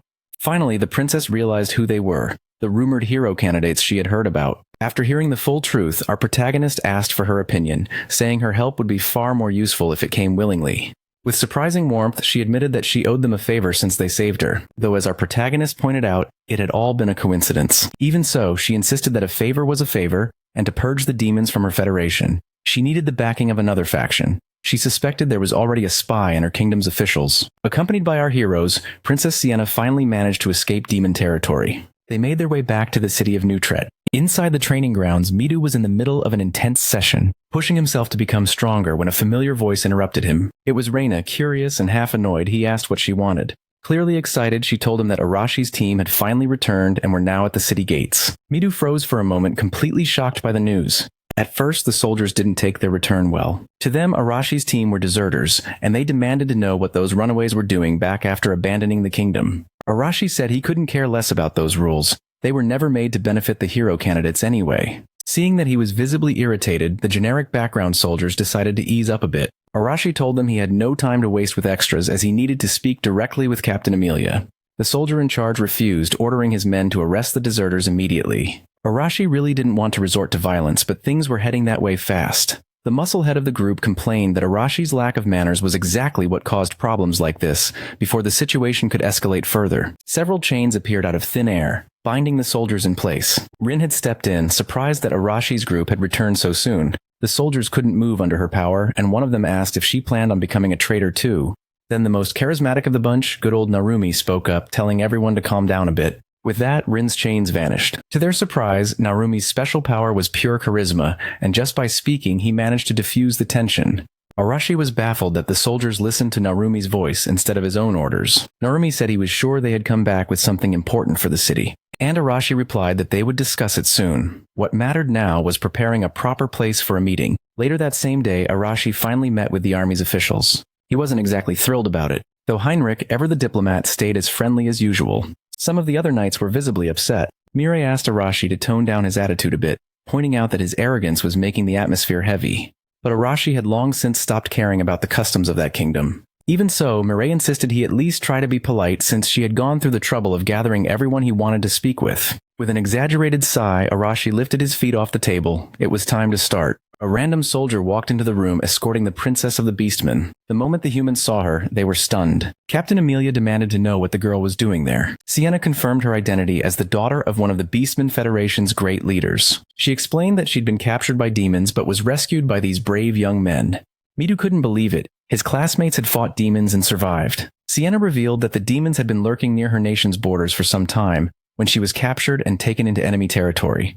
Arashi's team saved her. Arashi then explained his plan to use the princess as leverage for an alliance with the Beastmen Federation, since waiting 2 years was simply too long. Captain Amelia immediately understood the strategy. She admitted they were already in the early stages of considering such an alliance, but they'd need to consult their superiors now that the princess was in their custody. Arashi appreciated her honesty, but finally it was clear she wouldn't risk losing half the hero candidates over this. Heinrich stepped in, reminding everyone that these heroes were the kingdom's greatest trump card, and their presence alone kept the army's morale high. Even so, Amelia agreed that forming an alliance would greatly improve their odds of winning the war.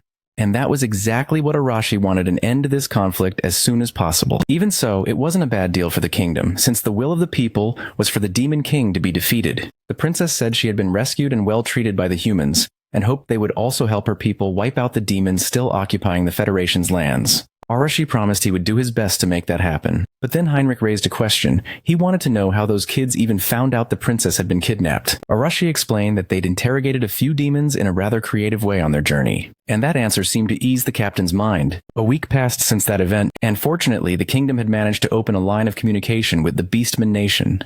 The news filled everyone with excitement. Our protagonist, still working from the shadows, wanted to know how things were progressing. One of the nameless soldiers told him everything was going according to plan. A small caravan of 4 students was heading to the Federation to establish diplomatic relations.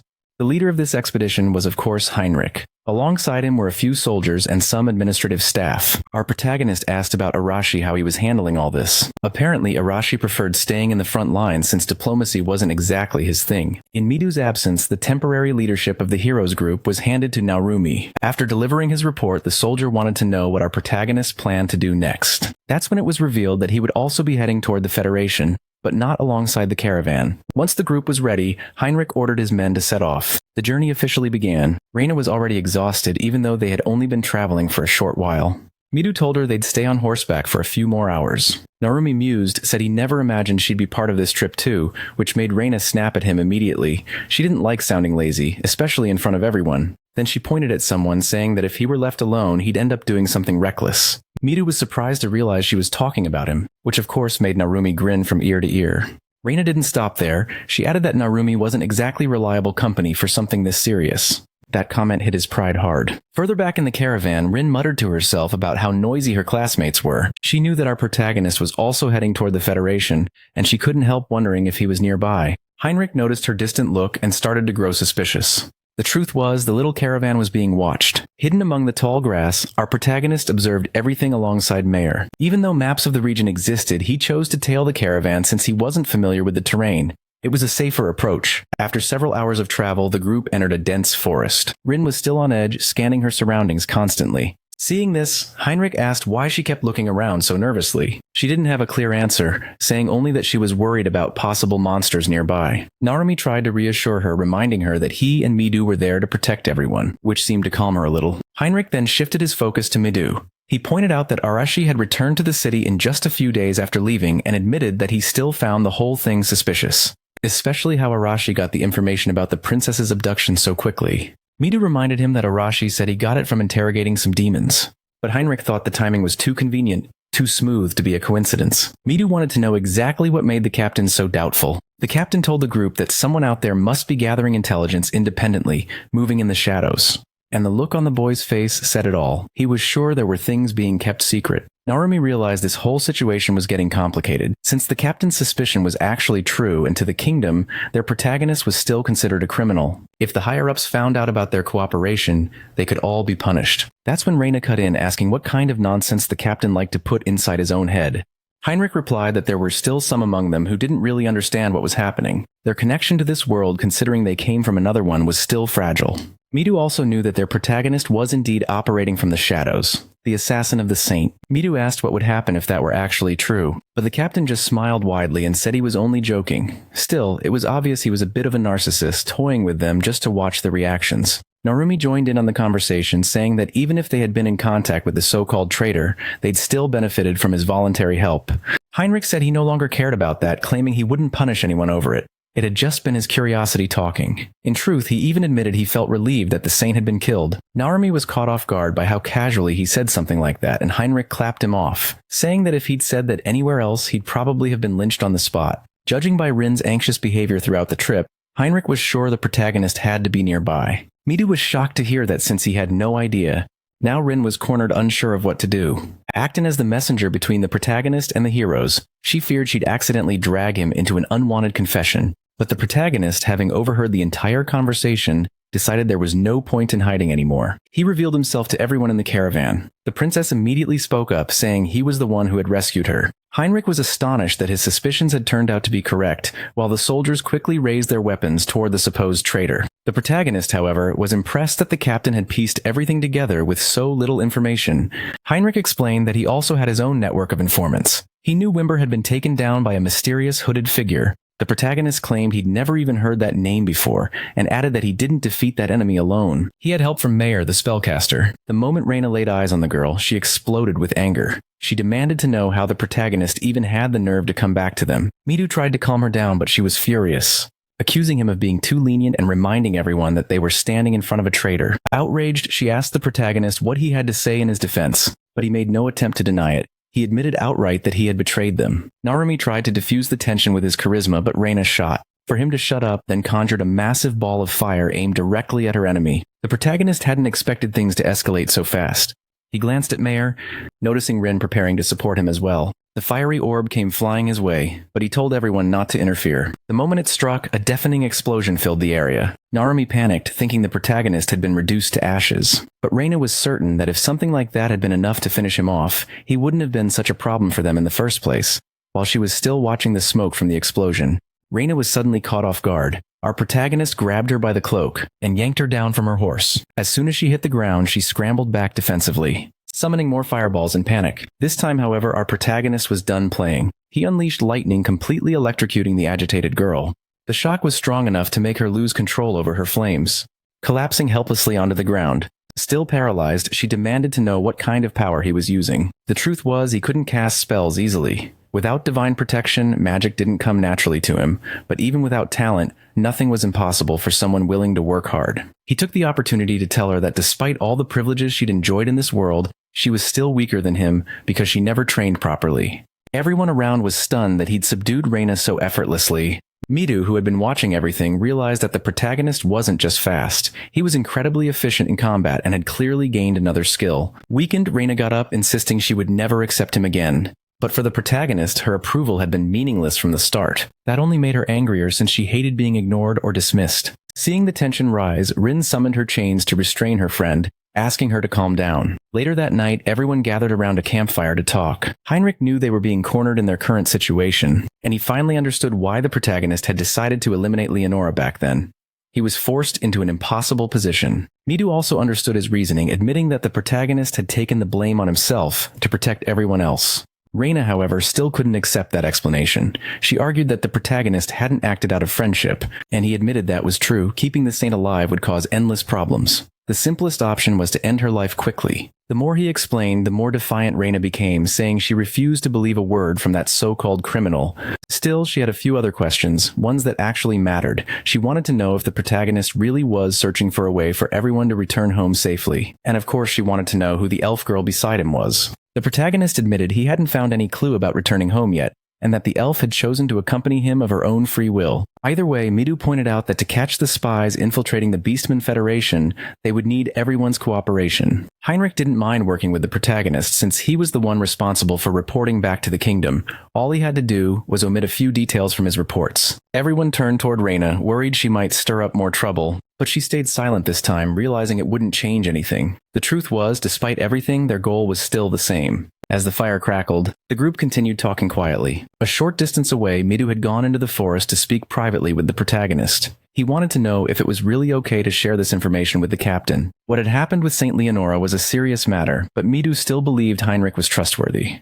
Even so, the protagonist warned him that there were some things that should never be entrusted to anyone.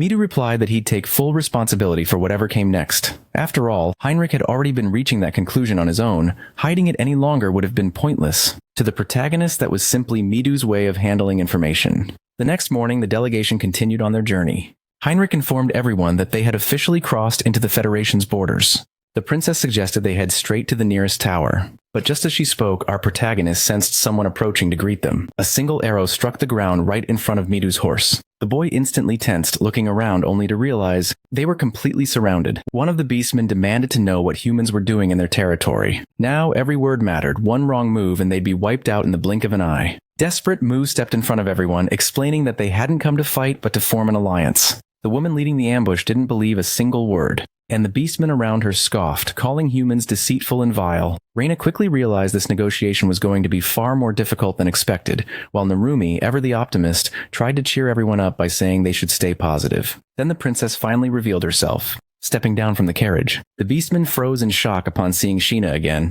She explained that the humans had rescued her, but her words were ignored. The beastman believed the humans had taken her hostage and decided they had to reclaim their princess at any cost. The blonde beast woman leading the group lunged forward to attack. Heinrich, understanding there was no avoiding a fight, ordered his soldiers to defend themselves but not to use lethal force. Within seconds, the battlefield erupted in chaos as humans and beastmen clashed. Our protagonist turned to Sheena and asked if she couldn't stop this before things got worse. But the princess explained that the blonde warrior wouldn't listen to anyone in her current state. She just asked that they disable her without killing her, since most of the beastmen soldiers there were inexperienced. Knowing that, our protagonist called out to Midu, telling him it was his time to shine. The boy, sword in hand, had been waiting for that signal. With just a few swift movements, he defeated his first opponent and turned his focus on the ones nearby. Thanks to his agility, he maneuvered, striking several enemies with precise and fluid blows. His eyes gleamed with intensity, lightning surging through his body like raw energy. One by one, he knocked his opponents unconscious, leaving the beastmen terrified. From across the battlefield, our protagonist shouted for Ren to focus on the archers at the back line. Immediately, she sent her chains flying through the air, ensnaring the archers before they could retaliate. More beastmen dropped from the trees, charging forward to rescue the princess. That's when our protagonist ordered Maya to join the fight. She unleashed her wind magic, non-lethal but powerful enough to send approaching enemies tumbling through the air. Narumi watched in awe, realizing the elf girl wielded the same element as him. Our protagonist noticed Reina's flames flaring up and immediately told her to stand down. Annoyed, she protested, but he reminded her that if she hit anyone with fire magic, the result would be fatal, and that would make things much worse. Realizing he was right, she grudgingly kept quiet. Finally, the blonde beast woman noticed that her unit was being overwhelmed by the humans. Midu told her they had only come to talk and that they had no intention of killing anyone. But she was stubborn and refused to listen. She charged at him, slashing with her sword. Midu stopped her blade with his bare fingers. The woman stared in disbelief. She couldn't even pull her weapon free from his grip, and then to her utter confusion, she saw the princess calmly walking through the middle of the battlefield. Looking at the blonde girl, Sheena asked her to be patient and listen to what the humans had to say. Once the misunderstanding was cleared up, the beastmen bowed deeply, apologizing for what they had done. Midu, clearly embarrassed, urged them to stand, insisting that such formalities weren't necessary. The blonde warrior hadn't realized she was attacking the very people who had rescued the princess, and now she felt humiliated for her foolishness. Considering the delicate relationship between the two nations, Heinrich understood why she was acting this way. The poor girl seemed desperate to punish herself just to find some peace of mind, but our protagonist calmly suggested that if she truly wanted to make amends, she could start by becoming their guide through the region, since it was time for the two races to discuss an alliance immediately. After all, Sheena owed her rescuers a favor, and the princess confirmed that before her people, asking them to treat the humans with respect. The blonde girl accepted her words, promising to guide them to the capital. Tears welled up in her eyes as she confessed how relieved she was to see Sheena safely back in the beastmen's lands.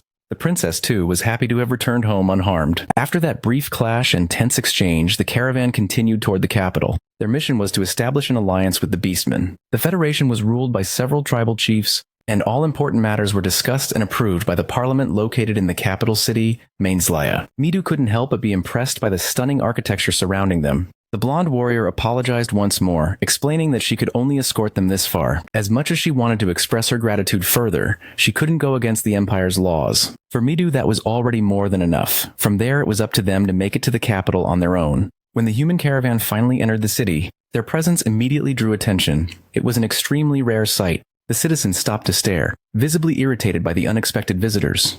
Reina tried to stay calm, taking in all that hostility around them. To our protagonist, the reception wasn't as bad as he'd expected. There was more than hatred in those stares. He could feel fear, curiosity, and tension mixed together. Maya noticed the same thing. The people weren't just angry, they were afraid. Narumi, ever the charmer, tried to use his charisma to ease the tension.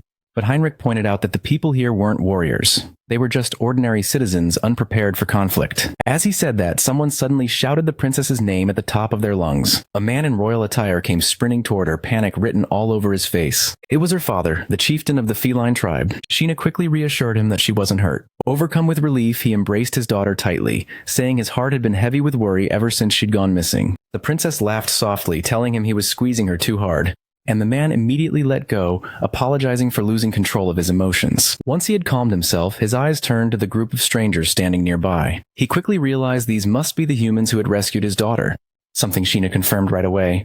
Grateful beyond words, he invited them to stay in his mansion as honored guests. Introducing himself properly, the chieftain said his name was Alto, father of Sheena and leader of the feline tribe. Speaking with formal dignity, he expressed his deep gratitude to the humans and promised to repay their kindness. Heinrich introduced himself as a captain from the Holy Kingdom and said there was something he wished to ask. With great enthusiasm, Alto told him he could request whatever he wished. And just like that, everyone was escorted to a grand meeting room. Because of course in this story, no matter what happens, it always ends with people sitting around a table. Heinrich presented the Human Kingdom's proposal to form an alliance between the two nations. Alto said he owed him a favor for saving his daughter, so he agreed to the proposal. Edgar, chief of the wolves, acknowledged that the demon threat was growing and the attacks were becoming more frequent. Camilla, representative of the bird folk, still believed an alliance with humans was absolute madness, saying they were forgetting who they really were. Max, leader of the fish folk, agreed with her. His father had been enslaved and killed by prejudiced humans. The dog tribe's leader admitted they owed gratitude for the princess's rescue and said they would repay that properly.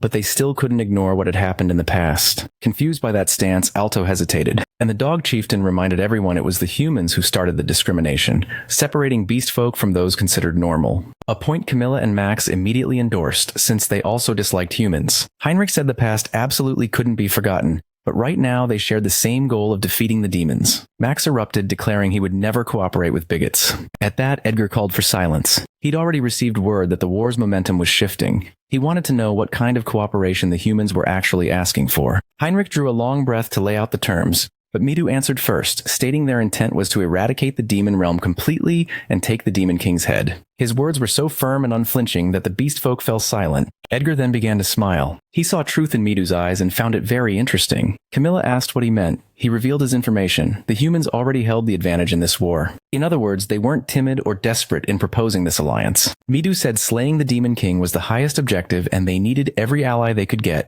only to be interrupted by Alto, who said just as Edgar had noted, they wanted to help exterminate the demons. He had been suspicious of humans entering his land, but he hadn't expected such honesty. Edgar raised his hand in agreement with the unlikely alliance since the demons were a growing problem. If the humans defeated their enemies in the future, beast folk would be next in line, so they needed to seize this chance to forge an alliance. Those words made the students light up with relief. Camilla, even after hearing all that, refused. She said they'd never know when humans would betray them again. Max also rejected the pact, insisting humans couldn't be trusted. The dog chieftain shared their view, saying such an alliance would only sacrifice their own people. The princess noticed he had changed a lot. He used to lean towards supporting humans, but over time, the dog leader's thinking had shifted. Alto realized more voices in the room still needed convincing. He confirmed it would be unwise to decide something this important right then. He also wanted to hear more details about the visitor's proposal. Alto said he would host the human caravan in his own residence. After all, they were his daughter's saviors. The princess stressed again that she wouldn't change her mind and must accompany her. Our protagonist used his gaze at that table to search for the traitor. He coolly analyzed the dog chieftain, as if he particularly suspected him. After that intense meeting, the group of humans was at the princess's father's house enjoying a hearty meal. Completely drunk, Alto said it was his way of repaying their good deed. Midu, speaking for everyone, expressed his gratitude, while the girls curiously asked what kind of food they were eating. It looked like arthropods. Without a second thought, our protagonist cracked open the shell of the first one and ate it like it was nothing out of the ordinary. Maya was choosing some fruit instead. Apparently, elves in this world don't eat meat either.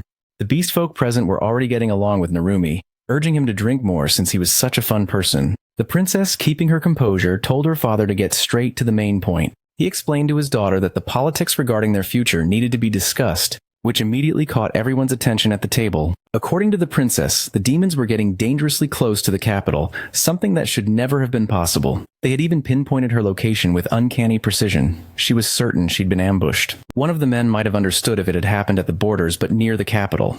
That couldn't be a coincidence, or so she wanted everyone to understand. Someone insisted that if demons had infiltrated their territory, they would have noticed it long ago. But the princess quickly silenced him with a cold glare. Alto also explained that the beast folk had an extremely sharp sense of smell, making it almost impossible for demons to go unnoticed. That meant the presence of a spy was all but certain. Our protagonist said there must be someone collaborating with the enemy, feeding them valuable information while covering their own tracks. Because he said it so assertively, a few of the beast folk took offense, their fur practically bristling. Alto immediately ordered everyone to calm down, reminding them they were only discussing possibilities. After witnessing his authority, the bystanders apologized. In truth, Alto didn't want to suspect his own people either, but if not for the humans' efforts to find his daughter, none of this would have happened. He hadn't been able to find a single trace of her in the forest. On the day she didn't return, he'd had a terrible feeling as if someone inside the Federation had been leaking information. Heinrich realized how dangerous the situation was. The informant might have already exposed them. Understanding that, Reina grew worried, remembering how important their meeting earlier that day had been. Narumi then asked if any of the tribal chiefs themselves could be the traitors. Alto dismissed the idea. The chiefs were responsible for discussing the nation's future, and doing so would cause unnecessary chaos with the little information they had.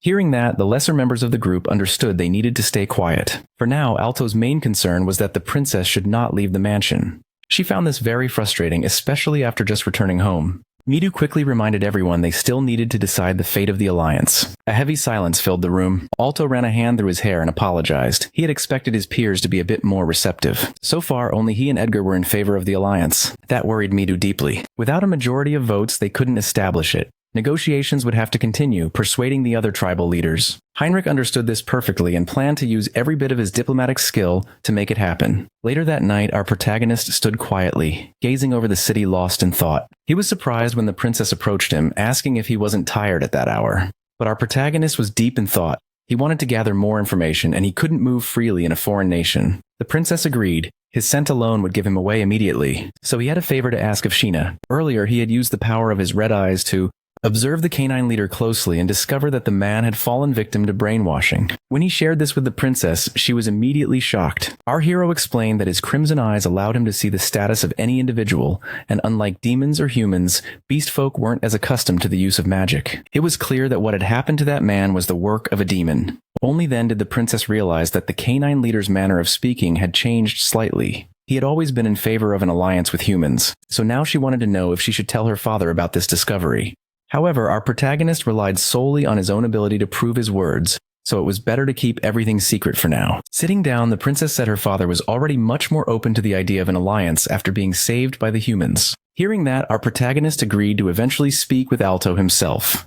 During their talk, his sharp ears caught something unusual. Alto had overheard the entire conversation and commented that the boy was underestimating the beastman's sense of hearing. Now that he had been completely exposed, the protagonist asked if he could just get straight to the point. Alto didn't mind. It wasn't every day he got to negotiate with his daughter's savior. Besides, he had also noticed the strange behavior of the canine leader. Because of that, he entrusted our protagonist with uncovering the truth, promising to provide him with full support. In return, the protagonist vowed to start gathering all the necessary information beginning the next morning, while Midu and Alto would focus on persuading the other tribal leaders. That was the agreement they reached that night. Night fell over the city and everything outside was calm. Meanwhile, the canine leader secretly met with someone of authority. The demon's prey arrived to deliver information. Now aware of everything, Bright realized the situation was becoming troublesome. Just when he thought the Federation's chiefs were under control, everything had changed overnight. Slamming his fist on the table, Bright growled that he hadn't expected humans to interfere with his plans. He was again nothing but a worm. He had failed at the simplest task and was a disgrace to his entire race. The canine leader growled back that the humans in their territory were shameless. They'd even proposed an alliance, something he would never accept. Bright seemed pleased to see that attitude from his subordinate. They needed to stop that alliance from happening at all costs. Standing up, the canine leader declared the humans were mortal enemies of their people. The next day, something happened in the aquatic tribe's domain. The Fishman chief sat on his throne surrounded by guards, ready to hear what Alto had to say. But from the start, he made it clear, no matter what was said, he wouldn't change his mind. Midu already knew that, but he still asked to be heard. Showing at least a bit of respect, the Fishman motioned for him to begin, which made Midu visibly happy. Then Heinrich stepped forward to explain the situation of the Holy Kingdom. Afterward, they went to the home of the birdfolk leader. The guards there were openly hostile, saying humans would not be allowed to enter.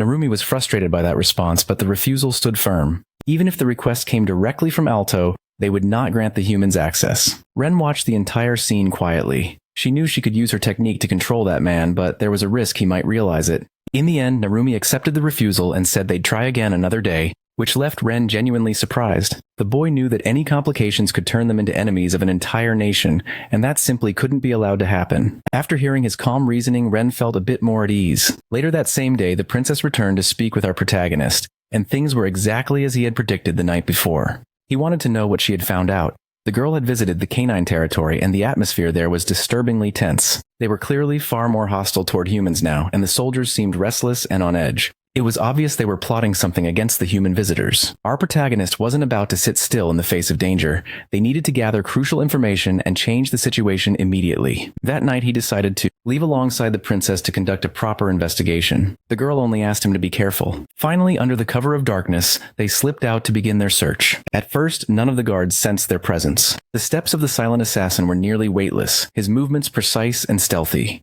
Leading the way, the princess whispered that the chief's chambers were just ahead. She opened the door, realizing no one was inside. The canine leader must have been in his personal quarters. Conveniently, that gave him time to search freely for any evidence. As she approached the throne, her expression froze. She got the same scent as the one from the person who had kidnapped her in the first place. Moments later, shouts echoed through the mansion, and the princess panicked. She was immediately found by the canine leader, who was furious after discovering intruders in his room. Still shaken, the princess begged him to come to his senses. But the man didn't seem to understand a word. She told him he was being controlled by demons, that he wasn't even aware of what was happening. Thinking it was a lie, he warned her to watch her words because he was going to arrest her himself. Within seconds of his shout, several guards burst into the chamber. The leader raged at the sight of intruders, and his soldiers were determined to capture the princess no matter what. Trying to avoid being caught, she bolted, diving through a window and landing in the freedom, while the guards yelled behind her. Somewhere else in a hidden chamber, a demon calmly sipped wine. He hadn't expected any intruders and now wondered whether the humans had discovered his presence. He had been moving carefully in the shadows, managing to infiltrate the capital undetected. It was possible he was already under investigation, but he didn't think it would happen this soon. To him, everything still seemed under control, until our protagonist appeared right behind him, ready to offer him an involuntary haircut. The demon barely had time to react before feeling his armor shredded apart by the sudden flash of that blade.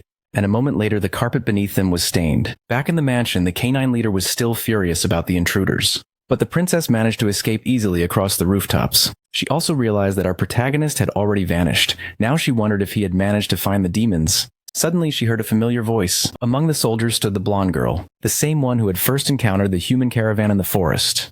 The princess hurried over to her, asking what she was doing there. The blonde explained she had been assigned by Alto to keep watch and prevent anything worse from happening. Seeing the feline tribe's soldiers there made the canines even angrier. they still wanted to capture the intruder. Faced with their outrage, the blonde girl turned to the princess and asked what they should do next. The princess told them to fight back, but without taking anyone's life, since they were only confused by what was happening. Meanwhile, our protagonist had managed to finish off the demon. The creature dodged the fatal strike but ended up injured, and now our protagonist was determined to end it once and for all. He threw his dagger, piercing straight through the demon's arm. While distracted by the pain, the demon grabbed the first thing within reach, a flower vase, and hurled it toward the boy. With a swift motion, our protagonist sliced it clean in half, only to see the demon leaping out the window and retreating. There was no way he'd let his enemy escape like that. Now, both of them were on the rooftops, locked in a relentless chase. Bright couldn't allow his existence to be exposed. That would draw far too much attention. Using his mind control techniques, he called out to the canine leader. The man now knew his superior was in danger,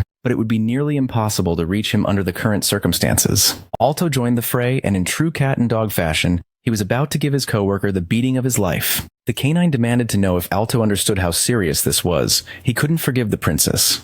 But Alto wasn't about to let that happen. He was there to knock some sense into his old friend. That only made the dog even angrier. But Alto ignored the complaints of the poor brainwashed fool. Fueled by rage, the canine lunged at him, convinced violence would solve everything, which honestly only made Alto more fired up. The two began trading blows in the middle of the plaza, and a surge of raw power spread across the city. Watching all this unfold, Arumi realized that things were finally heating up. Still, they couldn't interfere in an internal dispute. It could easily create more problems for the Alliance. Rin, however, was deeply worried about our protagonist's safety.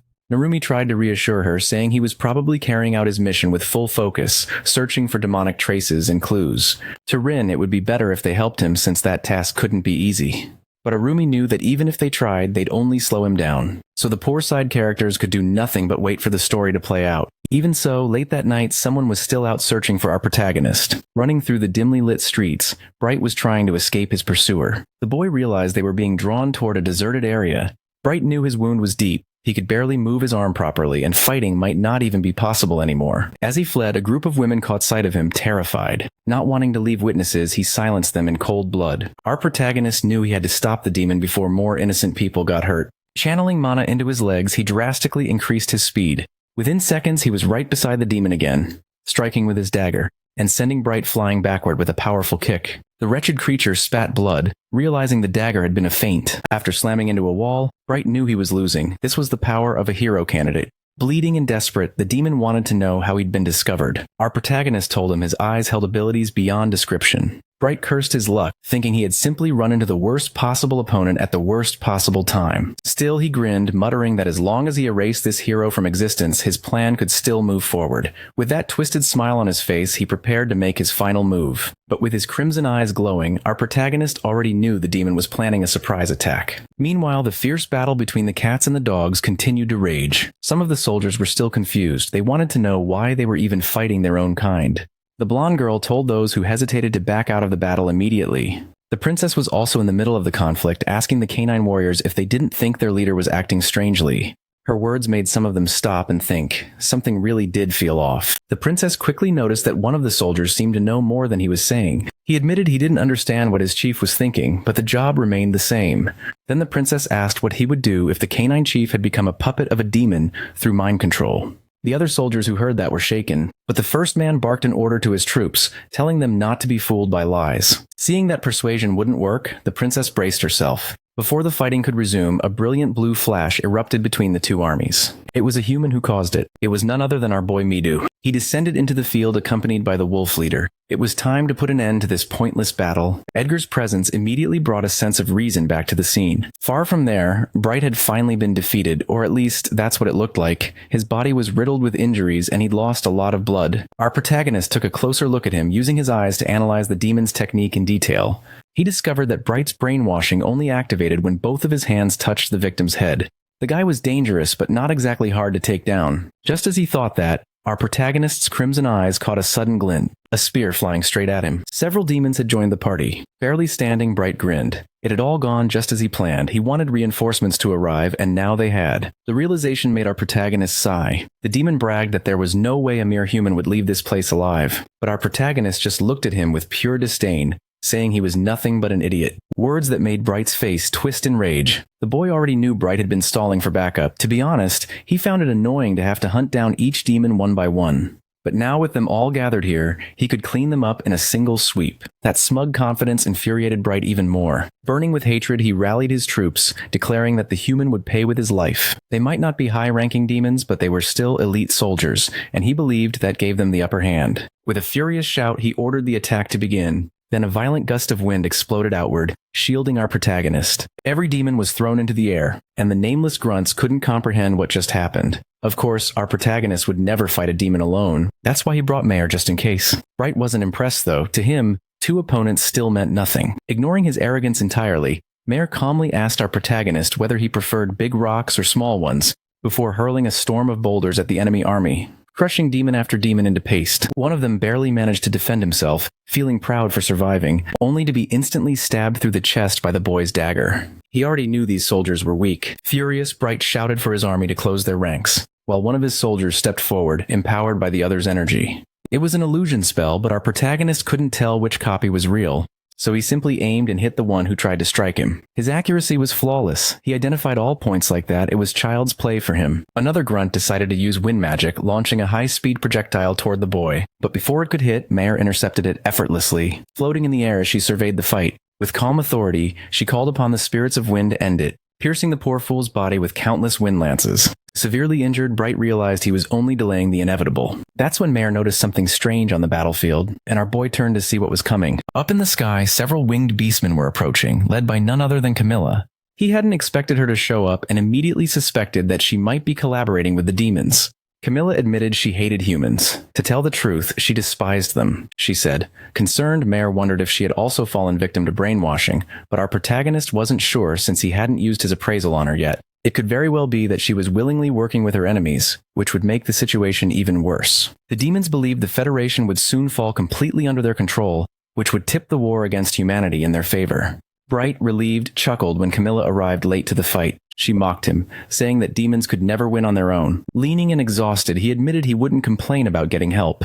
With a sleek grin, Camilla flexed her claws and said he was awfully needy for a supposed demon commander. Now our protagonist was facing 30 flying enemies, and things were about to get messy. Back on the ground, Mare worried, but he simply said they had to defeat every single one of them. Camilla ordered her troops to attack at once. The other tribes couldn't find out what happened here. The wind beastmen dove toward him with their claws ready to tear him apart. But before they could reach him, a massive earth-shaking punch exploded nearby. Turns out we jumped straight into another fight. Alto was going head-to-head with the canine leader. Their battle looked like something straight out of Super Saiyan 2 Goku versus Majin Vegeta. The shockwaves from their punches shattered nearby windows and made the city trees tremble. Alto was thoroughly enjoying the brawl, and even though the dog was completely crazed, he seemed to be having the time of his life too. Then, unexpectedly, the canine leader landed a hit. But Alto only grinned mockingly. Compared to him, the dog was weak. One solid punch to the jaw sent the poor guy crashing to the ground, dazed and struggling to stand. As he staggered to his feet, he felt strange. His thoughts were clearing up. Slowly, Alto realized that through the miraculous power of getting punched in the face,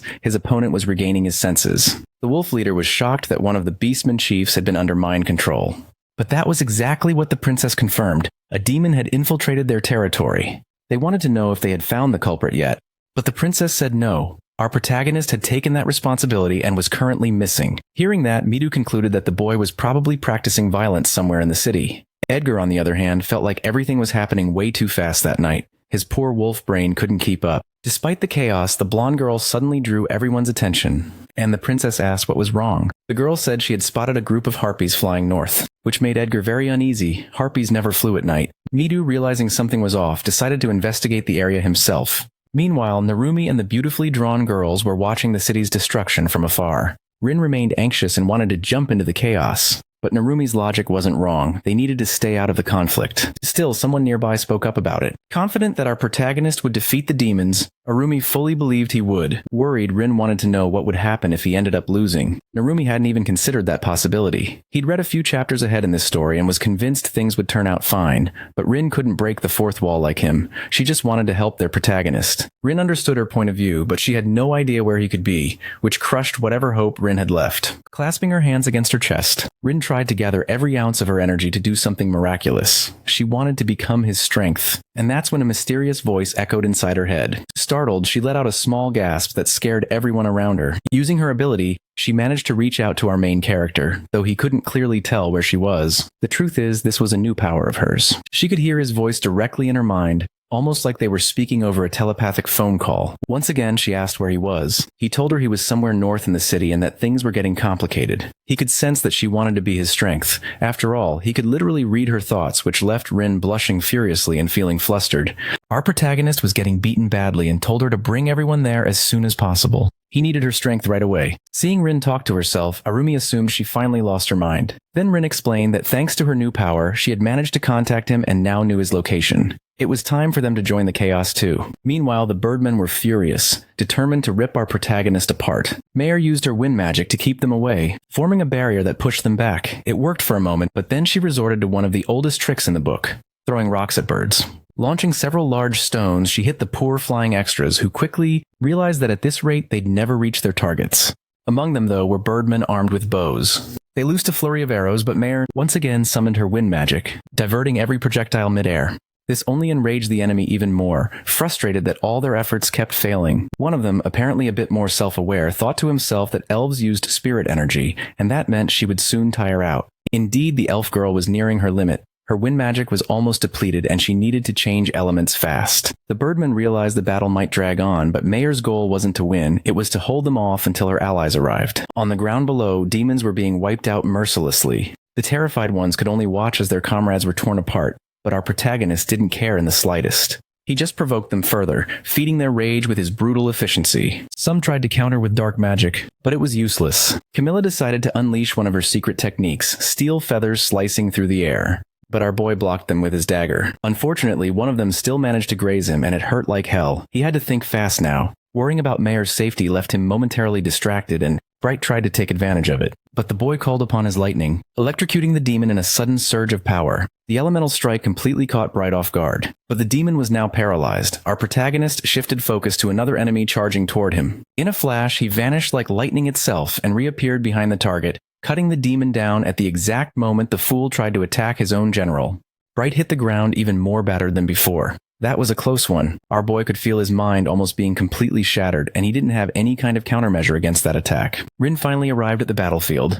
Seeing him badly wounded, Rin and Arumi showed up as well, taking in the chaotic scene before deciding to join the fight too, which only terrified the demons even more. Their leader was barely hanging on, and the harpies had full control of the skies. Our boy told his teammates to handle the lesser enemies, and they quickly agreed. He'd only asked Rin not to burn those poor things to death, while Rin wanted to know if he was planning to fight alone again. It gave her flashbacks. He was about to face another Lunora-type battle, but a lot had changed since that day, and now Rin was full of confidence. She used her domination power, amplifying his strength. Camilla thought she was being underestimated. Bright warned her to stay cautious. That boy was serious trouble. With his death glare fully active, our protagonist said he'd make their end painless. A dark, sinister aura began pouring from his body, frightening everyone around him. If Camilla wore underwear, it would have been completely obliterated by now. Meanwhile, some birdmen tried to swoop down on the elf. But before they could get close, someone shouted, demanding to know what they were doing. It was the feline tribe led by Edgar, demanding an immediate explanation. The extras looked confused, but their leaders said they were just following Camilla's orders,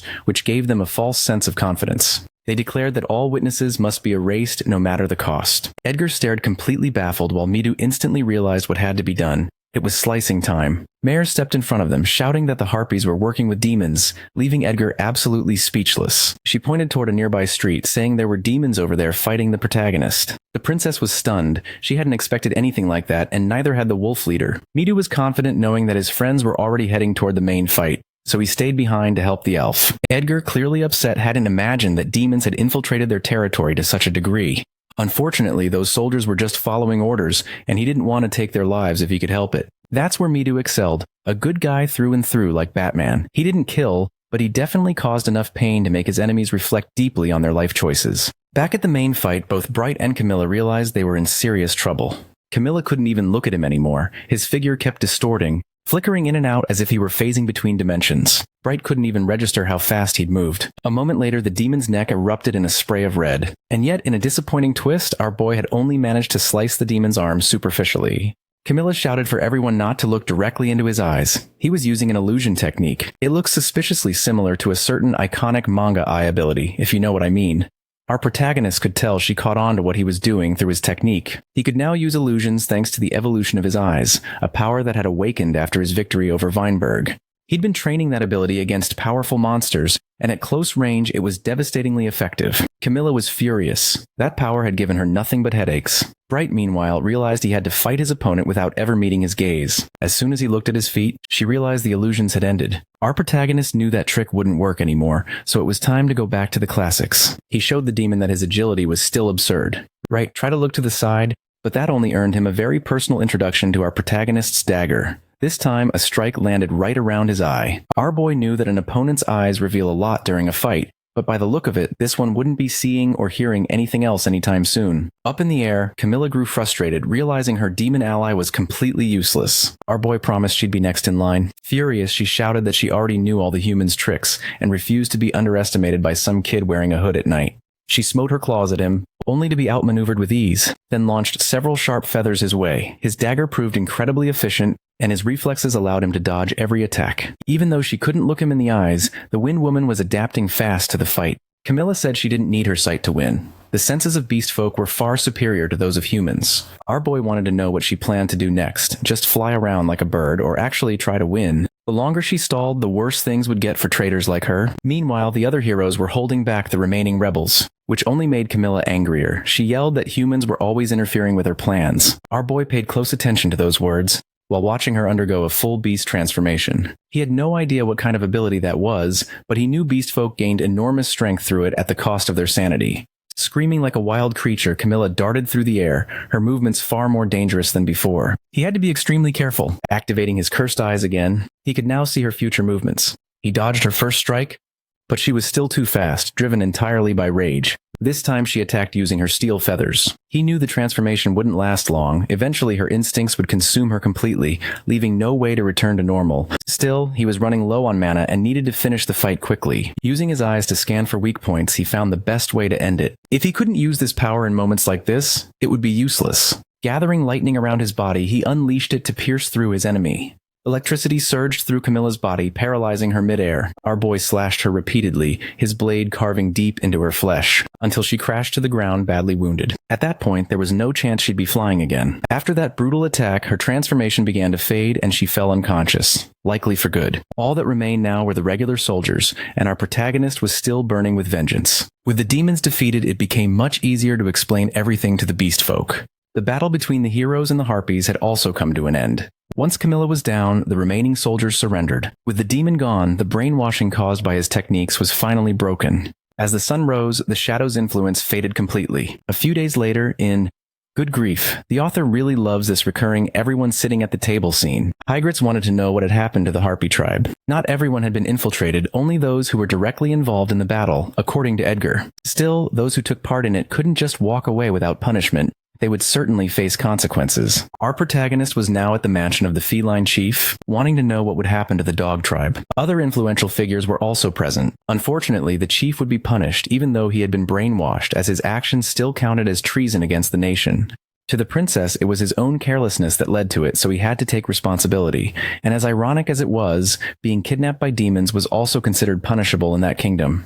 Meanwhile, unusual things were happening in the Fishman district. Their leader refused to believe that the dog's chief had been brainwashed or that the harpies had cooperated with demons. He was hearing all this for the first time, and Narumi didn't even expect him to believe it. The Fishman leader was shocked when he learned the truth. Narumi, on the other hand, grew uneasy when that massive brute of a man suddenly lunged at him, but it turned out to be just a hug. The shark admitted that these humans were good people. Thanks to their heroic deeds, the nation had been saved, and he would never forget it, promising his tribe's cooperation with the humans. Narumi asked if the decision was really fine, considering how sudden it was. But if there was one thing the shark hated more than humans, it was demons themselves. Narumi quickly realized that talking to this guy was pointless. He only listened to his own thoughts anyway. Several days later, the tribal leaders gathered again, this time to finalize the alliance with the humans. Halto also expressed his deep gratitude for everything that had happened, saying it was a debt he could never truly repay. They also confirmed that the demons were retreating from their lands, news brought by the dog chief. Finally, they reached the main point of the meeting. Halto announced that they had a ready-formed alliance with the humans. All the leaders raised their hands in approval, filling the heroes with joy. They celebrated immediately, knowing this could change the entire course of the war. Afterward, they could finally return to the capital. Reina double-checked that nothing had been left behind, while Narumi admitted he wasn't ready to say goodbye to that land. At the gates stood the leaders of each tribe, promising to lend their aid whenever needed. Everything had finally been settled. Looking toward our protagonist, Mayor asked what the next step would be. He replied that they'd achieved their goals for now. All that remained was to wait and see what came next. The princess asked if he would remain in the Federation, and indeed he planned to stay for a few days, since returning to the kingdom might cause trouble given his status as a criminal. The princess was overjoyed by this news, much to Mayor's jealousy. His ultimate goal was still the same, to defeat the Demon King and return to his homeland. When the time came, he would go straight for his enemy. The princess promised to assist him in that journey. Hearing that, Mayor was caught off guard while our boy asked what exactly the princess hoped to achieve. She explained that as her father's only daughter, she would eventually inherit leadership of her people and wanted to strengthen herself further before that day came. Our boy told her that the war was only getting fiercer and she could definitely benefit from the experience, especially since he operated in the shadows. What truly caught her attention, though, was his determination to defeat the Demon King. She wanted to help him accomplish that. It would be a legendary feat. Hearing her conversation, Halto requested that she be allowed to accompany him on this journey. He imagined the boy might be hesitant to take on another companion, but as the daughter of a chief, she was bound to be quite talented. For our protagonist, the greatest source of concern was the danger that the ongoing war might bring to them all. But the princess understood that they had to resolve this issue as soon as possible. Becoming stronger isn't a choice, it's a necessity. Halto said that if his daughter had truly made up her mind, he would fully support her decision. Looking straight at our protagonist, the princess declared that she wanted to join him on that dangerous journey. In response, he said he would train her before they left the city. If she proved herself useful, then she would come along. Those were his terms. Far away in the demon capital, fire and sulfur filled the sky. A lesser demon came to speak with its leader, the fifth princess Isabel. She announced that the revolution was about to begin. After successfully persuading the Federation of Beastmen, the heroes returned to the front lines. To do that, they first had to meet with Captain Amelia. A representative from the Beastmen Federation traveled with them. It was Edgar. Amelia introduced herself to him immediately, as she was in charge of that front. The group still didn't realize the full impact of what they had accomplished, but the unity between those races would indeed bring massive changes. That night, Midu tried to rest peacefully, but he woke up in the middle of the night after having a strange dream. Mary was standing nearby, saying he had gone to bed quite early. Her presence in his room startled him. Then she explained that he had actually fallen asleep in the resting chamber and she used her telekinesis to carry him there. Embarrassed, Midu apologized for being a burden, but Mary assured him it was nothing. After all, he had returned safely. That alone meant the negotiation had succeeded. Eager to catch up on recent events, Midu asked how things were going on the front lines. Mary explained that the enemy army had launched several offensives, but none of them posed any real danger. And though she didn't like to admit it, Arashi had been essential to maintaining their defenses. A fact that made Midu feel relieved, knowing they could rely on that guy. He then asked about Edgar, and Mary told him that the Beastman was resting after the long trip. The next morning, a strategic meeting would be held to formalize the alliance. Midu knew the Beastmen were incredibly strong, especially Edgar, who at the moment was even stronger than him. That statement surprised Mary, but Midu continued, saying that all of those warriors were elites. With their help, crossing the forest would be no challenge, and they could finally advance toward the Demon King. Seeing the determination in his eyes, Mary asked if he didn't feel afraid of what was coming. Many grim battles awaited them, and some of their fellow hero candidates might not survive. Thinking about it, Midu admitted that he was scared. But if he stopped now, their group would end up splitting apart again, and eventually, more lives would be lost. Mary then asked what kind of person their mysterious ally, the protagonist, really was. Midu replied that he was an ally. Even if he didn't always act out of emotion, that didn't change the fact that he helped them. After hearing that, Mary said she believed the protagonist was simply selfish, which made Midu smile. He said he actually wished he could be a little more like the protagonist, or like Arashi. That surprised Mary, and she believed Midu was far better than either of them. But to him, both of those people never let their surroundings dictate their actions. They always moved forward without hesitation, while his own tendency was to follow common sense. Now that their talk had turned personal, Mary asked what truly motivated him to want to return home. At first he seemed confused, saying that everyone wanted that, so he just went along with the majority's wish. But it was as if Mary already knew something deeper about him before their conversation could continue. Reina suddenly burst into the room. Seeing the two of them talking there, Reina immediately got the wrong idea about that little meeting. Midu and Mary tried to explain, but to Reina, they were just a couple of liars, and that girl in particular had stepped into the boys' dorm with suspicious intentions. Mary tried to explain that she'd only used her telekinesis to move him to his room, but Reina was still upset, especially since Mary was supposed to be the defender of morals and good manners. The argument between them was getting more heated by the second. while Midu just watched everything closely. The whole situation was so absurd that he couldn't help but smile. The next day, Arashi and Edgar were about to face each other in battle. Both charged forward to begin the match, but the Beastman's agility was incredible. He dodged every strike from Arashi and countered with his sword, nearly grazing the top of the boy's head. Arashi narrowly avoided it, but quickly realized his opponent was every bit as fast as he was. The Beastman pressed the attack, aiming for what seemed to be the final blow. Frustrated, Arashi shouted that he was being underestimated. He managed to block the wooden sword, which surprised Edgar completely. It was magic. Arashi had used mana to strengthen his arms and hold off the strike. With that, he pushed the weapon away, forcing the Beastman to retreat several steps back. Even so, Arashi's arm was left sore from the impact. Captain Amelia stepped forward and told them both to stop the sparring session. It was time for the strategic meeting. Arashi was annoyed since things were just starting to get fun. Edgar sheathed his sword and agreed with the boy, though he knew his duty to the Alliance came first. Despite his frustration, Arashi respected that opponent since he values the like on this video that helps Mamoru make more juicy content for his viewers. Activate the cheeky little bell, and I'm out.